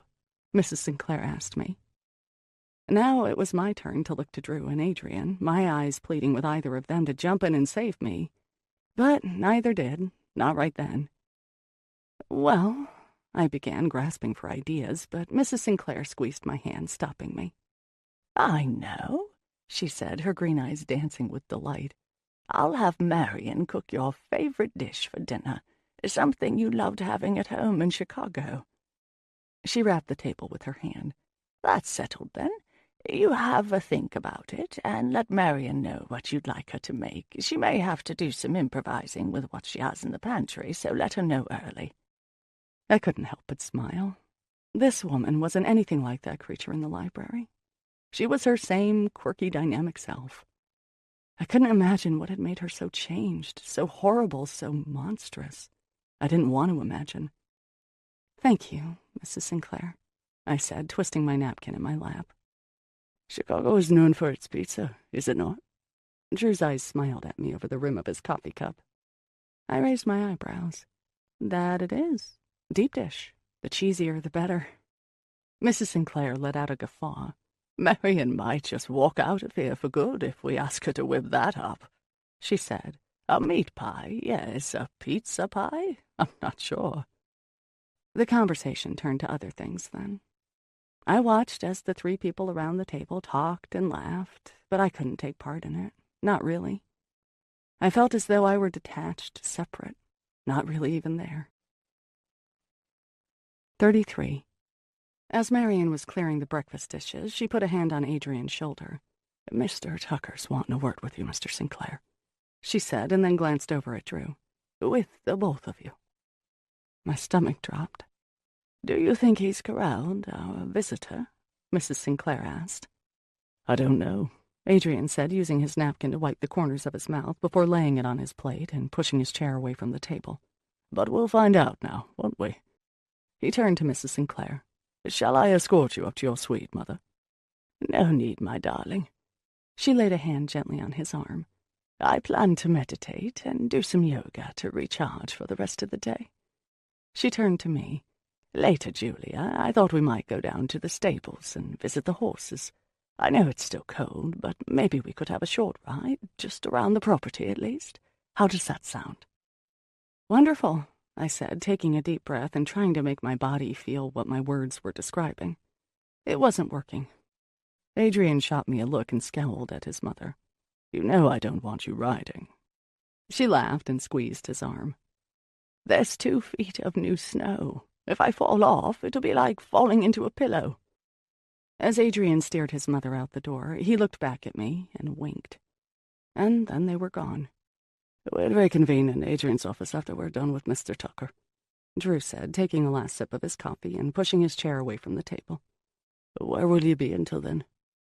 "Can I come with you?" I asked him. "If Mr. Tucker did find somebody, and if that somebody is here for me." Drew shook his head. "I don't think that's a good idea." "Okay," I sighed, not having the strength for yet another fight. "But you'll tell me what he's found, if anything?" "Of course we will," Drew said. "I guess I'll just go back up to my room, then." He put a hand on my back and steered me toward the door, my whole body tingling. "Would you like me to take you upstairs?" I looked around for the dogs, and only then did I realize they weren't in the room with us. I wondered if they had gone with Mrs. Sinclair. Quite a change from the night before, when they might have ripped her throat out. Well, since my posse seems to have abandoned me. I smiled at him and shrugged, and we walked through the door together. We made our way through the empty rooms toward the grand staircase. Neither of us said anything. I was just enjoying being so close to him, smelling the fresh scent of soap mixed with the muskiness of stable hay and feed and fire. We reached my room and stood outside the door. I leaned back against it. "This is getting to be somewhat of a routine, isn't it?" he asked, his voice low and deep, moving in so close to me that I could feel his breath on my neck. "The dead last thing I want to do right now is go away from you to talk to Mr. Bloody Tucker." Drew smiled. "But we want to know what, if anything, he found, don't we?" I said. "Right," he said, clearing his throat. "I will come back to get you after we've finished with him." I watched him walk down the hall away from me until he had turned the corner to the stairs. After he had gone and I was inside my room, I prayed that Adrian would clear up all my fears and concerns. I was getting frustrated with these delays. It seemed as though they were forever starting a story, but never finishing it, always putting off really telling the truth about what was going on. Still, I had no choice but to wait until Drew and Adrian came back.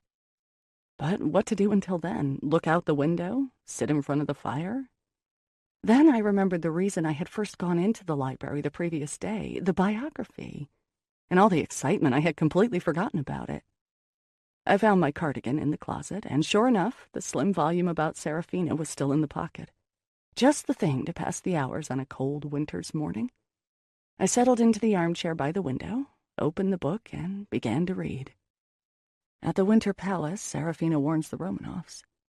During a reading in the south of France for Victor Hugo, Seraphina channels his daughter Leopoldina. On stage in London, Seraphina helps a wife confront the specter of her dead husband. It was mostly a collection of accounts of her readings. Interesting, yes, but it didn't tell me much of anything I didn't already know.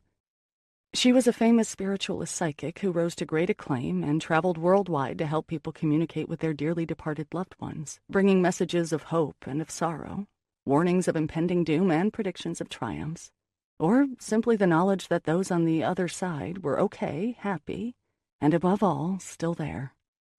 Then I came to the chapter titled Early Life. I held my breath and took in the words on the page. The most famous psychic of the spiritualist age didn't materialize onto the stage like one of the specters with which she communicated. Seraphina began life in a remote Finnish village. My stomach flipped. She was Finnish, just like my ancestors. I read on, but the further I read, the more disappointed I became. The biography really didn't tell me much beyond her having the gift of sight from a very early age. It also told of how she married a traveling merchant who came through her village. He was the one who exploited her gift and got her onto a world stage, or so it said. Interesting, sure, but not what I was looking for.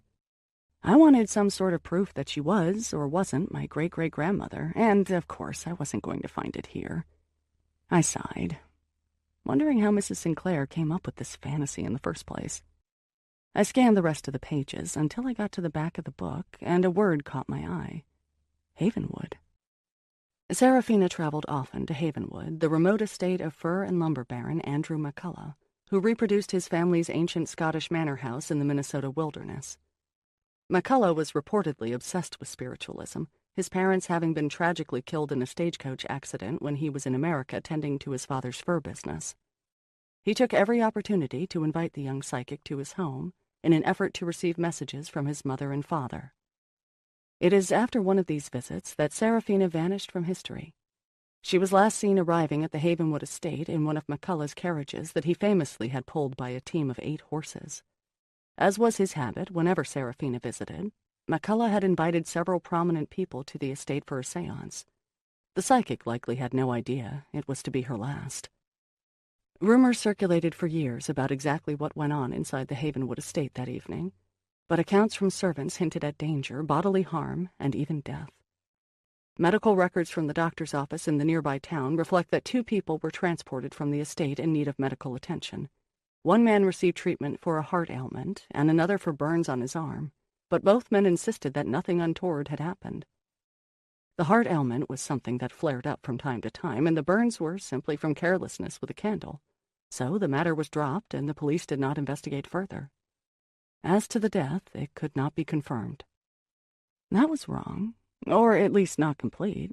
I thought of the devil's toy box that Adrian had mentioned, and noticed that there was no reference to it in the book I was holding. Serafina disappeared after that night. She never again performed on the stage, nor is there any record of her conducting any private séances. Local police, becoming suspicious after repeated inquiries from her husband, investigated the possibility that Serafina had died on the estate that night, until receiving a letter postmarked from Chicago, stating that she was alive and well and wished to be left alone. That ended the matter, and it was the last anyone ever heard from Serafina, whose disappearance was as mysterious as her séances. As I sat there gazing out the window, the closed volume sitting in my lap, something was nagging at me and wouldn't let up until I realized what it was. Nowhere in this book, the only one about Serafina in Havenwood's library, did it say her real name. Yet Mrs. Sinclair had tried to convince me that Serafina's real name was a historical fact, and furthermore that it was my great-great-grandmother's name, Yuli Herala. How could she possibly have come to this conclusion if history itself was in the dark about Serafina's real identity? Then I remembered the letter I had stashed in the back of the book. I had nearly forgotten about it in all the excitement. I flipped to the last page, and there it was, right where I had left it. It was addressed to Andrew McCullough at Havenwood, the handwriting delicate and precise. I turned the envelope over and over in my hands, my stomach seemingly turning with it, at the thought of what it might contain. Finally, I pulled the letter out of the envelope and unfolded it, smoothing the pages with great care. I took a breath in and began to read. My dearest Andrew, I do not know how I can possibly begin to apologize for the horror that was unleashed at your beautiful Havenwood at my hands. How does one make amends for waking the dead? How does one atone for taking a life? It simply cannot be done. There are no amends. There is no atonement for an act as heinous as mine. I shall carry the guilt and remorse born on that night throughout the rest of my life, and longer than that, I fear. My only defense, and it really is no defense at all, is ignorance. I fervently hope you know I would never intentionally have released such evil in your home or anywhere. I have had this gift, although I would not call it that now, for as long as I can remember, and I truly did not know that anything as monstrous as what we encountered at Havenwood existed in this world or any other. It has crumbled the very foundations of my life. When I was a child, I spoke of this gift to no one, fearing it would be branded witchcraft. But the man who would become my husband told me that this was not true, that I could use my peculiar gift to help the bereaved by communicating with their departed loved ones. But what we all endured at Havenwood has convinced me of 2 undeniable facts. Those who feared this gift were correct. that it is not a gift at all, but a curse. And my husband was, as you tried so valiantly to convince me, in league with evil. It is he who gave me the box. That I took money for this. I'm so ashamed. I am writing this letter not to elicit forgiveness, for I do not deserve it. I am writing to let you know that I have put my gift away forever. These words are my solemn vow to you. I will never again communicate with the dead, never again hold a seance, never again take a cent from a grieving widow. Seraphina is no more. Furthermore, I will never again lay eyes on the face of the man who enticed me into this life of wickedness. Although I believe he, too, was ignorant of the power held in the devil's toy box when he found it in the Far East, I cannot forgive him for bringing it into our lives. I only opened it that night because, for the first time, no spirits responded when I attempted to contact them. I had grieving people around the table that night, you included, and I was desperate to help them find solace. I hope you can believe, despite the horror I unleashed by opening the box, that I meant no harm. I have left him and all of our ill-gotten gains behind. He does not know where to find me, nor will you. I will only say this because I can even now feel your concern for my welfare. I have traveled to live with my sister, who came to this country some 10 years ago. She lives a small but wonderful life and has welcomed me with open arms. Best of all, the townspeople know me only as Yuli, sister of Maya. You begged me to stay at Havenwood that night, saying the words that no married woman should ever hear from another man. I long to say them to you in return. One's feelings are not bound by marriage vows, but actions are. You must know that what you suggested was and remains impossible, no matter how much both of us would wish this were not the case. Your wife is a good woman who has been impossibly kind to me. I would never betray her in this way. So I have chosen instead to disappear and start a new life, so you can carry on with yours. Our parting was so chaotic. I choose not to think on it. Instead, I remember our sweet conversations by the firelight and the magic that passed between us as we walked through the woods to the shimmering river. I will hold those memories and you, my dear Andrew, in my heart forever. Yours, Yuli Herrera. So this was where Mrs. Sinclair found out Seraphina's real name. In this letter, I thought. Undoubtedly, she had discovered it somewhere on the estate in Andrew's personal belongings and put it in the biography when she was doing preliminary research for her novel. Not only was Seraphina's real name the same as my great-great-grandmother's, but I also knew full well that my great-great-great-aunt's name was Maya. I stared out the window and shook my head. It just couldn't be. But those names and my uncanny resemblance to the woman in the painting in the East Salon were too much of a coincidence. There could be no other explanation. The most famous psychic of the spiritualist age was my great-great-grandmother. My hands were shaking as I refolded the letter and slipped it back into the envelope where it had rested for so many years. I turned my gaze back out to the vast white landscape and imagined her walking toward the stream with her beloved, just as I had done days before with Drew. We were the descendants of two remarkable people who, if this letter was any indication, had fallen deeply in love here at Havenwood. Drew had said his great-great-grandfather's journals were full of references to her. I wish that was all there was to it, the sweet and wistful romance of impossible love. But there was a dark side to their story. They had experienced something monstrous and, dare I think it, murderous together. And now, here I was in the same house, and if Adrian's story was to be believed, that evil was still haunting the dark corridors of Havenwood all these years later. And I had found it in the library the night before. Unexpectedly, my stomach began to churn. A wave of nausea sent me running to the bathroom, where I vomited up that morning's breakfast. I coughed the last of it up and sat on the tile floor for a while, getting my bearings, before pushing myself to my feet, my knees knocking. I splashed cool water onto my face and looked at myself in the mirror, wondering what in the world that was about. I ran some water onto a washcloth, squeezed out the excess, and took the cloth with me back to my bedroom. Something about the breakfast that morning didn't agree with me, I reasoned as I slid onto my bed on top of the bedspread, chills shaking me from the inside out, my stomach tensing into tight cramps. I kicked off my shoes and pulled an afghan over me, snuggling down on my nest of pillows. I closed my eyes and placed the washcloth over them, trying to will away the nausea. I thought of ringing for Marion to bring up an antacid, but then I remembered I had some in my travel kit. I tried to rise to get it, but the effort proved too great, and in the end I slumped back down, grateful for the comfort of goose-down pillows and a cozy afghan. The antacid could wait. I don't remember lying there even 1 minute longer. I fell immediately into a deep sleep. My dreams were a collage of images. A man with searing dark eyes looking into my soul. Spirits whirling around me. People whispering their innermost thoughts and feelings. Reindeer in a snowy field, green taffeta crinkling as I walked. The images flashed through my dreams like a slideshow, one after another, until finally a loud knocking jolted me awake. "Julia," I heard far off in the distance, as though the sound were coming from another place in time. And then the knocking going on and on and on. My eyelids were heavy, so heavy, I could hardly get them open. But when I finally did, I saw Drew's face.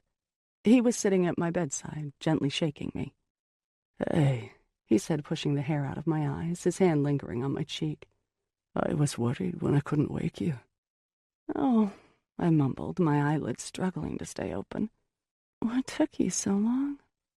I've been waiting for you forever." I could feel him gently stroking my hair way off in the distance.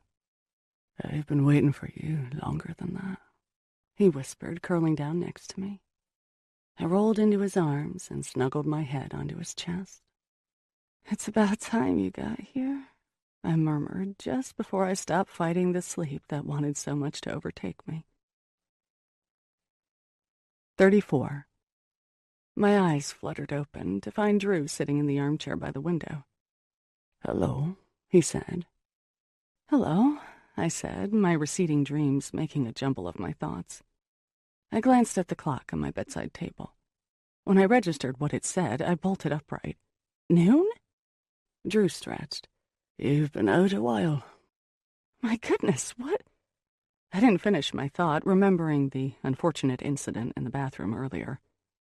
I think something in today's breakfast didn't agree with me. He shook his head. "It wasn't the breakfast, I'll wager. You've had quite a frightening time of it, last night in particular.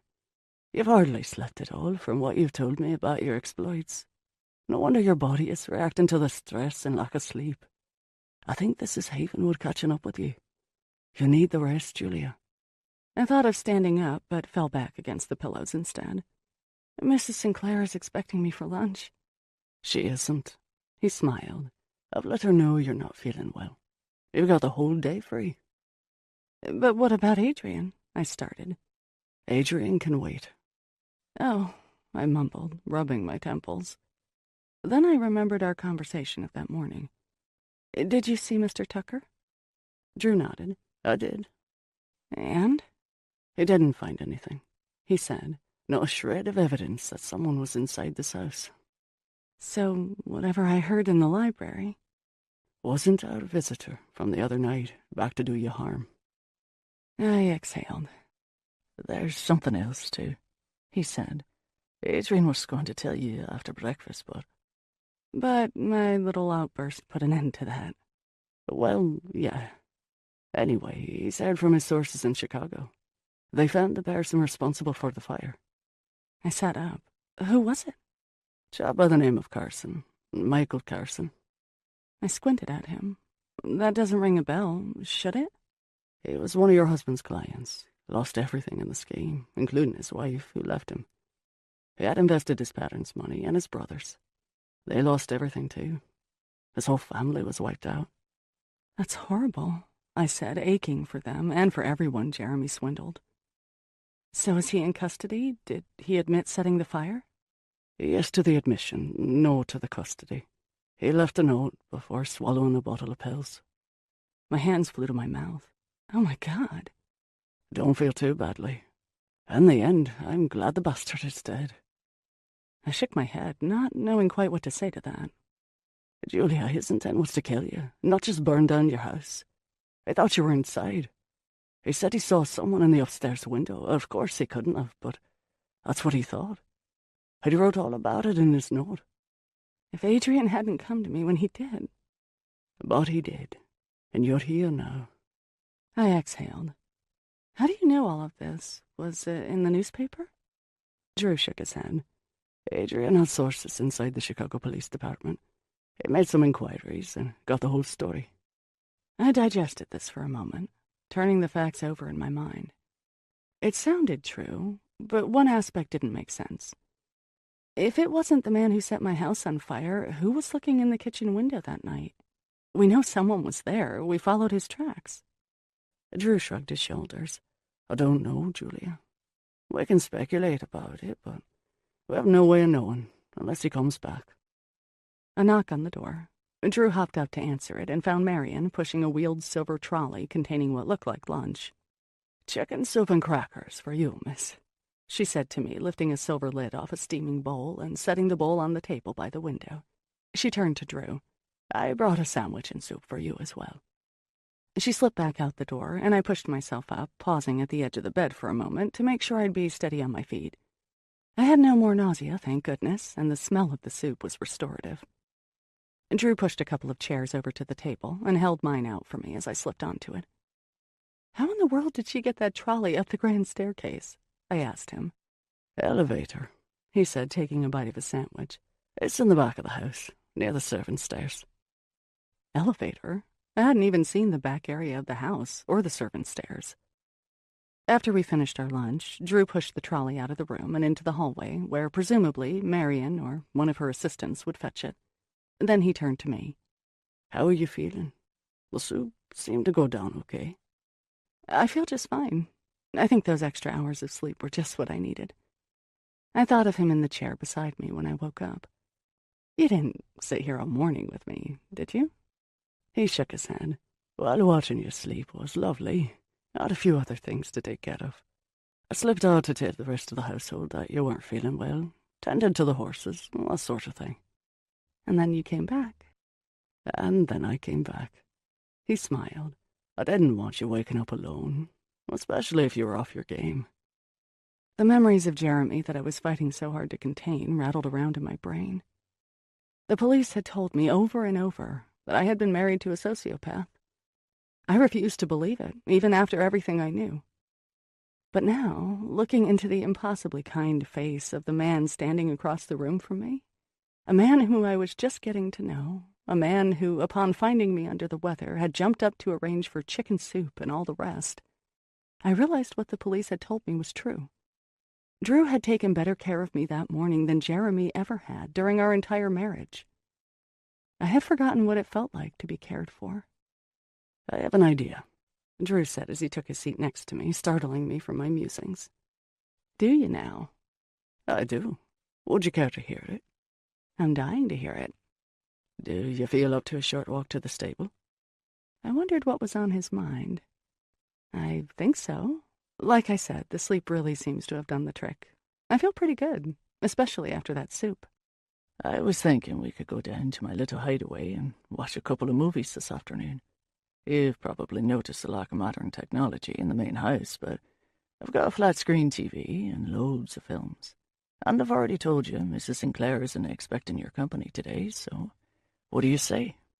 "Really?" I asked him. "Don't you have better things to do than babysit me?" As those words escaped my lips, a snake of icy suspicion slithered its way up my spine and took hold. I squinted at him. "That's not what you're doing, is it? Babysitting me? Please tell me Adrian didn't put you up to this because I threatened to leave." His smile dropped and he sighed heavily. "Julia, I know the guy you were married to turned out to be a total bastard," he said, mirroring my thoughts of just a few minutes earlier. "But I'm not that guy." I could feel the heat rising to my face. What had I been thinking? "I'm sorry for saying that," I said, my words tumbling out too fast. It's just... I'm sorry. I'm just being paranoid. I know you're not that guy. You're not even close to being that guy." He smiled. "Listen, your life has been upended. You're adjusting to a whole new world. It must seem like you've walked into the haunted house at the amusement park and gotten stuck there for good." This elicited a chuckle. "Can we just forget I said anything?" "Consider it forgotten," he said, hopping to his feet. "Now, what about those movies?" I slipped into the bathroom to freshen up. But even though I tried to silence it, my suspicion remained. I had fallen ill right after breakfast, and right after I told Adrian I wanted to leave Havenwood. I had left the breakfast room briefly. Any one of them could have put something in my coffee to ensure that I physically couldn't leave, at least not right then. And now here was Drew, babysitting me all afternoon. I ran a brush through my hair and tried to shake those dark thoughts out of my head. I didn't need this, not now, not after everything I had been through during the last year. Havenwood was supposed to be my way out. Why was I beginning to suspect it was even more of a prison than the one I had been facing? 35. Drew and I trudged through the snow toward the stable, the dogs running in joyful circles around us. In the end, I took him up on his offer of movies. What else was I going to do? Prowl around the house alone? Stare at the four walls of my room? I felt even better about it after we ran into Mrs. Sinclair on our way through the foyer. "Oh, Julia, darling," she said, walking toward me with her arms outstretched, pulling me into an embrace when she reached me. "You're up and about. I was so worried." I let myself fold into her arms, taking in her powdery perfume. "I'm feeling much better," I told her. "A few hours of sleep really did the trick." "I understand you're going to have an afternoon at the cinema, so to speak," she said, winking at Drew. "That's the plan." I smiled at her. "If you don't need me, I'm feeling perfectly fine, so—" "Absolutely not, darling," she interrupted. "You need some downtime. Besides, Adrian has promised to spend the day with his mother. I may give him fits by suggesting I drive into town." Her giggle infected all of us. "We will reconvene at dinner, if you're feeling up to it." "I'm sure I will," I said. "But it's not going to be formal," she continued, waggling a finger at me. "Jeans and sweaters, slippers if you must. There's nothing worse than dressing in formal wear if one isn't feeling up to par. No, comfort is the name of the game." We parted then, with promises to meet at 6:30 in the drawing room. Drew and I headed toward the door, and Mrs. Sinclair went on her way to find her son. A fierce protective sort of love bubbled up inside me for the eccentric, charismatic woman I was watching walk away. I had been so concerned about myself, I hadn't even considered what sort of horrific nightmare she herself had gone through. I watched her walk through the foyer until she was out of sight, and all we could hear was the clicking of her heels echoing off the walls. Soon afterward, the snowy trudge behind us, Drew and I were in the stable, peeling off our jackets and pulling off our boots. "Tea?" he asked over his shoulder as he hung our jackets up on the wrought iron hooks near the fireplace. "That would be lovely," I said. "Let's migrate into my quarters," he said, leading me through the doorway from the main stable. "As delightful as the horses are, there can be a certain aroma in this part of the building from time to time." I laughed and stepped into his apartment, a tingling coursing through me. We were well and truly alone. No Marion to intrude, no Mrs. Sinclair to summon us. I wondered, for the first time, what the afternoon might bring. His eyes were full of an intensity that almost frightened me, just a bit. I wanted nothing more than to throw my arms around him and see where the afternoon might take us from there, but at the same time, I barely knew this man. I thought he was going to pull me into a kiss, but instead he pulled away and walked to the kitchen area, a grin on his face. He filled up the kettle and set it on the stove. "Julia, Julia," he said, looking at the kettle and shaking his head slightly. "Being alone with you has me thinking things I shouldn't."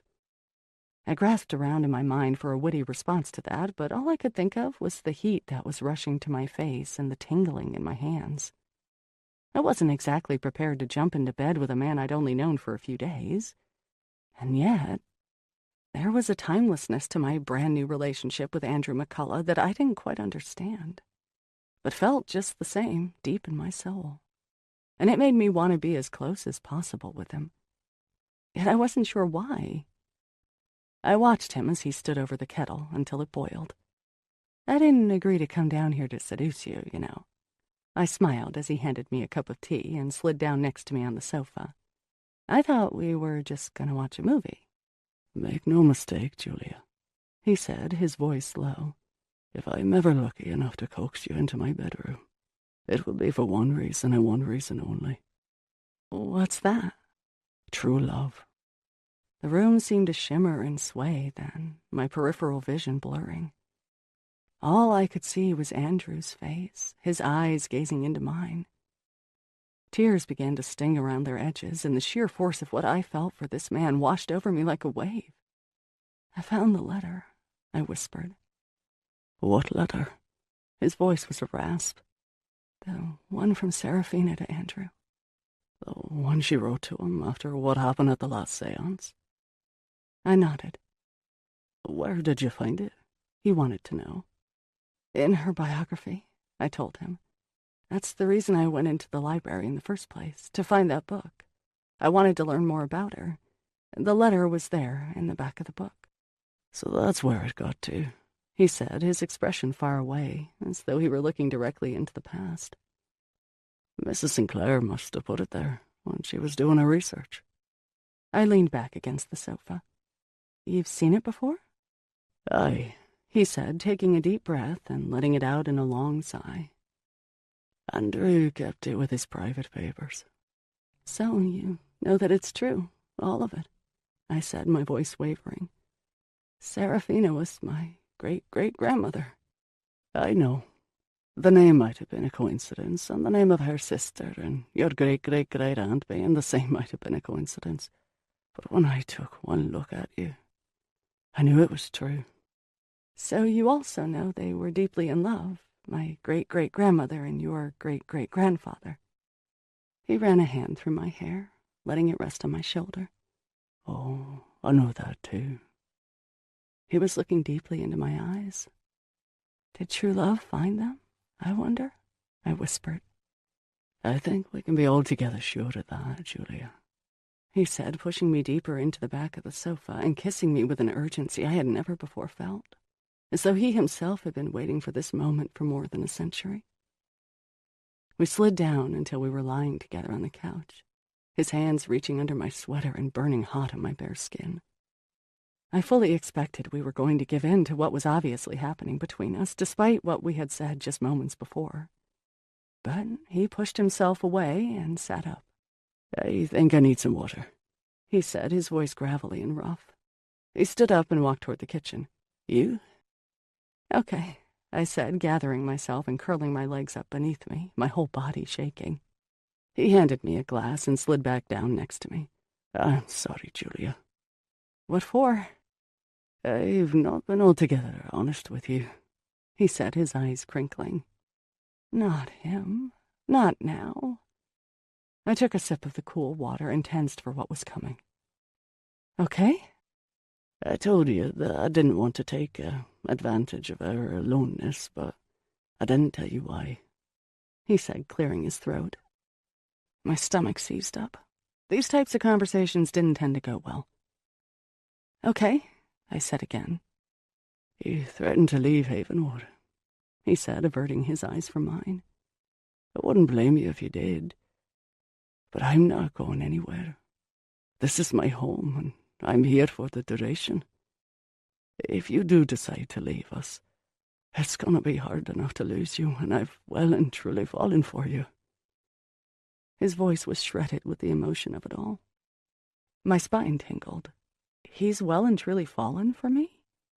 Well, part of me liked that idea. I had just met this man a few days ago. It seemed a little soon for this kind of declaration, didn't it? Although, was it really? Our feelings were obviously leading somewhere, given what nearly happened a few moments before. He struck me as an honest man who wouldn't abide any game playing. Maybe he was the kind of man who would say what he felt when he felt it. Chips fall where they may. Okay, I thought. That's something new. So you see, he said, moving a bit closer to me, If we were to continue this conversation in my bedroom, and you decide later to leave, I couldn't bear it. I just couldn't lose you like that." Tears were shimmering in his eyes, and he cleared his throat and shook his head, willing them away. Sure, things were heating up between us, but tears? I didn't quite understand the depth of his emotion. Maybe he was just a guy who fell hard and fast? But perplexing intensity aside, I knew he was right. If I did decide to leave Havenwood, it would be hard enough to leave him as it was. I was beginning to have feelings for this man, and I wasn't at all sure how long I'd be staying. And so, with the fire crackling in the fireplace and snow lightly falling outside, we snuggled down onto the sofa and put our feet up on the ottoman. We spent the afternoon watching movies. I sunk into the soft leather and exhaled, wrapped in the blissful normalcy of it all. 36. As the afternoon faded into twilight, I knew our perfect day was coming to an end. I stretched and pushed myself up off the couch. I should probably head back to the house and get ready for dinner. "I suppose you should," he said, putting his arms behind his head and leaning back. I smiled at him. It has been wonderful to just kick back and do nothing at all. I can't remember when I've been so relaxed. It has literally been months. "The first time you were here, I told you that you'd need to get out of the main house from time to time," he said. "Now you see why I had this place renovated." "I do," I said, pulling on my boots. He jumped up and grabbed my jacket from the hook by the fireplace and held it as I slipped my arms inside. It really is a little island of tranquility on this strange and otherworldly estate. I thought about that as I trudged through the snow back to the main house, wondering what sort of strange and otherworldly things awaited me on the inside. I had some time before dinner, so I hopped into the shower. After my long nap and day of lounging with Drew, I relished the warm cascade for as long as I could. After drying off, I wrapped my robe around me and sunk into the armchair by the window and watched the twilight turn into evening, wondering what my evening would bring. As 6:30 neared, I pulled on a black turtleneck and jeans. Mrs. Sinclair had said tonight would be an informal dinner, and closed my bedroom door behind me, descending the stairs one by one, my heart seeming to pound harder the closer I got to the main floor. I found everyone waiting for me in the drawing room. "Hello, darling," Mrs. Sinclair sang out as I appeared in the archway. "What can I get you to drink? Wine? A cocktail?" "Just water for me tonight," I said. My stomach is still a little queasy. This was a lie, but I had no wish to be dulled by alcohol. And I hated to think of it, but one of them might have slipped something into my coffee that morning. Best to be on my guard. "How was your film festival this afternoon?" she asked, handing me a glass. "It was nice," I said, smiling shyly at Drew. I can't remember the last time I was so relaxed. "Wonderful," she said. "I'm glad you had a chance to rest." I took a seat by the fireplace, and the evening began. We had our drinks, and after a bit of small talk, Marian materialized to let us know she was about to serve dinner in the dining room. "Roast chicken and mashed potatoes tonight," Marian said to me, uncovering her serving trays. "I didn't want to do anything too adventurous, what with you not feeling well and all." I thanked her, and she smiled a warm smile. Looking around the room, I saw that everyone was smiling at me, but their smiles didn't extend to their eyes, not really. It seemed to me that they were being a bit too nice, a bit too caring. That was always it with these people, too familiar, too intense, too caring. I began to squirm, my skin itching.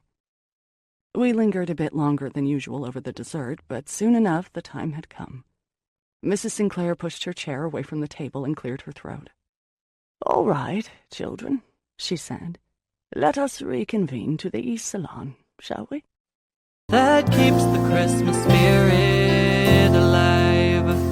Let's show those around us some kindness. We all need to feel someone's trust. Make a wish to shine light in the darkness. Say a prayer to find hope, joy, and love. This is a time to look back on your life and see the world through the eyes of a child. Fears disappear into magical dreams that keeps the Christmas spirit alive. We can sing the songs of the angels. We can dance to the rhythms of peace. Today we celebrate the light of the world that keeps... 37. I avoided looking at the library altogether and peeked around the East Salon's doorframe before following the others inside. I saw candles placed here and there, along with a roaring fire in the fireplace and drinks set up on the sideboard. Standard fare at Havenwood, I was coming to learn. It was what I didn't see that caused me to exhale and step through the door. No hovering spirits floating from the painting, no lurking demons, only a room that looked warm and welcoming. "Well, let's get our drinks and get settled, shall we?" Mrs. Sinclair said. Tension floated in the air while Drew poured drinks for everyone. The clinking of glasses and bottles was the only noise in the room, apart from the crackling fire. I suppose the others were as lost in their own thoughts as I was. Adrian kept stealing glances at me and at his mother, his face a mask of worry and concern. Mrs. Sinclair took a seat in one of the wing chairs next to the fireplace. Adrian slid into the other. I sunk onto the sofa facing them while Drew hovered at the sideboard, clinking the ice cubes in his ample glass of scotch. I finally let my eyes drift up to the painting above the fireplace, my mirror image surrounded by unspeakable horror. I wondered if life was imitating art at that moment as I glanced at Mrs. Sinclair, whose face had become so dear and familiar to me in just a few days, and yet, as I learned in the library the night before, also harbored something monstrous and, dare I think it, insane. "All right, my darling," she began, crossing her legs and holding my gaze. "You know I'm a master storyteller, adept at telling dark and macabre tales." "You certainly are." I smiled at her and took a sip of water. "Well, this is the darkest of them all." She took a deep breath and turned her eyes to her son.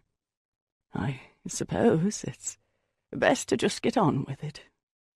A pang sizzled through my stomach, just as it had earlier in the day. I shifted in my seat and hoped it would go away. I had no wish for a repeat performance of what had happened that morning. "Are you ready to hear it?" she asked. I wanted to know the story behind the horror of the previous night. Please let there be a rational explanation. But I had the feeling it had something to do with what happened 10 years prior, when she was sent to the mental hospital. Suddenly, I was afraid to hear what she had to say. "Mrs. Sinclair, you don't owe me any explanations," I said. She smiled sadly. "Oh, but I do, darling," she said. "I do." "Well, in that case, maybe I should have a brandy," I said, crossing the room to the sideboard. Drew poured a generous shot into a glass, and I carried it with me as I settled into an armchair and crossed my legs, knowing I was going to hear a story by the great Amaris Sinclair. It all started one cold winter's night, not too different from this one, when Seraphina held a séance in this very room, Mrs. Sinclair said, her voice low and melodious. As she spoke, retelling the story of the psychic and the devil's toy box, how opening it had unleashed evil here at Havenwood, how one man died and several other people were injured, the room seemed to fall away. I could see the events of that night, the frightened faces of the bereaved who simply wanted a word from a departed loved one and were confronted with evil instead. I could hear their screams, and even smell the oil from the lamps placed around the room. By now, I knew the story so well it felt like I'd lived it. A chill shuddered through me, and I wondered if, combined with the stomach cramps, it signaled I was coming down with something. I took another sip of my brandy, hoping it would settle my stomach, as it always had when I was younger. "I knew nothing about that event before I came to Havenwood," Mrs. Sinclair went on. "I had had some success as a writer at that time, and was thrilled to move into this home with the agreement that I'd be presiding over Havenwood for my lifetime." She winked at Drew.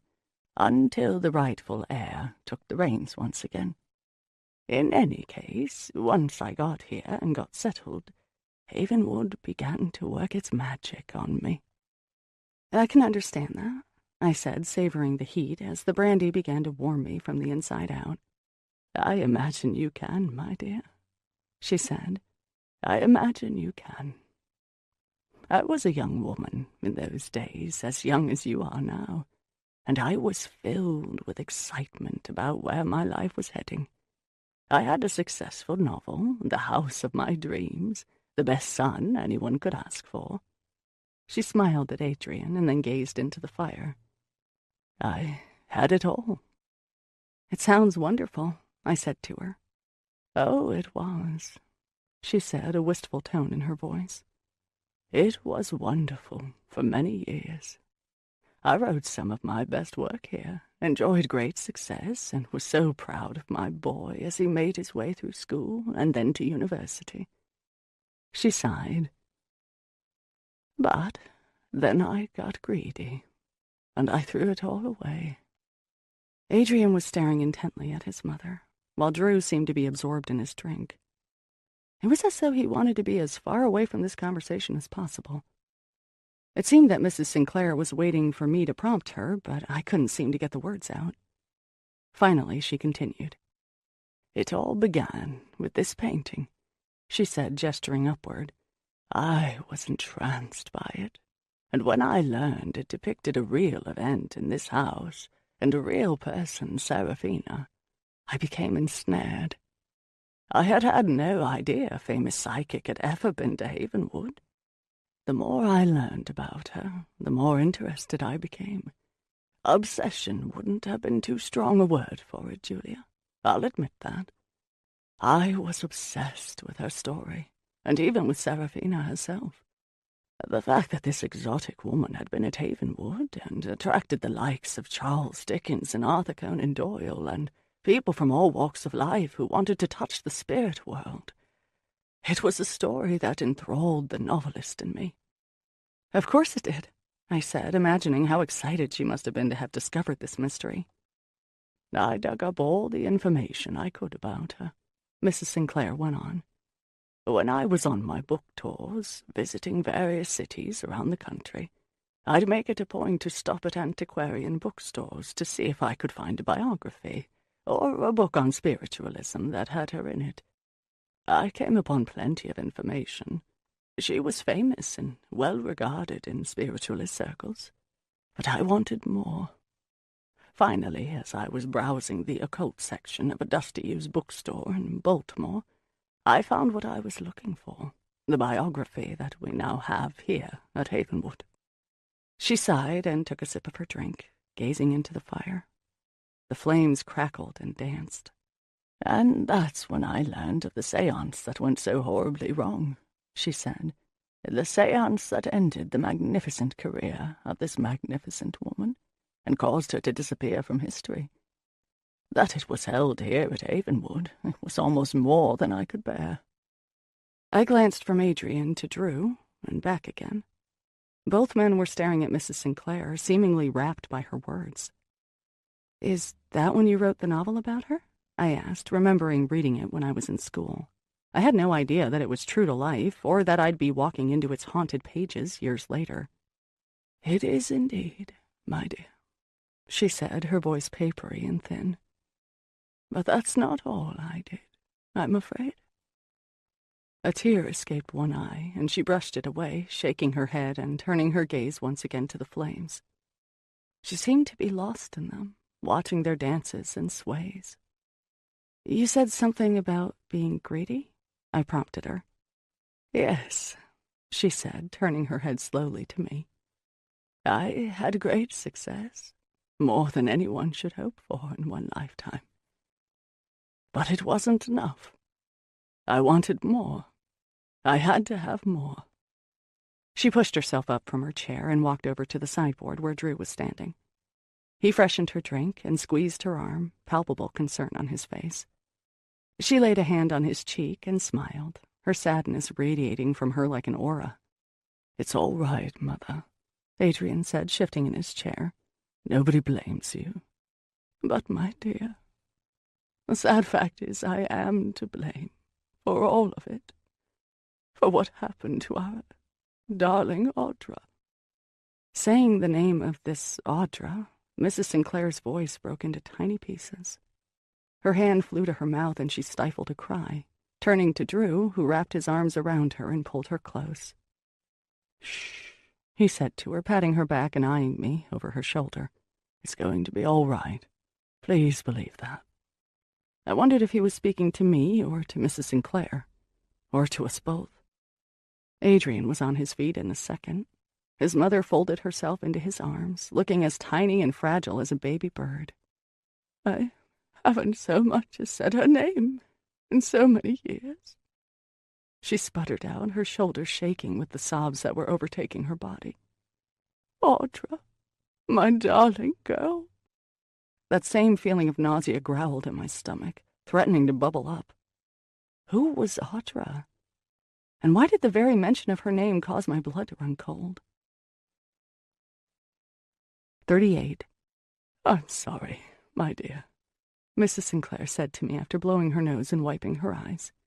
"This is not an easy story to tell." She grasped my hand and squeezed it on her way back to her chair. She sunk into it and crossed her legs and took a deep breath. "But I must tell it," she went on. "I owe that to you, and to Audra. It is her story, too." "Who is Audra, Mrs. Sinclair?" I asked as gently as I could. Saying her name out loud caused that same chill to run through me. My head was beginning to pound. She turned her eyes to her son. "Audra is my daughter," Adrian said, swirling the ice in his scotch, his eyes brimming with tears. She was my daughter." I gasped. He had never once spoken of a daughter. He and his mother held each other's gaze across the room. Drew was looking out the window into the darkness, sipping on his drink. Nobody was saying anything as the fire crackled and snapped. "What happened to her?" I finally asked, knowing for certain I wouldn't like the answer. "That, my dear, is the heart of this story." Mrs. Sinclair sighed deeply. "Only when you're ready, Mother," Adrian said. "Take your time. It has been 10 years. It can wait a bit longer." In fact, if they were to ask me, it could wait forever. Suddenly, I wanted to hear no more of this story. "I can see this is upsetting you, Mrs. Sinclair," I tried. "We can wait to talk about this another day." She shook her head. "No," she said. "Thank you for that, darling. But I have begun the tale and shall continue the telling. It needs to be told, and you need to hear it. We were speaking about greed, and wanting more and more, despite having it all. It is a dangerous thing, my dear, unbridled ambition. It brings out the worst. It certainly did here, and in me." She took a deep breath before continuing. "My novel about Serafina was published to worldwide acclaim. Bestseller lists, millions of copies sold. I traveled all over the world doing readings and book signings. It was a wonderful, happy time. It really was." She smiled at Adrian, who took over the tale when his mother's voice faltered. "It was during this time, Julia, that I married a woman I had met at university, the lovely Catherine." He smiled at the thought of her, a faraway look in his eyes. "After our honeymoon, I brought my new wife here to Avonwood to begin our life together. I had the affairs of this estate to run, my mother's investment portfolio to manage, that sort of thing. She's right, it was a happy time. Made all the happier by the news about a year after we moved to Avonwood that Catherine was expecting. I was over the moon about it," Mrs. Sinclair said, beaming. "A grandchild. And there was no more doting a grandmother than Amara Sinclair," Adrian said, chuckling softly. "Audra was on horseback almost as soon as she could walk, courtesy of my mother. We had several Shetland ponies at that time, and little Audra couldn't get enough of them. Do you remember, Mother? Seeing Audra go round and around in the field on the back of a pony is one of my most cherished memories," Mrs. Sinclair said. The look on her face, sheer joy. I try to think of that when the images of what came later haunt me. Drew slid onto the couch next to me and crossed his legs. "Those are beautiful memories," he said to Mrs. Sinclair. "I'd love to leave the story there, with wee Audra flying around the field on horseback." "Indeed," she said, nodding. "But we all know that's not to be. The crux of this tale happened when our girl was just a child." Sing a song of sixpence, a pocket full of rye. There it was again, a child's voice singing softly in my ear. I snapped my head around toward the door, looking for the ghostly girl with the wispy blonde hair. But nothing was there. And then it occurred to me, was this Audra come out to play? "Julia," Mrs. Sinclair said, bringing me back into the room. "Are you all right, dear?" "Yes," I said, nodding. "I was just thinking about how lovely the little girl must have been, that's all." "She was indeed," she said, holding my gaze. "I was so busy doting on my granddaughter, I hadn't written a novel for some time. There were a couple after Seraphina, as you know. But the fact was, it was such a happy time around Havenwood during those years that I didn't feel much like delving into the sorts of dark topics that were the hallmarks of my novels." "Why didn't you write about something else? A romance, maybe?" I asked. She shook her head. "Oh, that's not done. Nobody would want to read a happy story by Amaris Sinclair. No, my readers were looking for a good scare, and I was bound to give that to them. In fact, my publisher was pressuring me for a new novel. The problem was I couldn't conjure it up, no matter how I tried.